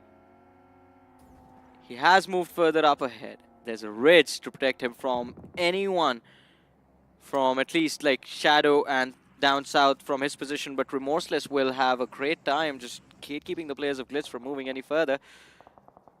And then we have the competitors who are trying to break in the top 8. Just look at that. Coronado Esports, RIP Mizo, and also Rivals Apex, the triangle of death. And the catalyst that breaks them apart is Big Brothers. Well, in this case, the love triangle is about to get bloody because as of yet, Coronado also taking a lot of damage. Nodi getting scout out at the corridors of this alleyway. He's got the compound, he's got the protection, but with that knock being said, as you can see on the finish feed as well, Rivals Apex, that's going to be the sound of them getting out of there. And they will rotate away through. Nodi going to be left out in open. Meanwhile, Big Brothers Esports scouts out all these rotations, and Jimmy, he finds one from Rivals Apex, and that is going to be one of the stranded babies getting taken out. Jimmy in return also getting shot away by Rush, if possible, Mizo. And just like that, everybody's taking each other out. Yeah, I mean, that was bound to happen. I just wonder where Rivals Apex, oh, they just push for the zone. They do not care. They're like, already you guys fight amongst themselves. And they make the move. But Rush, if possible, Mizo. Again, this is another team that has gotten close to qualification, but not close enough. They need a big game. And in Miramar itself, if they want to stand a chance of qualification in Erangel. Agreed, and I wonder why as well, because Rush, if possible, Mizo is looking to try and gatekeep the members coming from Coronado Esports. Meanwhile, their exit strategy is still not secured yet, as right below them is going to be the members coming from Rival Apex. And on top of the mountain as well, we've got a whole horde of teams that they need to go through. And Rush, if possible, Mizo needs to make some sort of plan. Same can be said for Rivals Apex. Coronado finally escape, picking up Nodi. Guess what? They find Big Brothers. And Wanted now running for his dear lives. He's getting chipped up towards 1 HP. Forced to take a pit stop, but he will eventually get caught up. Rush, if possible, Mizo will find them. Flick Whitey getting the knock. And Coronado draws back their aggression. Trying to back off. Spartan. Superboy. Now, down to his 1 HP, and the nade connects from Adobe! And Big Brothers, they lose everything. They get completely pinched by everyone in this fight. I think they were the ones who just ran in the middle of everyone, just trying to take everyone out at the same time. But yeah, that's called biting more than you can chew. And this time, they just choked. But Rush, if possible, Mizo, doors opened up. Coronado Esports, or should I say points. if they think about it that way, are lying in front of them for theirs, for the taking. There's a team on the flank that has an opportunity to gatekeep and keep the players of Rush, if possible, at bay. It's called Rivals Apex. But Rivals Apex, they are going to be forced inside their cover positions. Where does the next circle take us? The shift. Oh, such a brilliant opportunity for Rivals Apex to strike, to secure qualification spot in the top 8. But Lifecraft as well, they have brilliant cover. And they can make this work in their favor. On the other side, Coronado Esports, the push comes through. They move in towards the players of WSP. And this can be a very interesting fight. But the problem is that Bad OP is the last man left alive. Shots connecting. Sliver of HP. Does he get to the other side? And I do not mean heaven this time. And he makes it through. Magic Pixel. It's literally a Magic Pixel. The bar is empty, man. No way, it's 1 HP. Oh my goodness, he's camp. Look at him, he's got a sigh of relief immediately. He's Let's like, go. oh, he let go his hands and he's gonna be chilling a little bit. Okay, I'm still alive. I'm still back in the game. He's got his health back, but he somehow needs to survive the next play. And as of yet, let's take a look towards the next fight. Rush if possible. Mizo gonna be knocked in. Flick YT Grand also getting taken out. Glitch X Reborn finds 2. They do have the angles. They are securing those finish points to pull the gap away. But little did they know the circle slowly inches in, slowly closes by. RV, they need to push past this boundary. Rush if possible. Mizo is going to be dipping away. Oh, that bounce. Looks good. Muffin dropping very low. But the circle slowly closing in. RV getting the knock on Muffin. Kenny running for his dear lives. And RV says, you know what? It's all good. I've got you guys, I've got you. And Kenny now finds a small little shack to hide in, but it's all alone by himself. And the the disrespect from RV. Woo. Swings the sword. It's a sword made of cards as well. Just finishes him off, but last man left alive from the side of Rush, possible Mizo. Yeah, he's not going to stay alive for long. Genesis on the other side, finally. No matter how far they are, they end up together. Against SBA. Akshat from the side of Glitch knocked out. On the other side, Kenny. There's the cleanup. Glitch Reborn still alive in this game. 5 eliminations on the board. They do go for those reset. Akshat is going to be brought back into the match. Of course, this northwestern edge of the circle, there's no one there. So there's an opportunity for Glitch Reborn to reset and look for few more frags later on. But SBA, the story remains the same. They do not, they like Genesis too much, so they do not want them to overexert themselves in the matches that they play. They want them well rested for the round 3, one after the other. The players getting picked off. Apollo, God of the Sun. Well, this time can he give all of this sunlight to the players of SBA and just burn them alive? Nope is the answer. Mana shows up through the smoke like a ghost. Finds that frag, but from the back lines, the third party, and it is coming from the side of Team LoLs. Oh, big crash coming in from Team LoLs as well. They've got the opening pick, they've got the vehicles, they will secure some finish points, and they know for a fact they need to gobble up all these points. In this case, 12 teams left alive. What is this? Is there still 12 teams in Stage 5? This is unheard of. Team LoLs, they were able to punish the guys from SBA, and the circle right now shifts even closer out towards the open. Raw has some compound. That's going to be the team that they have to watch out for. Same can be said for LOC and Lifecraft, who is going to be the gatekeepers of all the 3 major quadrants. Man, Rivals Apex. This is what it all comes down to.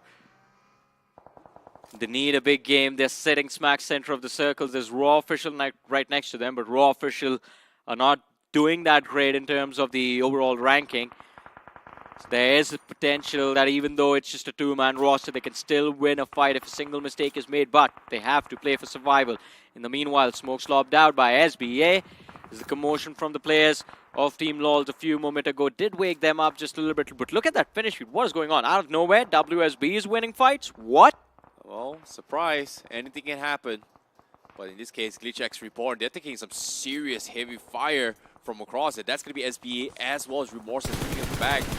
Now they do see the angles coming from Lifecraft. Gets a couple of shot in from Rex, but they can't seem to find any kind of knocks. So Lifecraft will get those chances to reset a couple of players. Meanwhile, in this small shack, SBA and Rivals Apex goes head to head, and SBA gets taken out, and Rivals Apex finds themselves at the center of attention of every single one, as they find themselves a decent amount of utilities and as well as mets.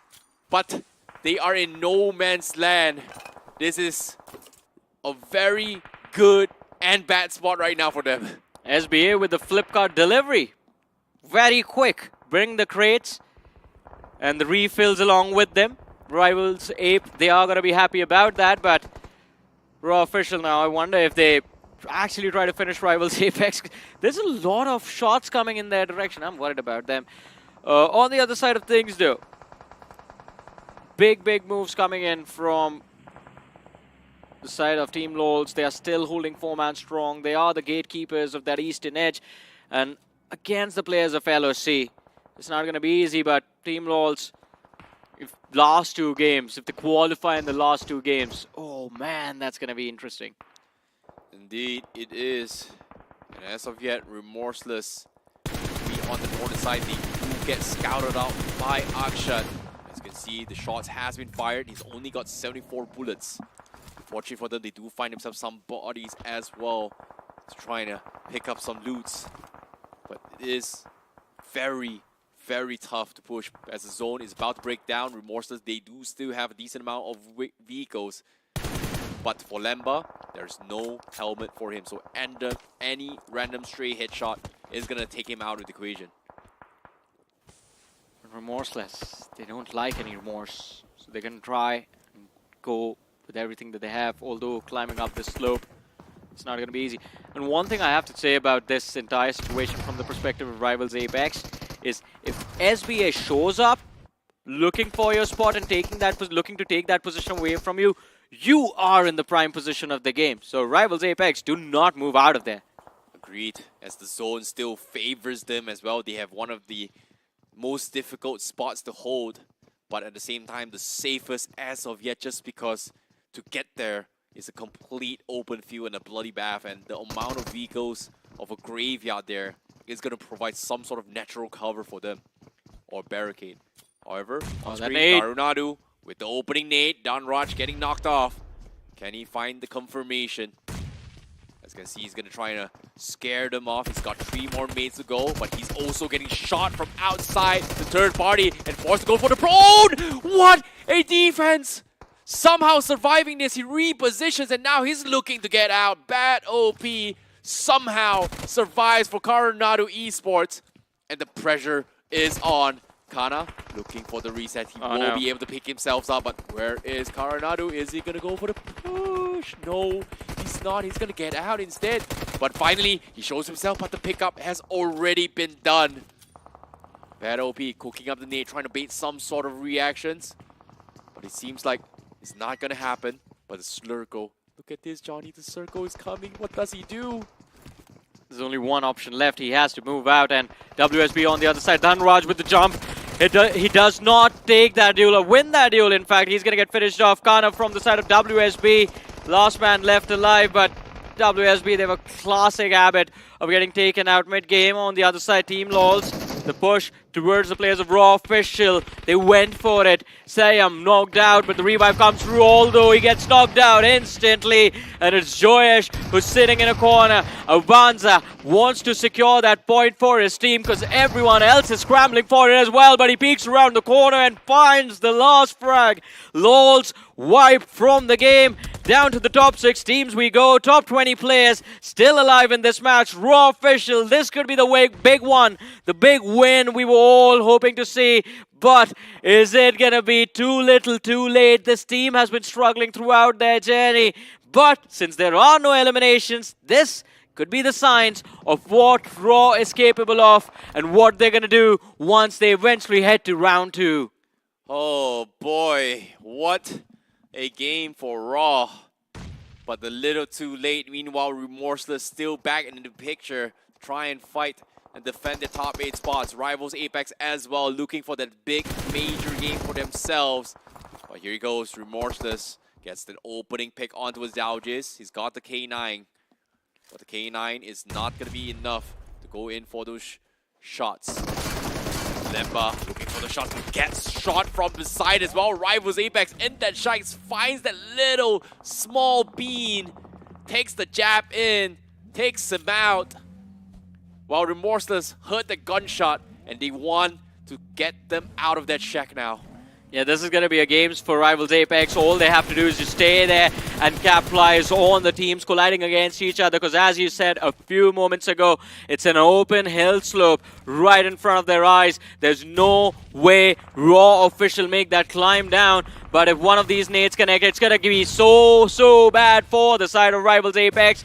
Tiger, the man falls. Aluman, he needs to go for that revive, but no, the counter nade. And Naman, he is going to be the one with the finish on the board.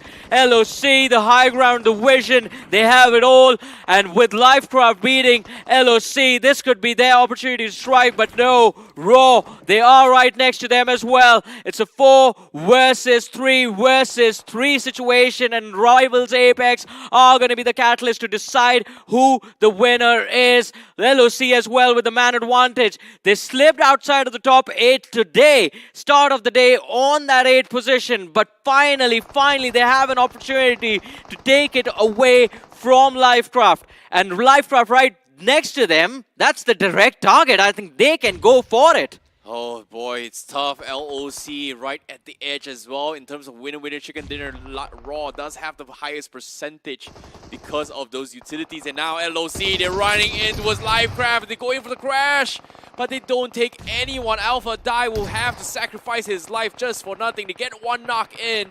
And Punisher Die needs that perfect nade. And guess what? Out in the open. Obita was able to find one out in the open. Well, this is happening as well. Nate God getting knocked in from the side of Team Rival Apex as they slowly inch away into the next phase of the zone. It's the Sniper God making a return after almost, I don't know how many years, man. Daljit with that K9. We see him connect that headshot. I don't know, I'm excited for no reason, maybe, but hey, we have not seen him with bolt actions for a long time. Rivals Apex finally forced out of their check. The hill climb does not seem kind for them. They suffocate without oxygen. Raw official finally make it happen. 9 eliminations on the board, 2 more waiting on the other side of the ridge. Punisher bleeding out. Bandit, the last man left alive, spotted out by Avanza. And the nade, it will connect. The damage goes out with the shotgun. They close it out as well.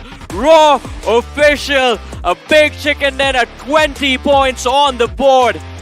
Everyone was doubting them. I doubted their skills, but hey, they're back, and Daljit is back as well. Well, Team Raw, what a run for them. It took them 23 matches to perform, and they finally made it here. What a long journey it has been for them to pull this big game. We know for a fact that this roster was a team that stood out. We saw moments of brilliance from Abi. We saw moments of brilliance from Manton. We saw moments of brilliance from Daljis as well. Finally, they get their chicken dinner. Best, but is it enough? It's not going to be enough, for sure. I mean, there's no way this team breaks into the top 8. Absolutely no way. Maths cannot help them. The possibility is 0 of them breaking into the top 8. But, again, they make it happen. I mean, all we wanted to see was, do they still have what we know they have? Are they still the same legends that we know they are? And yeah, it took them a while. As you said, 23 matches. After 23 games, they perform. And the best part is, it is a game of Miramar, and it's the same match where they give my man Daljit a bolt action. Oh boy, it's a very long journey as well, considering that they held that defense really well. So at the same time, I would say, I'm not going to compare which team it is, but if they are given an opportunities, they are going to be able to hold down the fort, which is something I think really surprised me as well, especially before they held on the buildings outside as well, where they were contested by Team Lowe's. They were also able to hold down the fort. So well done coming from Team Raw. I'm hoping to see more of this Raw when they continue their journey later on. But all things considered, in case you guys missed out on the action, this is going to be the highlights on how the 5th map for today went through in the map of Miramar itself. It's all started with a couple of weird engagements between Genesis as well as SPA. having a little bit of a lover's quarrel right before Valentine's Day. Oh man, I mean, this quarrel has been going on for a while, and I wonder what Genesis or SBA said to each other over there. And you can't touch Genesis, by the way. If you go after Genesis, SBA is going to come, they're going to finish you first, and then they go back to Genesis. That is what keeps on happening. I mean, maybe it's just luck, or maybe it's just Genesis who want to make it work that way, but again, Rivals Apex, prime position side of the game, they could have done so much more. Unfortunately, they could not because of the numbers disadvantage. Raw Official, that high ground advantage worked out very nicely for them. And again, one big part why Raw Official is the winner of this game and not anyone else is the fact that the wait time for the 9th stage zone collapse has been, it's been increased to 1.5 minutes, 1:40, right? So now they've increased it so much. Otherwise, after stage 8, stage 9, there's just like a tiny circle which is just like 10 meters or something. That's not there anymore. After stage 8, stage 9, the circle just vanishes and then the blue zone collapses. So that one mechanic changed so much in the end of this game. And not just this game, a lot of matches. Now teams have a little bit more breathing room towards the end. Agreed. And of course, to take away from their match as well, of course, Raw Official, they took the chicken dinner. But the two other winners right now should be Livecraft Esports as well as Remorseless, as they try to solidify their spots in towards the top 8. And with that being said, 5 maps is pretty much concluded. We only have one more map to decide and finalize who is going to be heading into round 3 and who is going to be sent off to round number 2. Yeah, and I believe the competition is still going to be very close between these teams, ladies and gentlemen. One last game to go. 8 teams to round 3, 8 teams to round 2. We're going to find out how things are going to turn out, but after this very short break.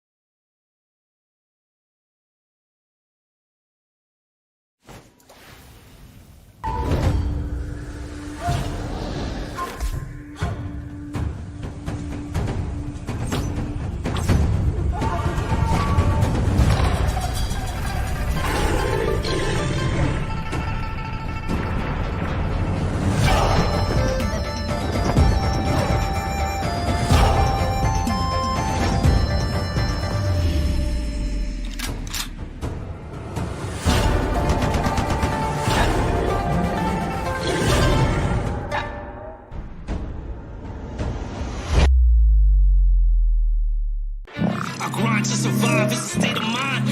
Legendary drive, eyes on the prize. I feel the gears turn, never hesitate. No stopping, King Kong beast is awake.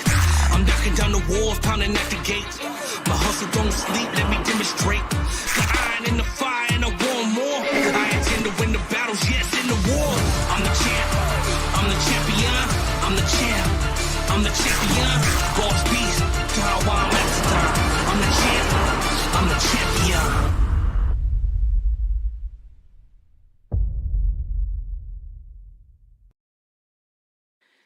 Welcome back after the break, ladies and gentlemen, to the realme BGIS 2025. The grind's still on for Group C, but it's down to the last match. This is Super Johnny, joined by IC alongside with me, and we are joined by our lovely sponsors. That's going to be the Realme P3 Pro 5G, ladies and gentlemen. Born to slay, made for gamers like you and us, of course. And of course, special features for this device, the glow-in-the-dark display, along with a few more that we're going to reveal as the time goes by. Launching on the 18th of Feb. But IC, last game, one last ride for all of these teams. Well, there's only potentially one shot, one more opportunity for some of these teams to qualify in towards the top 8. In this case, there's only a handful, and I'm genuinely curious who those teams are, because there's only one more game to go that decides all of it. And we are about to announce the points very, very soon, and who's going to be making round 3, who's going to be making round 2. And so far, SBA, guaranteed. No need to talk about them. Big Brothers, guaranteed. Who else is guaranteed? Gujarat Tigers. Gujarat Tigers. Coronado should be guaranteed. Genesis is guaranteed as well. It's down towards the final 3 to solidify this. I think Livecraft maybe should be guaranteed by now. Lifecraft was 8th. Glitch Reborn were above them. Glitch is guaranteed, Yeah. so there's only one more slot left. Yeah. And it is going to be a very, very difficult one, considering the fact that it has been a long journey. It and has been, yeah. before we talk about those points, I want to talk about the previous match. In this case, Raw official once more. It took them 23 matches to actually start to perform and get their first chicken dinner. And we saw a little bit of performance increase coming from them as well. And I think Raw official is the only other team alongside WSB who's in the bottom with one chicken dinner. Yeah, each, that is true. That is true. which is very awkward, to be honest. It is awkward. I mean, you talk about them taking 23 matches to have a good game.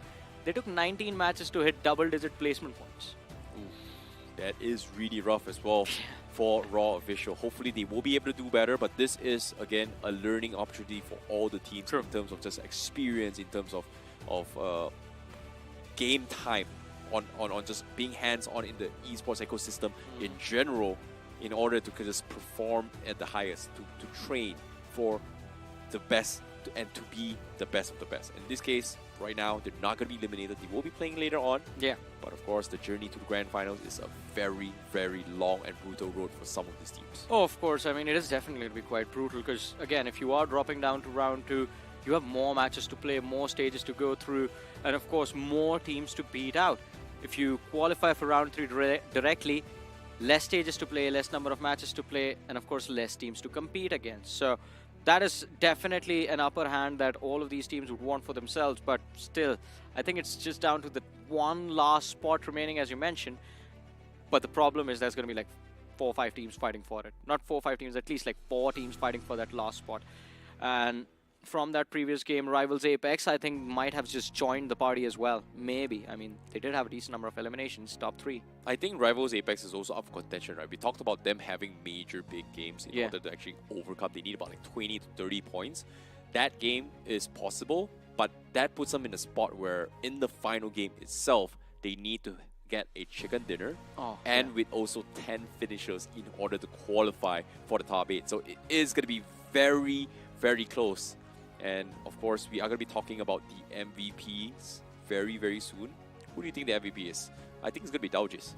Or is it going to be someone else? Nah, not Daljit. I mean, I was happy when he Avi. had the bolt action. Maybe it can be Avi as well, but let's find out. No speculations. We have the production for that, ladies and gentlemen. And it's going to be Naman from the side of Rivals Ape. 4 finishes on the board. Not even close. Yeah. But of course, Naiman, he definitely clutched it out in that small little shack with the rest of Rivals Apex as well. He's got 4 finishes. This gives them a little bit of an opportunity for Rivals Apex to actually push past the barrier on top 8. And as you can see, he is top with 4 finishes. Avanza from Raw was able to get 3 finishes himself. Punisher died on 3 finishes. Bad OP from Karanadu was somehow able to survive it for Karanadu for the longest time. Gets 3 finishes himself. Dajis also 3 finishes. And this is my first time seeing all these names except for Punisher to be in the top 5. Well. I mean, this is going to be an intense one going into the last match. All of these players, I think, Punisher does make it quite consistently. I mean, we've seen him before, but considering that in moments of desperation, just before we headed to the last game, these teams are also quite rare to see amongst the top performers. So it is definitely quite interesting to see what they are going to do in the last match. But match summary on our screens: 160 smoke shoes, 59 confirmed finishes, only 4 grenade finishes as well. I think Necro was very hyped when we, in the earlier matches of this particular group, were seeing 10 finishes, 10 grenade finishes, 11 grenade finishes. He was very happy, but now I think it's just like dropped down to the standard numbers. Yep, and that being said, point standing, of course, Raw official. Guess what? They've gotten themselves 20 total points, followed by LOC of 10 points, Rival Apex of 10 points, Livecraft of 9 points, Glitch X Reborn with 7 points, Remorseless with 6 points, Tribe Herdman with 5 points, Big Brothers with 4 points, and the rest follows down the hill. And of course, WSB in the bottom with Draw Tigers 1. That means it is going to be very close here, Johnny. It's super, super close. And I think Team Lowe's is going to be out in the running for those points. Yeah. But, oh boy, is Tribe Herdman going to be able to defend this? Because, the moment of truth, ladies and gentlemen. We are going to go and show you guys the overall standings before we head into the final maps to see who is pretty much in the top 8 and who is out. And right now, Remorseless is in with 130 points. Livecraft 137, Coronado 137, Tribe Herdman 4 points away, LOC 9 points away. This is so close. Yeah, it's very close. But I think it's just Remorseless that might be under fire. Livecraft, they get like 2-3 points. They're gonna be safe. And Tribe Herdman, LOC, LOLs need a big game to qualify. Rivals Ape, yeah, they got very close, but I don't think they're gonna move any closer to that 8th position unless they drop like what, 30 points. The only way 120 XDZ qualifies is that they get the chicken dinner with more than 15 finishes, maybe more than 10 finishes, and provided Remorseless gets taken out. Team Lowe's needs a chicken dinner with also at least 10 finishes to overtake Remorseless, which is very, very possible. I wouldn't say impossible, but very difficult to do. LOC needs only 9 points. That means top 5 finish with maybe 2 to 3 finishes.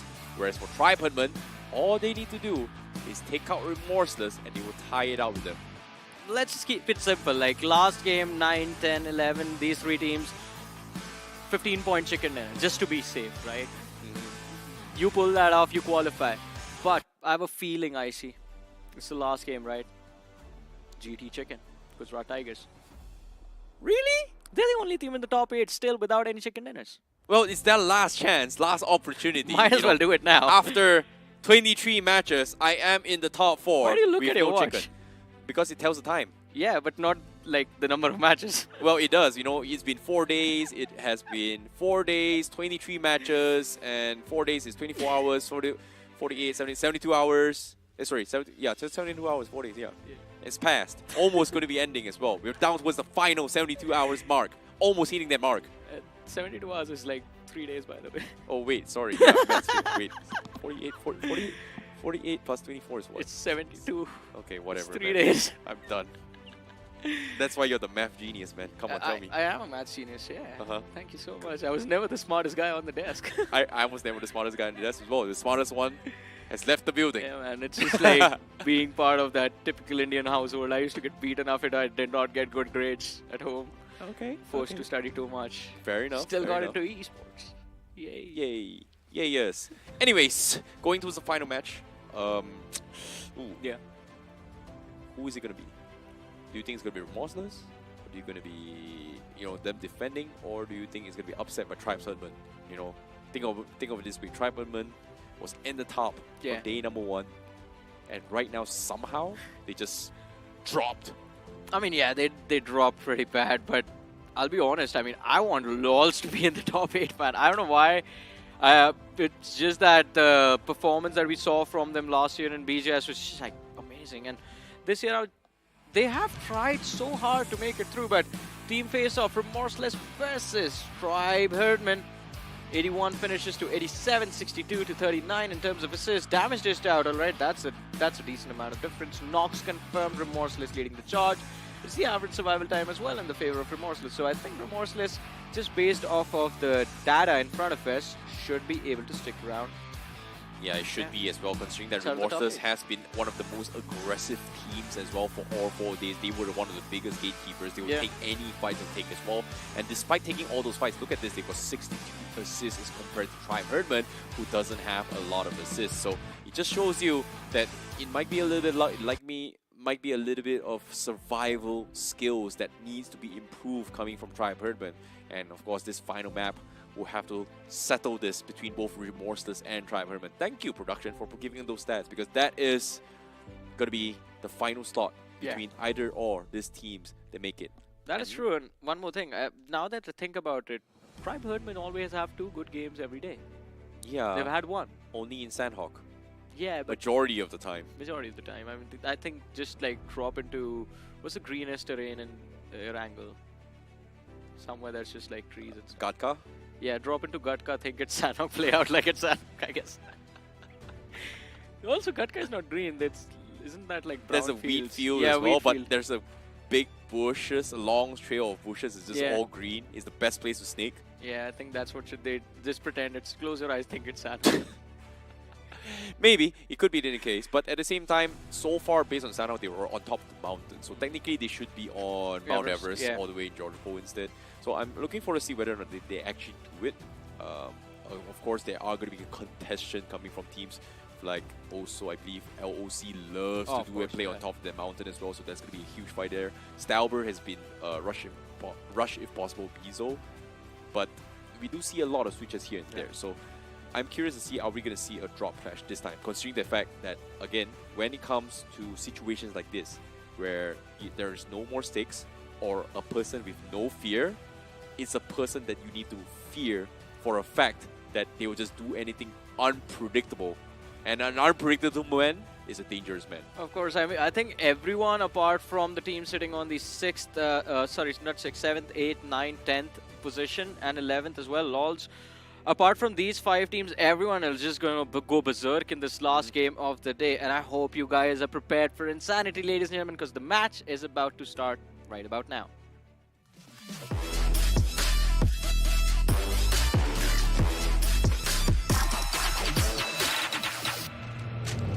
Well, ladies and gentlemen, the final map of the group stages for Group C here in the realme BGIS 2025. The grind, the map that will decide and solidify who will make it into round 3 and who will make it into round 2. The top 8 and the bottom 8, who is where and where is here. Because this map is going to be from the starting point of the flight path, is going to be from the south side heading all the way towards the northeast. And where will they all drop? But from the get-go, we do see an early contention from GlitchX Reborn. Hello, brother. Where are you going? Johnny, seems like Karanadu not at home, and GlitchX Reborn decides to say hello in military base. Well, I think it's not Karnadu they want to say hello to. Might be just SBA. Last game of the day, expecting something out of the norm, of course. LOC rivals Apex heading towards that Query Ferry Pier positions. Oh, alright, but there's going to be a drop clash and Farm. Big Brother Esports being there along with Remorseless and Tribe Herdsman. Huh. I'm surprised Remorseless is going to be going for this fight as well, considering the fact that I know for a fact that Farm has been dominated by Big Brothers, but Remorseless has been holding Milta for quite some time. And guess what? This circle, oh my goodness, this is disgusting. What a circle right from the get-go. And it's one of the weirdest cut-off as well, in between the military islands as well as Quarry, and a big portion at that. And the circle seems to be favoring on towards the sides beaches of the military island.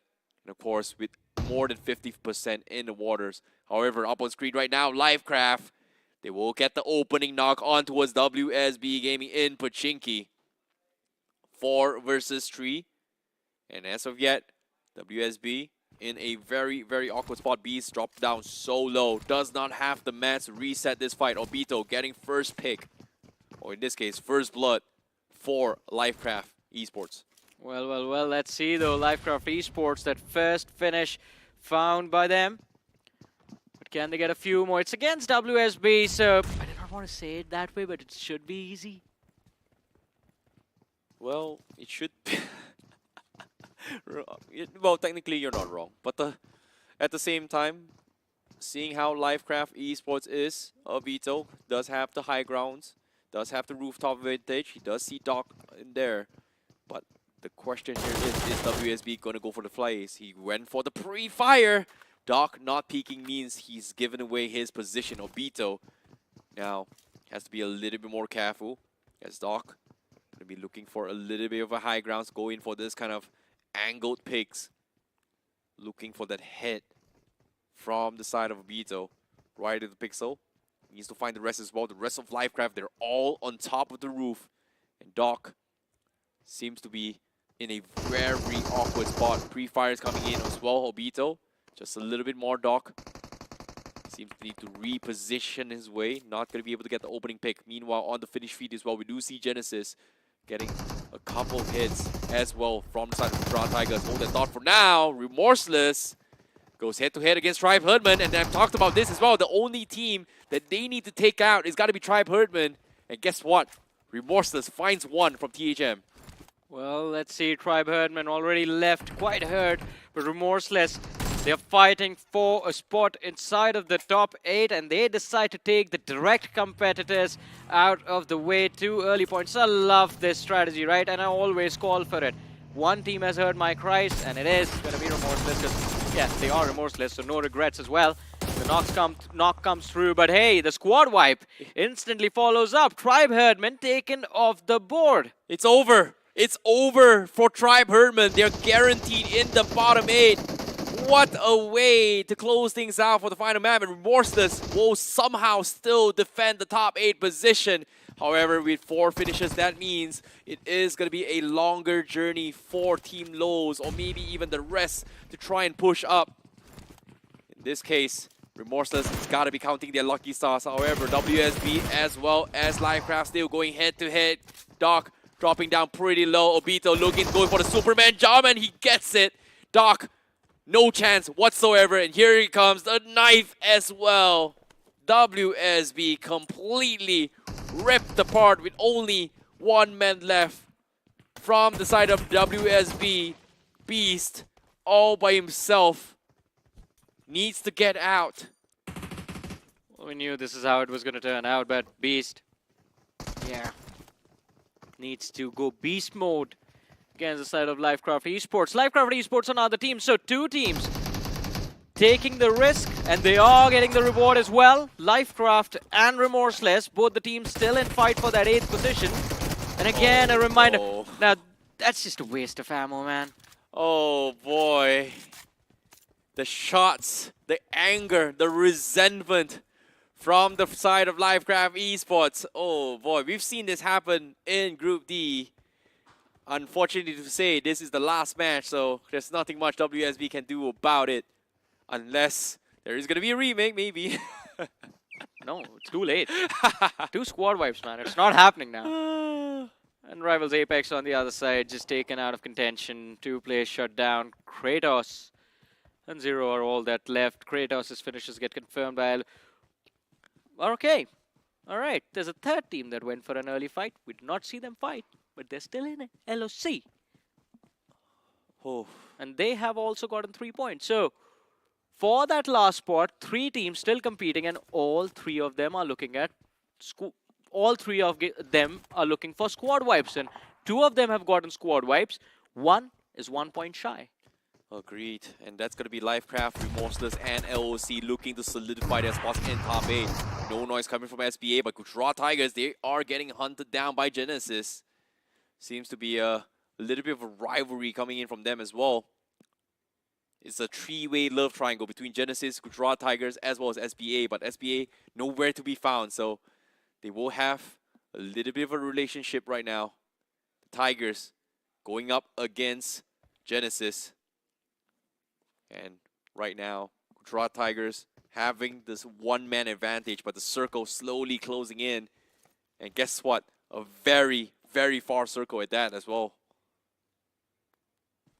Genesis now, again, no incentive for these teams to actually stay alive in this game any longer. I mean, both of them are in safer position. Genesis sitting on 3rd again. Gujarat Tigers, I believe, are going to be on the 5th spot. 5th and 6th, so they are safely moving forward to round 3, both of them. But a good swing around from I did not see it. What? It's happened. What? Neo and Clutch God united. I was begging for this from game 1. Necro said, yeah, they're going to experiment in the early stages. Maybe in the late stages, they are going to bring him back, at least for the last game. They bring my man Neo OG in the playing 4. And I hope he goes big. Maybe, just maybe, Neo decides to play. It's been a while. It's been a long time, more than like... right? I was very surprised with the swap as well at the last match. But at the same time, seeing the circle comes in, it is going to circle around Glitch X Reborn, who's right in the middle. Same can be said for LOC all the way at Primos. But I'm curious where this circle is going to shift, because this is a very unplanned circle. And guess what? It's right in the middle of everything. Yeah, this is kind of similar to how game number 1 went, but this is going to be worse, because this one is for sure heading towards Glitch Reborn. On the other side, Team LOLs, I think I saw them move slightly up north and I was like, are they going for Everest? Are they going to try and pick up teams towards Archpool? That's going to be quite awkward, but no, they start moving in the right direction, which is going to be down south towards the edge of the circle. Again, combined on the main island and the military island, that's like what? 50% land, 50% water. And of course, this game is going to be so quick, this Erangel. Not a lot of breathing room for a lot of Team Big Brothers. Now that lighthouse position is going to be that god position, and the only team that can contest them is going to be Glitch Reborn, and that is just one condition in which that can happen if Glitch Reborn have those M46X combos on them. Yep. In this case, Big Brothers will take the lighthouse on the north side, and Glitch X Reborn will take that first town on the south side. So it is going to be a lot of gatekeeping coming in, but also who will be able to farm those finishes, because as of yet, the circle might scam as well. Yeah. It is only the second stages, my friend Johnny. We've seen it happen in Sanhok where, hey, it might be in bootcamp. Guess what? It went all the way to alpha. In this case, there is still a possibility that it might shift into his Primos. Yeah. Which I feel like is very, very unlikely, but the chances is possible. Well, let's see though how it turns out now. Team LOLs quite close to the players of Coronado Esports, and milestone for Gujarat Tigers, by the way, with coming out with bringing those few extra finishes against Genesis. They've reached 100 finishes in total on the leaderboard. Coronado Esports, what are they doing? Well, are they just waiting for Lifecraft to come out? Well, maybe. Just maybe. And considering the fact that Gujarat Tigers has got 100 finishes and they've not gotten a single chicken dinner, their finishes is the reason why they made it all the way to the top 8. And in this case, that's a lot, a big step here for Gujarat Tigers. Whereas Coronado Esports, is it what stuck? are they doing? I think the Bugatti is stuck. Yeah, of course it's stuck. Not a lot of ground clearance. That's what he said. What? Nothing. Oh, seems like LOC. Then the fish wait. How did he spot that? Huh? I think they are the ones who knocked him out. Okay. Like, okay, alright. I was expecting, like, how the hell do you spot that kind of angle? That's insane. From Kylo. Very nicely done from 120 XTZ. Yeah. But they are still looking for those hunts, but they're outside the zone as well. Lifecraft still inside Pochinki, never left. Never left. And finally seeing some of the teams, in this case, Bridge, Coronado leaving.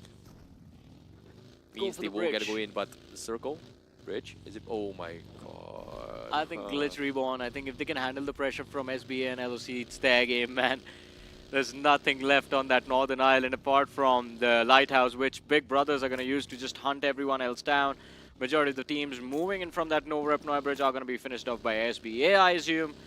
And Glitch Reborn, they have to clean this match up, finish off with a chicken dinner in style as well. This is one of the worst nightmares for any pro player or BGMI casual players. How do you play this? Maybe even a normal rank game is fine, you know? But considering the amount of people, this is going to be tough. Meanwhile, Remorseless, they do have a self-knock a little bit too early, jumping out of the hovercraft. As Glitch X Reborn looking to try and defend this. But at the same time, Remorseless, they're getting shot in by SBA, who's also looking from afar. Yeah, the third party comes in. And perfectly timed as well, otherwise Avi was in an isolated position. But hey, after that knock, they just back off. SBA just lend a helping hand to the players of Glitch Reborn.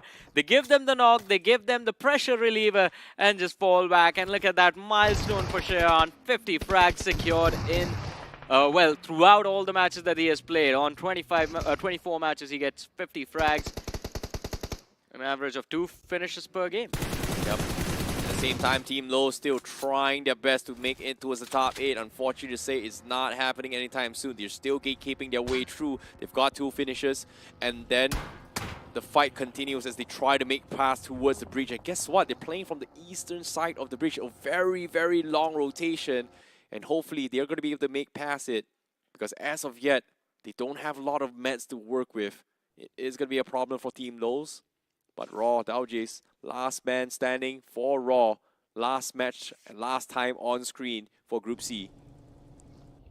Oh, man. I mean, the problem is that we keep putting ourselves into the situation that the players are in. We keep thinking from the perspective of the players. And That's just too stressful in a circle like this. I don't know, man. Like, how do you play this? Like, Hovercrafts. okay. That's the only way. Hovercraft. I think Remorseless had the right idea, but they, for some reason, just ran forward. So hovercraft can work like a tank, right? You you get one hovercraft. Actually, two would be better. That way, you can just make a big cover everywhere you go. Okay. Fair enough. But it's hard to actually get a hovercraft if you think about it. It's not every day you find one out lying around on the streets. Perry Pier has a spawn spot. Yeah, just one. But at the same time, we do see Gujarat Tigers getting taken out as well. We won't be able to see Neo performing as 120 XDZ will wipe the floor with them, with 4 finishes coming in for them as they need the big game, and hopefully 120 XDZ may be able to make the miracle run. As of yet, they have 4, and stopping them in this track right now is going to be Big Brothers, who's also scrambling to try and zone them all off from this western breach. Oh, the next shift is even better than the ones before them. What?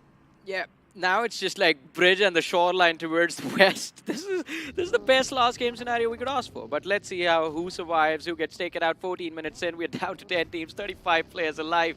Everyone is just left questioning exactly like you, I see. How do we play this? What do I do? What do we do? Like, what?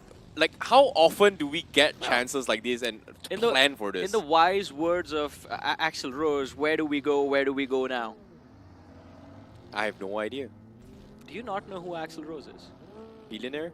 No. Then? Guns N' Roses, bro. Oh, okay, I don't know. You're too old, man. You are older than me. You should know this. Oh, boy. You just lost. Like, I don't love you anymore, I see. It's okay. I don't love you too. Tomorrow's Valentine. You're on your own. I mean, just like Zero from Rivals Ape, he's on his own as well. Oh boy, feels bad. Anyways, speaking of fights, Big Brother Esports. As you can see, Superboy looking for those farms. Coronado Stone getting scouted out. That's going to be him getting taken out as well. Bad OP looking to try and crash his way through. And guess what? The run drive-by doesn't connect. Superboy somehow survives that. And they find one, and Coronado going to be sneaking under the bridge. And guess what? Wanton, he wants to try and drop on this as well, but he's getting shot from across the bridge, and he gets taken out. Glitch X Reborn from the other side of the bridge, looking to punish this, and Coronado has some sort of salvation down bottom, but the nade from Jimmy says otherwise. Sit down, bow down to him, as Jimmy will get another nade. And just like that, Coronado gets completely destroyed by just one man known as Big Brother Jimmy. Yeah. Jimmy is, I've been saying this, man. He's Jimmy Neutron. Big brain plays coming through every single time, but 120 TZ, they show up. Perfect timing. The third party is definitely going to help them secure these 2 points that are lying there in front of them. And of course, an easy access to the bridge as well, but crossing the bridge is what is going to become a big challenge. Also, on the military island, this is what is happening, ladies and gentlemen, an all-out war. It is a battle royale, a literal battle royale. I mean, the game's genre is a battle royale, but this is that in its true essence. No cover. There are vehicles going around. Glitch Reborn, they steal the hovercraft that Remorseless got for them. I was saying that that's so tanky. Now he's just going to run around. Ralph OG, that's a perfect vehicle for him. Well, his hovercraft is gone. He's going to be in a little bit of trouble as well. The nades are coming in from Rush is possible. Mizo, and they are going to try and rush their way in. He's going for the reset. Meanwhile, members coming from Glitch X Reborn also going to be forced to regroup in this fight. But seeing how Ralph is doing as well, he's going to try and keep them at bay from the south side, but it is going to be very, very difficult. Big Brothers right now limited on 4th place from the northern shorelines. The next shift, where is it going to take us? Tell me, please don't tell me it's on the bridge. It's the shore. It's better. Yeah, bridge would have been amazing, but brutal to these players. Shoreline is still doable. You need the numbers, and LOC seem to have the numbers to be able to pull it off. But what I'm worried about is the team that has taken control of that hill just southeast of this position. SBA is still in this match. Yeah, team lows as well. They find themselves a very, very nice pit stop as well. This bunkers, or in this case, this trench, War Trench is so perfect for Team Low to try and capitalize everyone across. And guess what? Look at this, Joyesh. He has those angles on members from 120 XDZ from across. There's just no way 120 XDZ is going to be able to contest this. But they are going to be able to return fire. The shot from Zin from all the way across gets the knock. But Joyesh, will he be picked up? Because right now, he's out in the open. There's not a lot of room to work with, but they do somewhat get the reset. And as of yet, who's the one that's going to be shooting them? And it's actually SBA. What? Yeah. From all the way up there? That's really? Direct line of fire, man. That hill is such a prime position. Akshat has been watching some tutorials from the past. Wait, Look how at did that. he get up there? Yeah, did you not know this could happen? No, I know it's possible, but for him to get away not being scouted out, They've this is been insane. Glitch has been there since the start of the game. They've been I think this is just the luxury of being on the other side of the bridge since like minute 5 of the match till now. Because back then there were not enough bodies. Now there are, so now he gets punished for it, and it's just like him falling down, gets finished off. Yeah, there's no way he's being picked up. Like, Yeah, he fell down absolutely to his death no way. as well. But one thing I have to say, LOC is still alive, my friend, and as long as LOC is alive, there's a possibility that they are going to move inside of the top 8, because Lifecraft got taken out quite early on with just 4 points on the board. We are in the top 8, and LOC, they need to have a big game. They just have 3 finishes. They need at least 5 to 6 finishes plus the chicken dinner. It's tough. It is going to be tough, but it's not impossible for some of these teams. But as of yet, 120 XTZ looking to make the impossible possible right now, Johnny. It seems like they are on the southern approach. They are trying to swim their way through, but they've got themselves a decent amount of finishes. And as of yet, look at this. They found another few more. 120 XTZ. They might just do it right now. But they've only got 7 finishes, and there's still 8 teams left alive. Glitch Reborn might be the ones to stop them and track Avi, looking for the shotguns. He's looking for a couple shots in, but he goes down. And 120 XDZ, they still keep things alive. They've still got 2 more people. They've got 8 finishes in total. They need the chicken dinner to make it possible. Just maybe to make it the top 8. And as you can see, Jason pulling every bit of strength to go and take out everyone, and another obstacle in front of them is going to be Team Lows as well as Remorseless. Yeah, and it's not going to be easy, especially with the numbers disadvantage, but 120 TZ, Zayn making the move, Divine up front, Aluman on the flank, and Helix as well. And Remorseless, they've done quite well for themselves all this time. Divine with the nade, the connection, not really found. Damage dished out, he's going to try and go for the second. Lineup looks good, and this one should do the trick. There's the knock and the finish conversion from the flank, actually stolen by Joyesh. Does he get that finish? Damage was dished out. The blue zone also inflicting a lot of damage on those fallen players. There's one more man left from the side of 120 TZ on the bridge. It is going to be Zine. And he's out. And it's over for 120 XTZ to try and make it to the top 8. Unfortunately say, they will be on the bottom 8 for sure. Or maybe. But Team Low still up for contention. Remorseless securing the top 8 spot in a very convincing fashion. Can they close this up? And on top of it all, right now, the top of the food chain, SBA Esports, looking to close out this game with a bang as being the leaders. We've already 2 chicken dinner for the day. Can they secure the third? RIPM as well. Gonna be lurking by against SBA. Muffins get scouted out by SBA. This is an SBA game, my friend. Yeah, I agree with you. I think it's a guaranteed SBA chicken dinner. Because now they even have the numbers advantage. All 4 players still alive, and that's the only team that has those 4 bodies remaining. But look at this, Remorseless. They are going to have a lot of remorse, a lot of regrets about this play as they give away their lives to the side of Team LOLs. Joyesh very happy to receive those frags, but it gets stolen as well. Guess by who? By SBA. And who else? LOLs, they are being choked and suffocated for those points now. LOLs, they need those frags, they need those points, but nothing coming their way. SBA, they are being careful and respectful to everyone as well. Look at the hesitation while they go for the push, the climb up the hill, flick YT.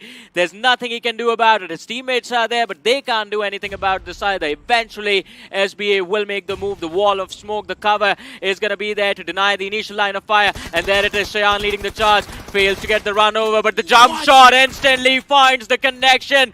Precision to the max. And aim god himself, Cheyenne, moving forward, does not want to slow down, goes after the other players from the side of Rush if possible, Meso. But the frag is going to be in the hands of Grant. Grant trying to help his teammates survive, but Rush if possible, Meso aren't going to be rushing anywhere. 11 points on the board for SBA. Cheyenne, how is he still alive? Snowjar got knocked out, but it should be an easy revive, and they're going to be hungry for more frags in this game. 5 finishes on Cheyenne. SBA looking to get their third chicken in for today. And as you can see, they will be visited by Team Lowe's. They've heard all these commotions, and Team Lowe's, they need to farm those finishes. They need this chicken dinner in order to maybe, just maybe, barely make it to the top 8. But as of yet, the maximum outcome needs to be a chicken dinner. Same for Rivals, Apex as well. But as of yet, they don't have the numbers, and now Crimson is going to get overrun by SBE Esports. Chances slowly withering away as the leaf starts to rot. Team Lowe's now also going to be driven by, and that's going to be it for them as SBE Esports looking to close out with a bang. Oh man, the only people who are alive were the ones who stayed outside of the circle. Those are the only teams that were left alive and spared by SBA, but not anymore. If the zone is empty, they will run outside the circle to find those frags. Rivals Ape Zero gets finished off finally. He makes it to the top 3 though in this last game. And LOC, they have to settle for a second place finish. 4 eliminations on the board. They have the cover as well, but the problem is the team that is there in front of them. The problem is that it is SBA. 4 players, all of them together. Goku is gone for a flank. He might be able to shut down LOC if they try and approach through the shorelines, and I think that is the idea of him being behind that shack. And LOC, they just fall right into the traps. Here they come. He has the DBS, switches to the M4, aim lined up, sees the man behind the rock, waits for the other lad to get out from the car as well, and the trap closes in on the praise. The opening knock come through. It's 4v2 now. Cheyenne has left the game, man. The match is not over. He needs his bounce. He's like, you guys do this all yourself. You don't need me anymore. Snowjot gets knocked out. Goku is down to 50% HP. It's a 1v2. Alpha, you need to realize that the opposing players, they might have just given up. Alpha, he's running up the hill to become a true alpha. He has 2 nades, 1 smoke, lines up the spray, but the angle not really there. Snowjot goes for the heal. Goku closing in from the rear. LOC, there ain't no control, there ain't no line that's gonna stop SBA as they secure the ultimate, the last chicken dinner of this grind Group C matches. Match number 24 as well. SBA just dominating. What an amazing team, man. What a game. What a journey for all these 16 teams competing for those slots, and we have finally concluded the Group C stages. What a game. 24 matches played throughout 4 days, back-to-back action, and SBA Esports closes out with a bang. Yeah. Wow. I think that's the highest points ever comparing to Group C as well. Not just Group D. Yeah, it is the highest point ever compared to Group D, and I think it might just be the highest point ever in 24 matches. Yeah, it is indeed a record set so high coming from SBA Esports, who started out day 1 a little bit slow and then just completely steamrolled, picked up steam, never stopped, and the train just kept going. And SBA Esports, undeniably one of the top contenders to be watching out for when we are going to be heading towards round 3 where the competition really begins. Oh, did I miss something? Where did Cheyenne go? Okay, so what happened, Cheyenne, was that I think when he was running around looking for the last few peoples in the circle, he drove into the ocean and then ran into the zone expecting there's going to be people in the fish, and then just bled out from the zone. And then he just disconnected. Man, that is just hilarious. Imagine you don't see anyone, you know you're getting everything done, so you just drown yourself in the ocean looking for those frags. Yeah, that's such a deep thing to contemplate about life, right? When you have everything, you have nothing more to gain. But like looking at the highlights, I think Big Brother Esports, they missed out on a big opportunity. They could have hunted so many bodies from this bridge. Yeah, they could have, but at the same time, it's just Glitch X Reborn also the other side of the angle to actually just shut them all down. Pretty much Glitch X Reborn had control of the circle from start to end, right? Like even here, Akshat playing these angles, which personally I'm not a big fan of it just because it is kind of open from certain terrains, which kind of resulted in just getting completely shut down. And of course, 120 XT's last hoorah in this play to potentially try and make it to the top 8 just got completely shot down as well. And I feel bad for this man, Joyesh, man. He played his best. He played his best, but he did so much to try and find those 3 extra points from the players of Remorseless. And SBA just stole all of them. They weren't letting any other team get those finishes, and they just wanted everything for themselves. Yeah, it's just a little bit unfortunate as well. And I think after this play is where Cheyenne just, he just disconnected, right? He actually drove all the way outside the zone in the ocean, just completely died. And then, but I mean, to be fair, like, he's like, I'm done. I've done enough. You guys finish the match. I'm gonna catch you guys later. Yeah. I'm gonna relax a little bit. Performed 6 games in a row, not just 6 games, but 24 matches, straight up consistency on the next level. And when you perform like that, your head's gonna hurt a little bit, right? Your head's gonna hurt a little bit, so you need to relax a little bit. Agreed. And to relax, you need to have a good time. And if you want to have a good time as well, you gotta check out Realme P3 Pro 5G, ladies and gentlemen. Why are you gonna have a good time with this device? Because it's born to slay, man. Made for gamers like you and me. Launching on the 18th of Feb. Go on to Flipkart, search for the Realme P3 Pro 5G, and you could stand a chance of winning one of these devices for yourselves. Do you want one, IC? Yes, of course. No, not that one. You got to go to Flipkart and That search. one. No, that's mine. That's mine then. No, that's Necros. Then where's mine? You have to go to Flipkart and search for the Realme P3 Pro 5G. Okay. And that's fine. how you get yours. Okay, fair enough. Same for you guys as well. But of course, all things considered, it has been a very, very long journey for some of these teams as well. 24 matches is no small amount. 6 matches back to back every single day for 4 days straight. Total of 24 matches been played. A lot of hours has been put into these games, and I believe not just the players themselves, the coaches, the analysts, the amount of homework and back-end support that is needed in order to achieve the results is going to be very, very tough. And interesting enough, this is just only the beginning of the Realme BGIS 2025. Think about this, right? We only had Group D, and we've only just concluded Group C. We still have Group B, Group A, quarterfinals, semifinals, to the grand finals. And on top of it all, we also have the teams from in-game qualifiers, which is going to be playing in round 1, going up against this group, round 2, going up this group, round 3, going up this group, and it's just so many teams, and we are literally looking for the best of the best of the best of the best of the best top 16 teams to compete in the grand finals in Kolkata. Of course, and since you brought up Group B and Group A, top 32 teams in the country. Oh my god. It's going to be fun. It's going to be so exciting, the next 2 groups. See, I thought Group D was not bad. After seeing Group C, okay, I'm curious to see how SBA Esports plays with VST and also play with Big Brothers in the same lobby. But we haven't seen Group B or A yet. Huh. That's going to be a little bit of an interesting match here, especially here in the grind here, Johnny. Yeah, it's going to be fun, man. I mean, of course, standards are being set by the teams themselves, right? Group D, we were impressed by VST. And SBA just showcased why they were better than VST last year as well, right?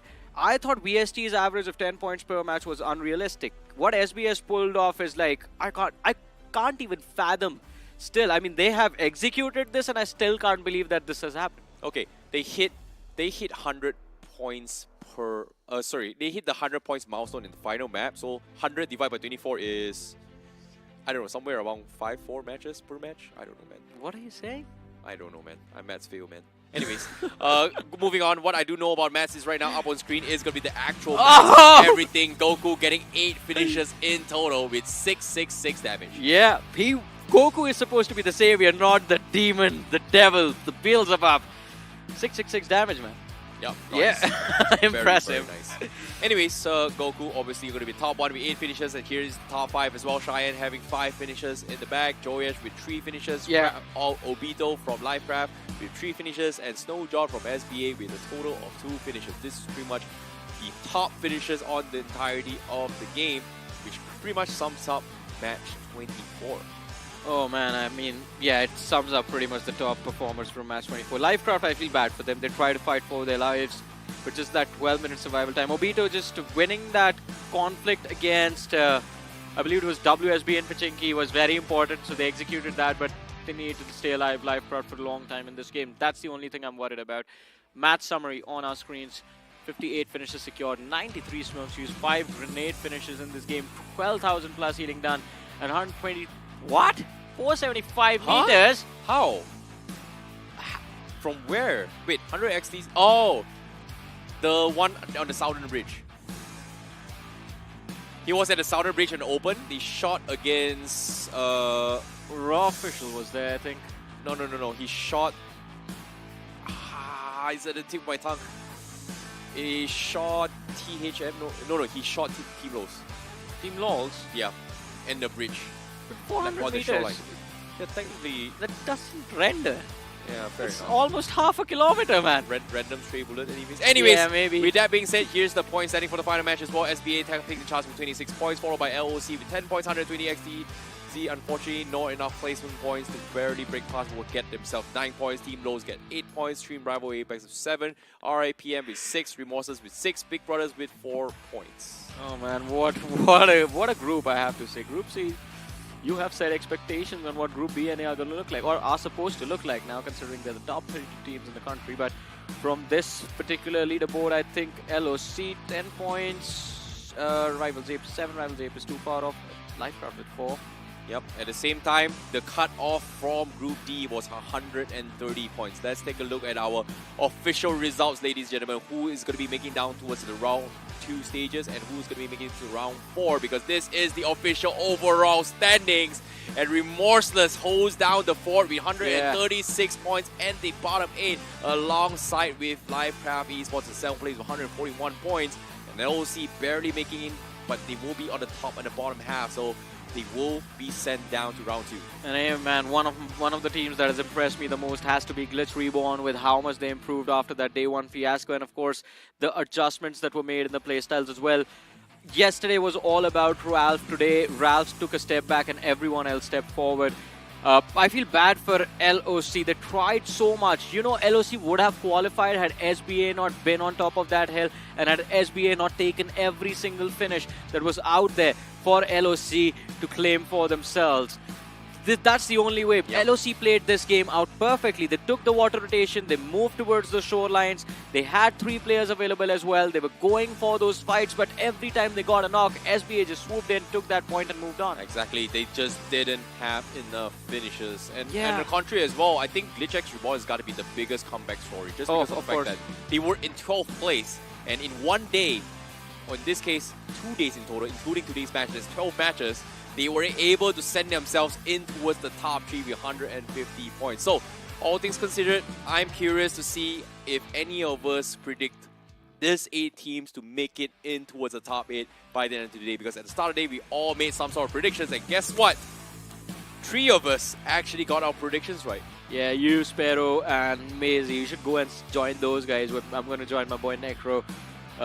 We took the risk. Rivals Ape, Team LOLs, amazing performances. And of course, Ravan as well, he went for Team LOLs as well. Yep, of course it's 3 versus 3, but I'm feeling good right now. I'm winning. Go for all the my easy predictions plays. are Feel easy. good about doing the easy things in life, man. I got most of my predictions right. That's so not far. how you get better. You Really? gotta take a Yeah, risk. Yeah, I've hit everything so far. Not really. Almost all. Really, what was your prediction yesterday? Yesterday... It wasn't Glitch Reborn, was it? It was GT. Yeah, They how? made it top 8. Yeah, GT was already in the top 8. No, they weren't yesterday. They were 8th, yes. Well, whatever. Anyways, moving on. For those guys that are tuning in here, if you guys want to see what Group B is going to be like, we are going to be showing you the rosters for Group B that will be happening in a couple of days' time. And this is going to be a complete new set of teams that is going to be competing with us. Yeah, and it is going to be exciting to see all of these names once again. Top 32 in the country. We go from 32 to the 17th ranked teams. FS, Insane, Just Jelly, Vasista Esports with a new lineup. You have Red Ross as well over there. TWM, we saw them the last time. Amazing debut, but their rivals in the form of THW also present. And RGC. this is going to be another interesting name. The first 8 teams in the bracket. Some of the biggest players in the country, superstars are part of this lineup, especially Jelly. For him, this is a story of redemption. Everyone blamed him for what happened last year with a very big name. And this year, he has brought his own name on the board. Moving forward, you have HIS, Hyderabad Hydras, Troy, Raven Esports, Wingard Esports. Avi used to play for Wingard Esports, by the way. Now he's in Glitch Reborn this year. SG is going to be there, Sarkar Gaming. God's Reign with none other than the trophy magnet, Destro. They won BGIS. The year you were there, I see they won it with no chicken dinners. Silly Esports is going to be there with their own silly moves, but they make them work. This is going to be a very, very sweaty lobby just because of, like, I thought I saw TWM. I was like, oh, okay, that's a team you're going to be worried about as well. But of course, while Group B is going to be there, in case you do not know how Group A looks like, it seems like a completely different bloodbath. We have RG, we have Soul in the picture, we have PNX, we have 8-Bit going to be playing as well, K9, TT, 4AM as well as 4Man. Ooh, 4AM is a team that I really want to see how they play. Yeah, me too, man. I think we're gonna get to watch that very soon, by the way. 8-Bit Team Tamilas, K9 Esports looking very solid. I think K9 Esports is one of the teams to watch out for to win it all, by the way. You have Revenant X Park, one of the biggest collaborations in the country happening. 2 big orgs coming together. Cincinnati Kids, Juicy, my boy. I hope you are ready over there. Hero Extreme Godlike, Metal Esports, Orangutan, Versatile, TWOB, and Lickta Esports. A big roster that has been rebranded as LE, so that is going to be interesting. But of course, the top contenders for the trophy are from this group. Hero Extreme Godlike, Revenant X Park, the team that can be rebranded as the official champions. 2 back-to-back official trophies last year. Versatile, Somraj, he is hungry this year. He wants to lift something heavy over his head, and I'm not talking about other people, I'm talking about the trophy itself. And of course, the biggest name that is going to be there in contention has to be God's Reign in Group B. They are coming. They started 2025 with a big momentum shift of winning the SPS. Yeah, that's the thing, right? In this case, God's Reign playing in Group B is just a little bit unfortunate. Yeah, as well, last year was not great. Yeah, last year didn't really go well, but they were one of the very few teams that has lifted a trophy as well. And of course, most of the trophy givers are on top as well. But I like that you actually brought up Versatile as well, Somraj. He's one of the star players that I feel like really stood out, but it's just really unfortunate that it was so close. Yeah. But it's just, it feels so far away, man. Yeah, so close yet so far away. I mean, it's the story of everyone's journey to the trophy and how they feel about it. But again, these teams, they're going to kick off their journey next week. And it's going to be exciting to see how the competition fare out. I want to see K9 Esports. That is also another team that is going to be a top contender for the trophy because, I mean, 3 lads coming in from the former Global Esports lineup. 3 hungry monsters that are just...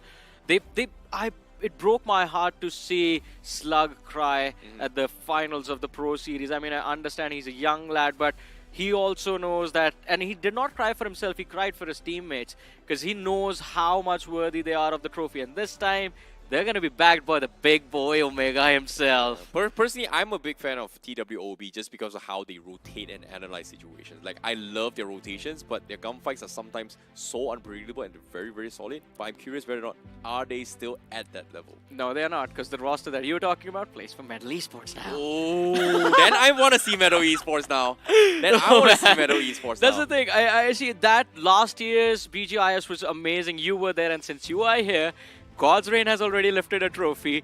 They have an insane roster shuffles happening. It's all coming together. It's all falling in place. Ooh, the journey ahead is going to be fun, right?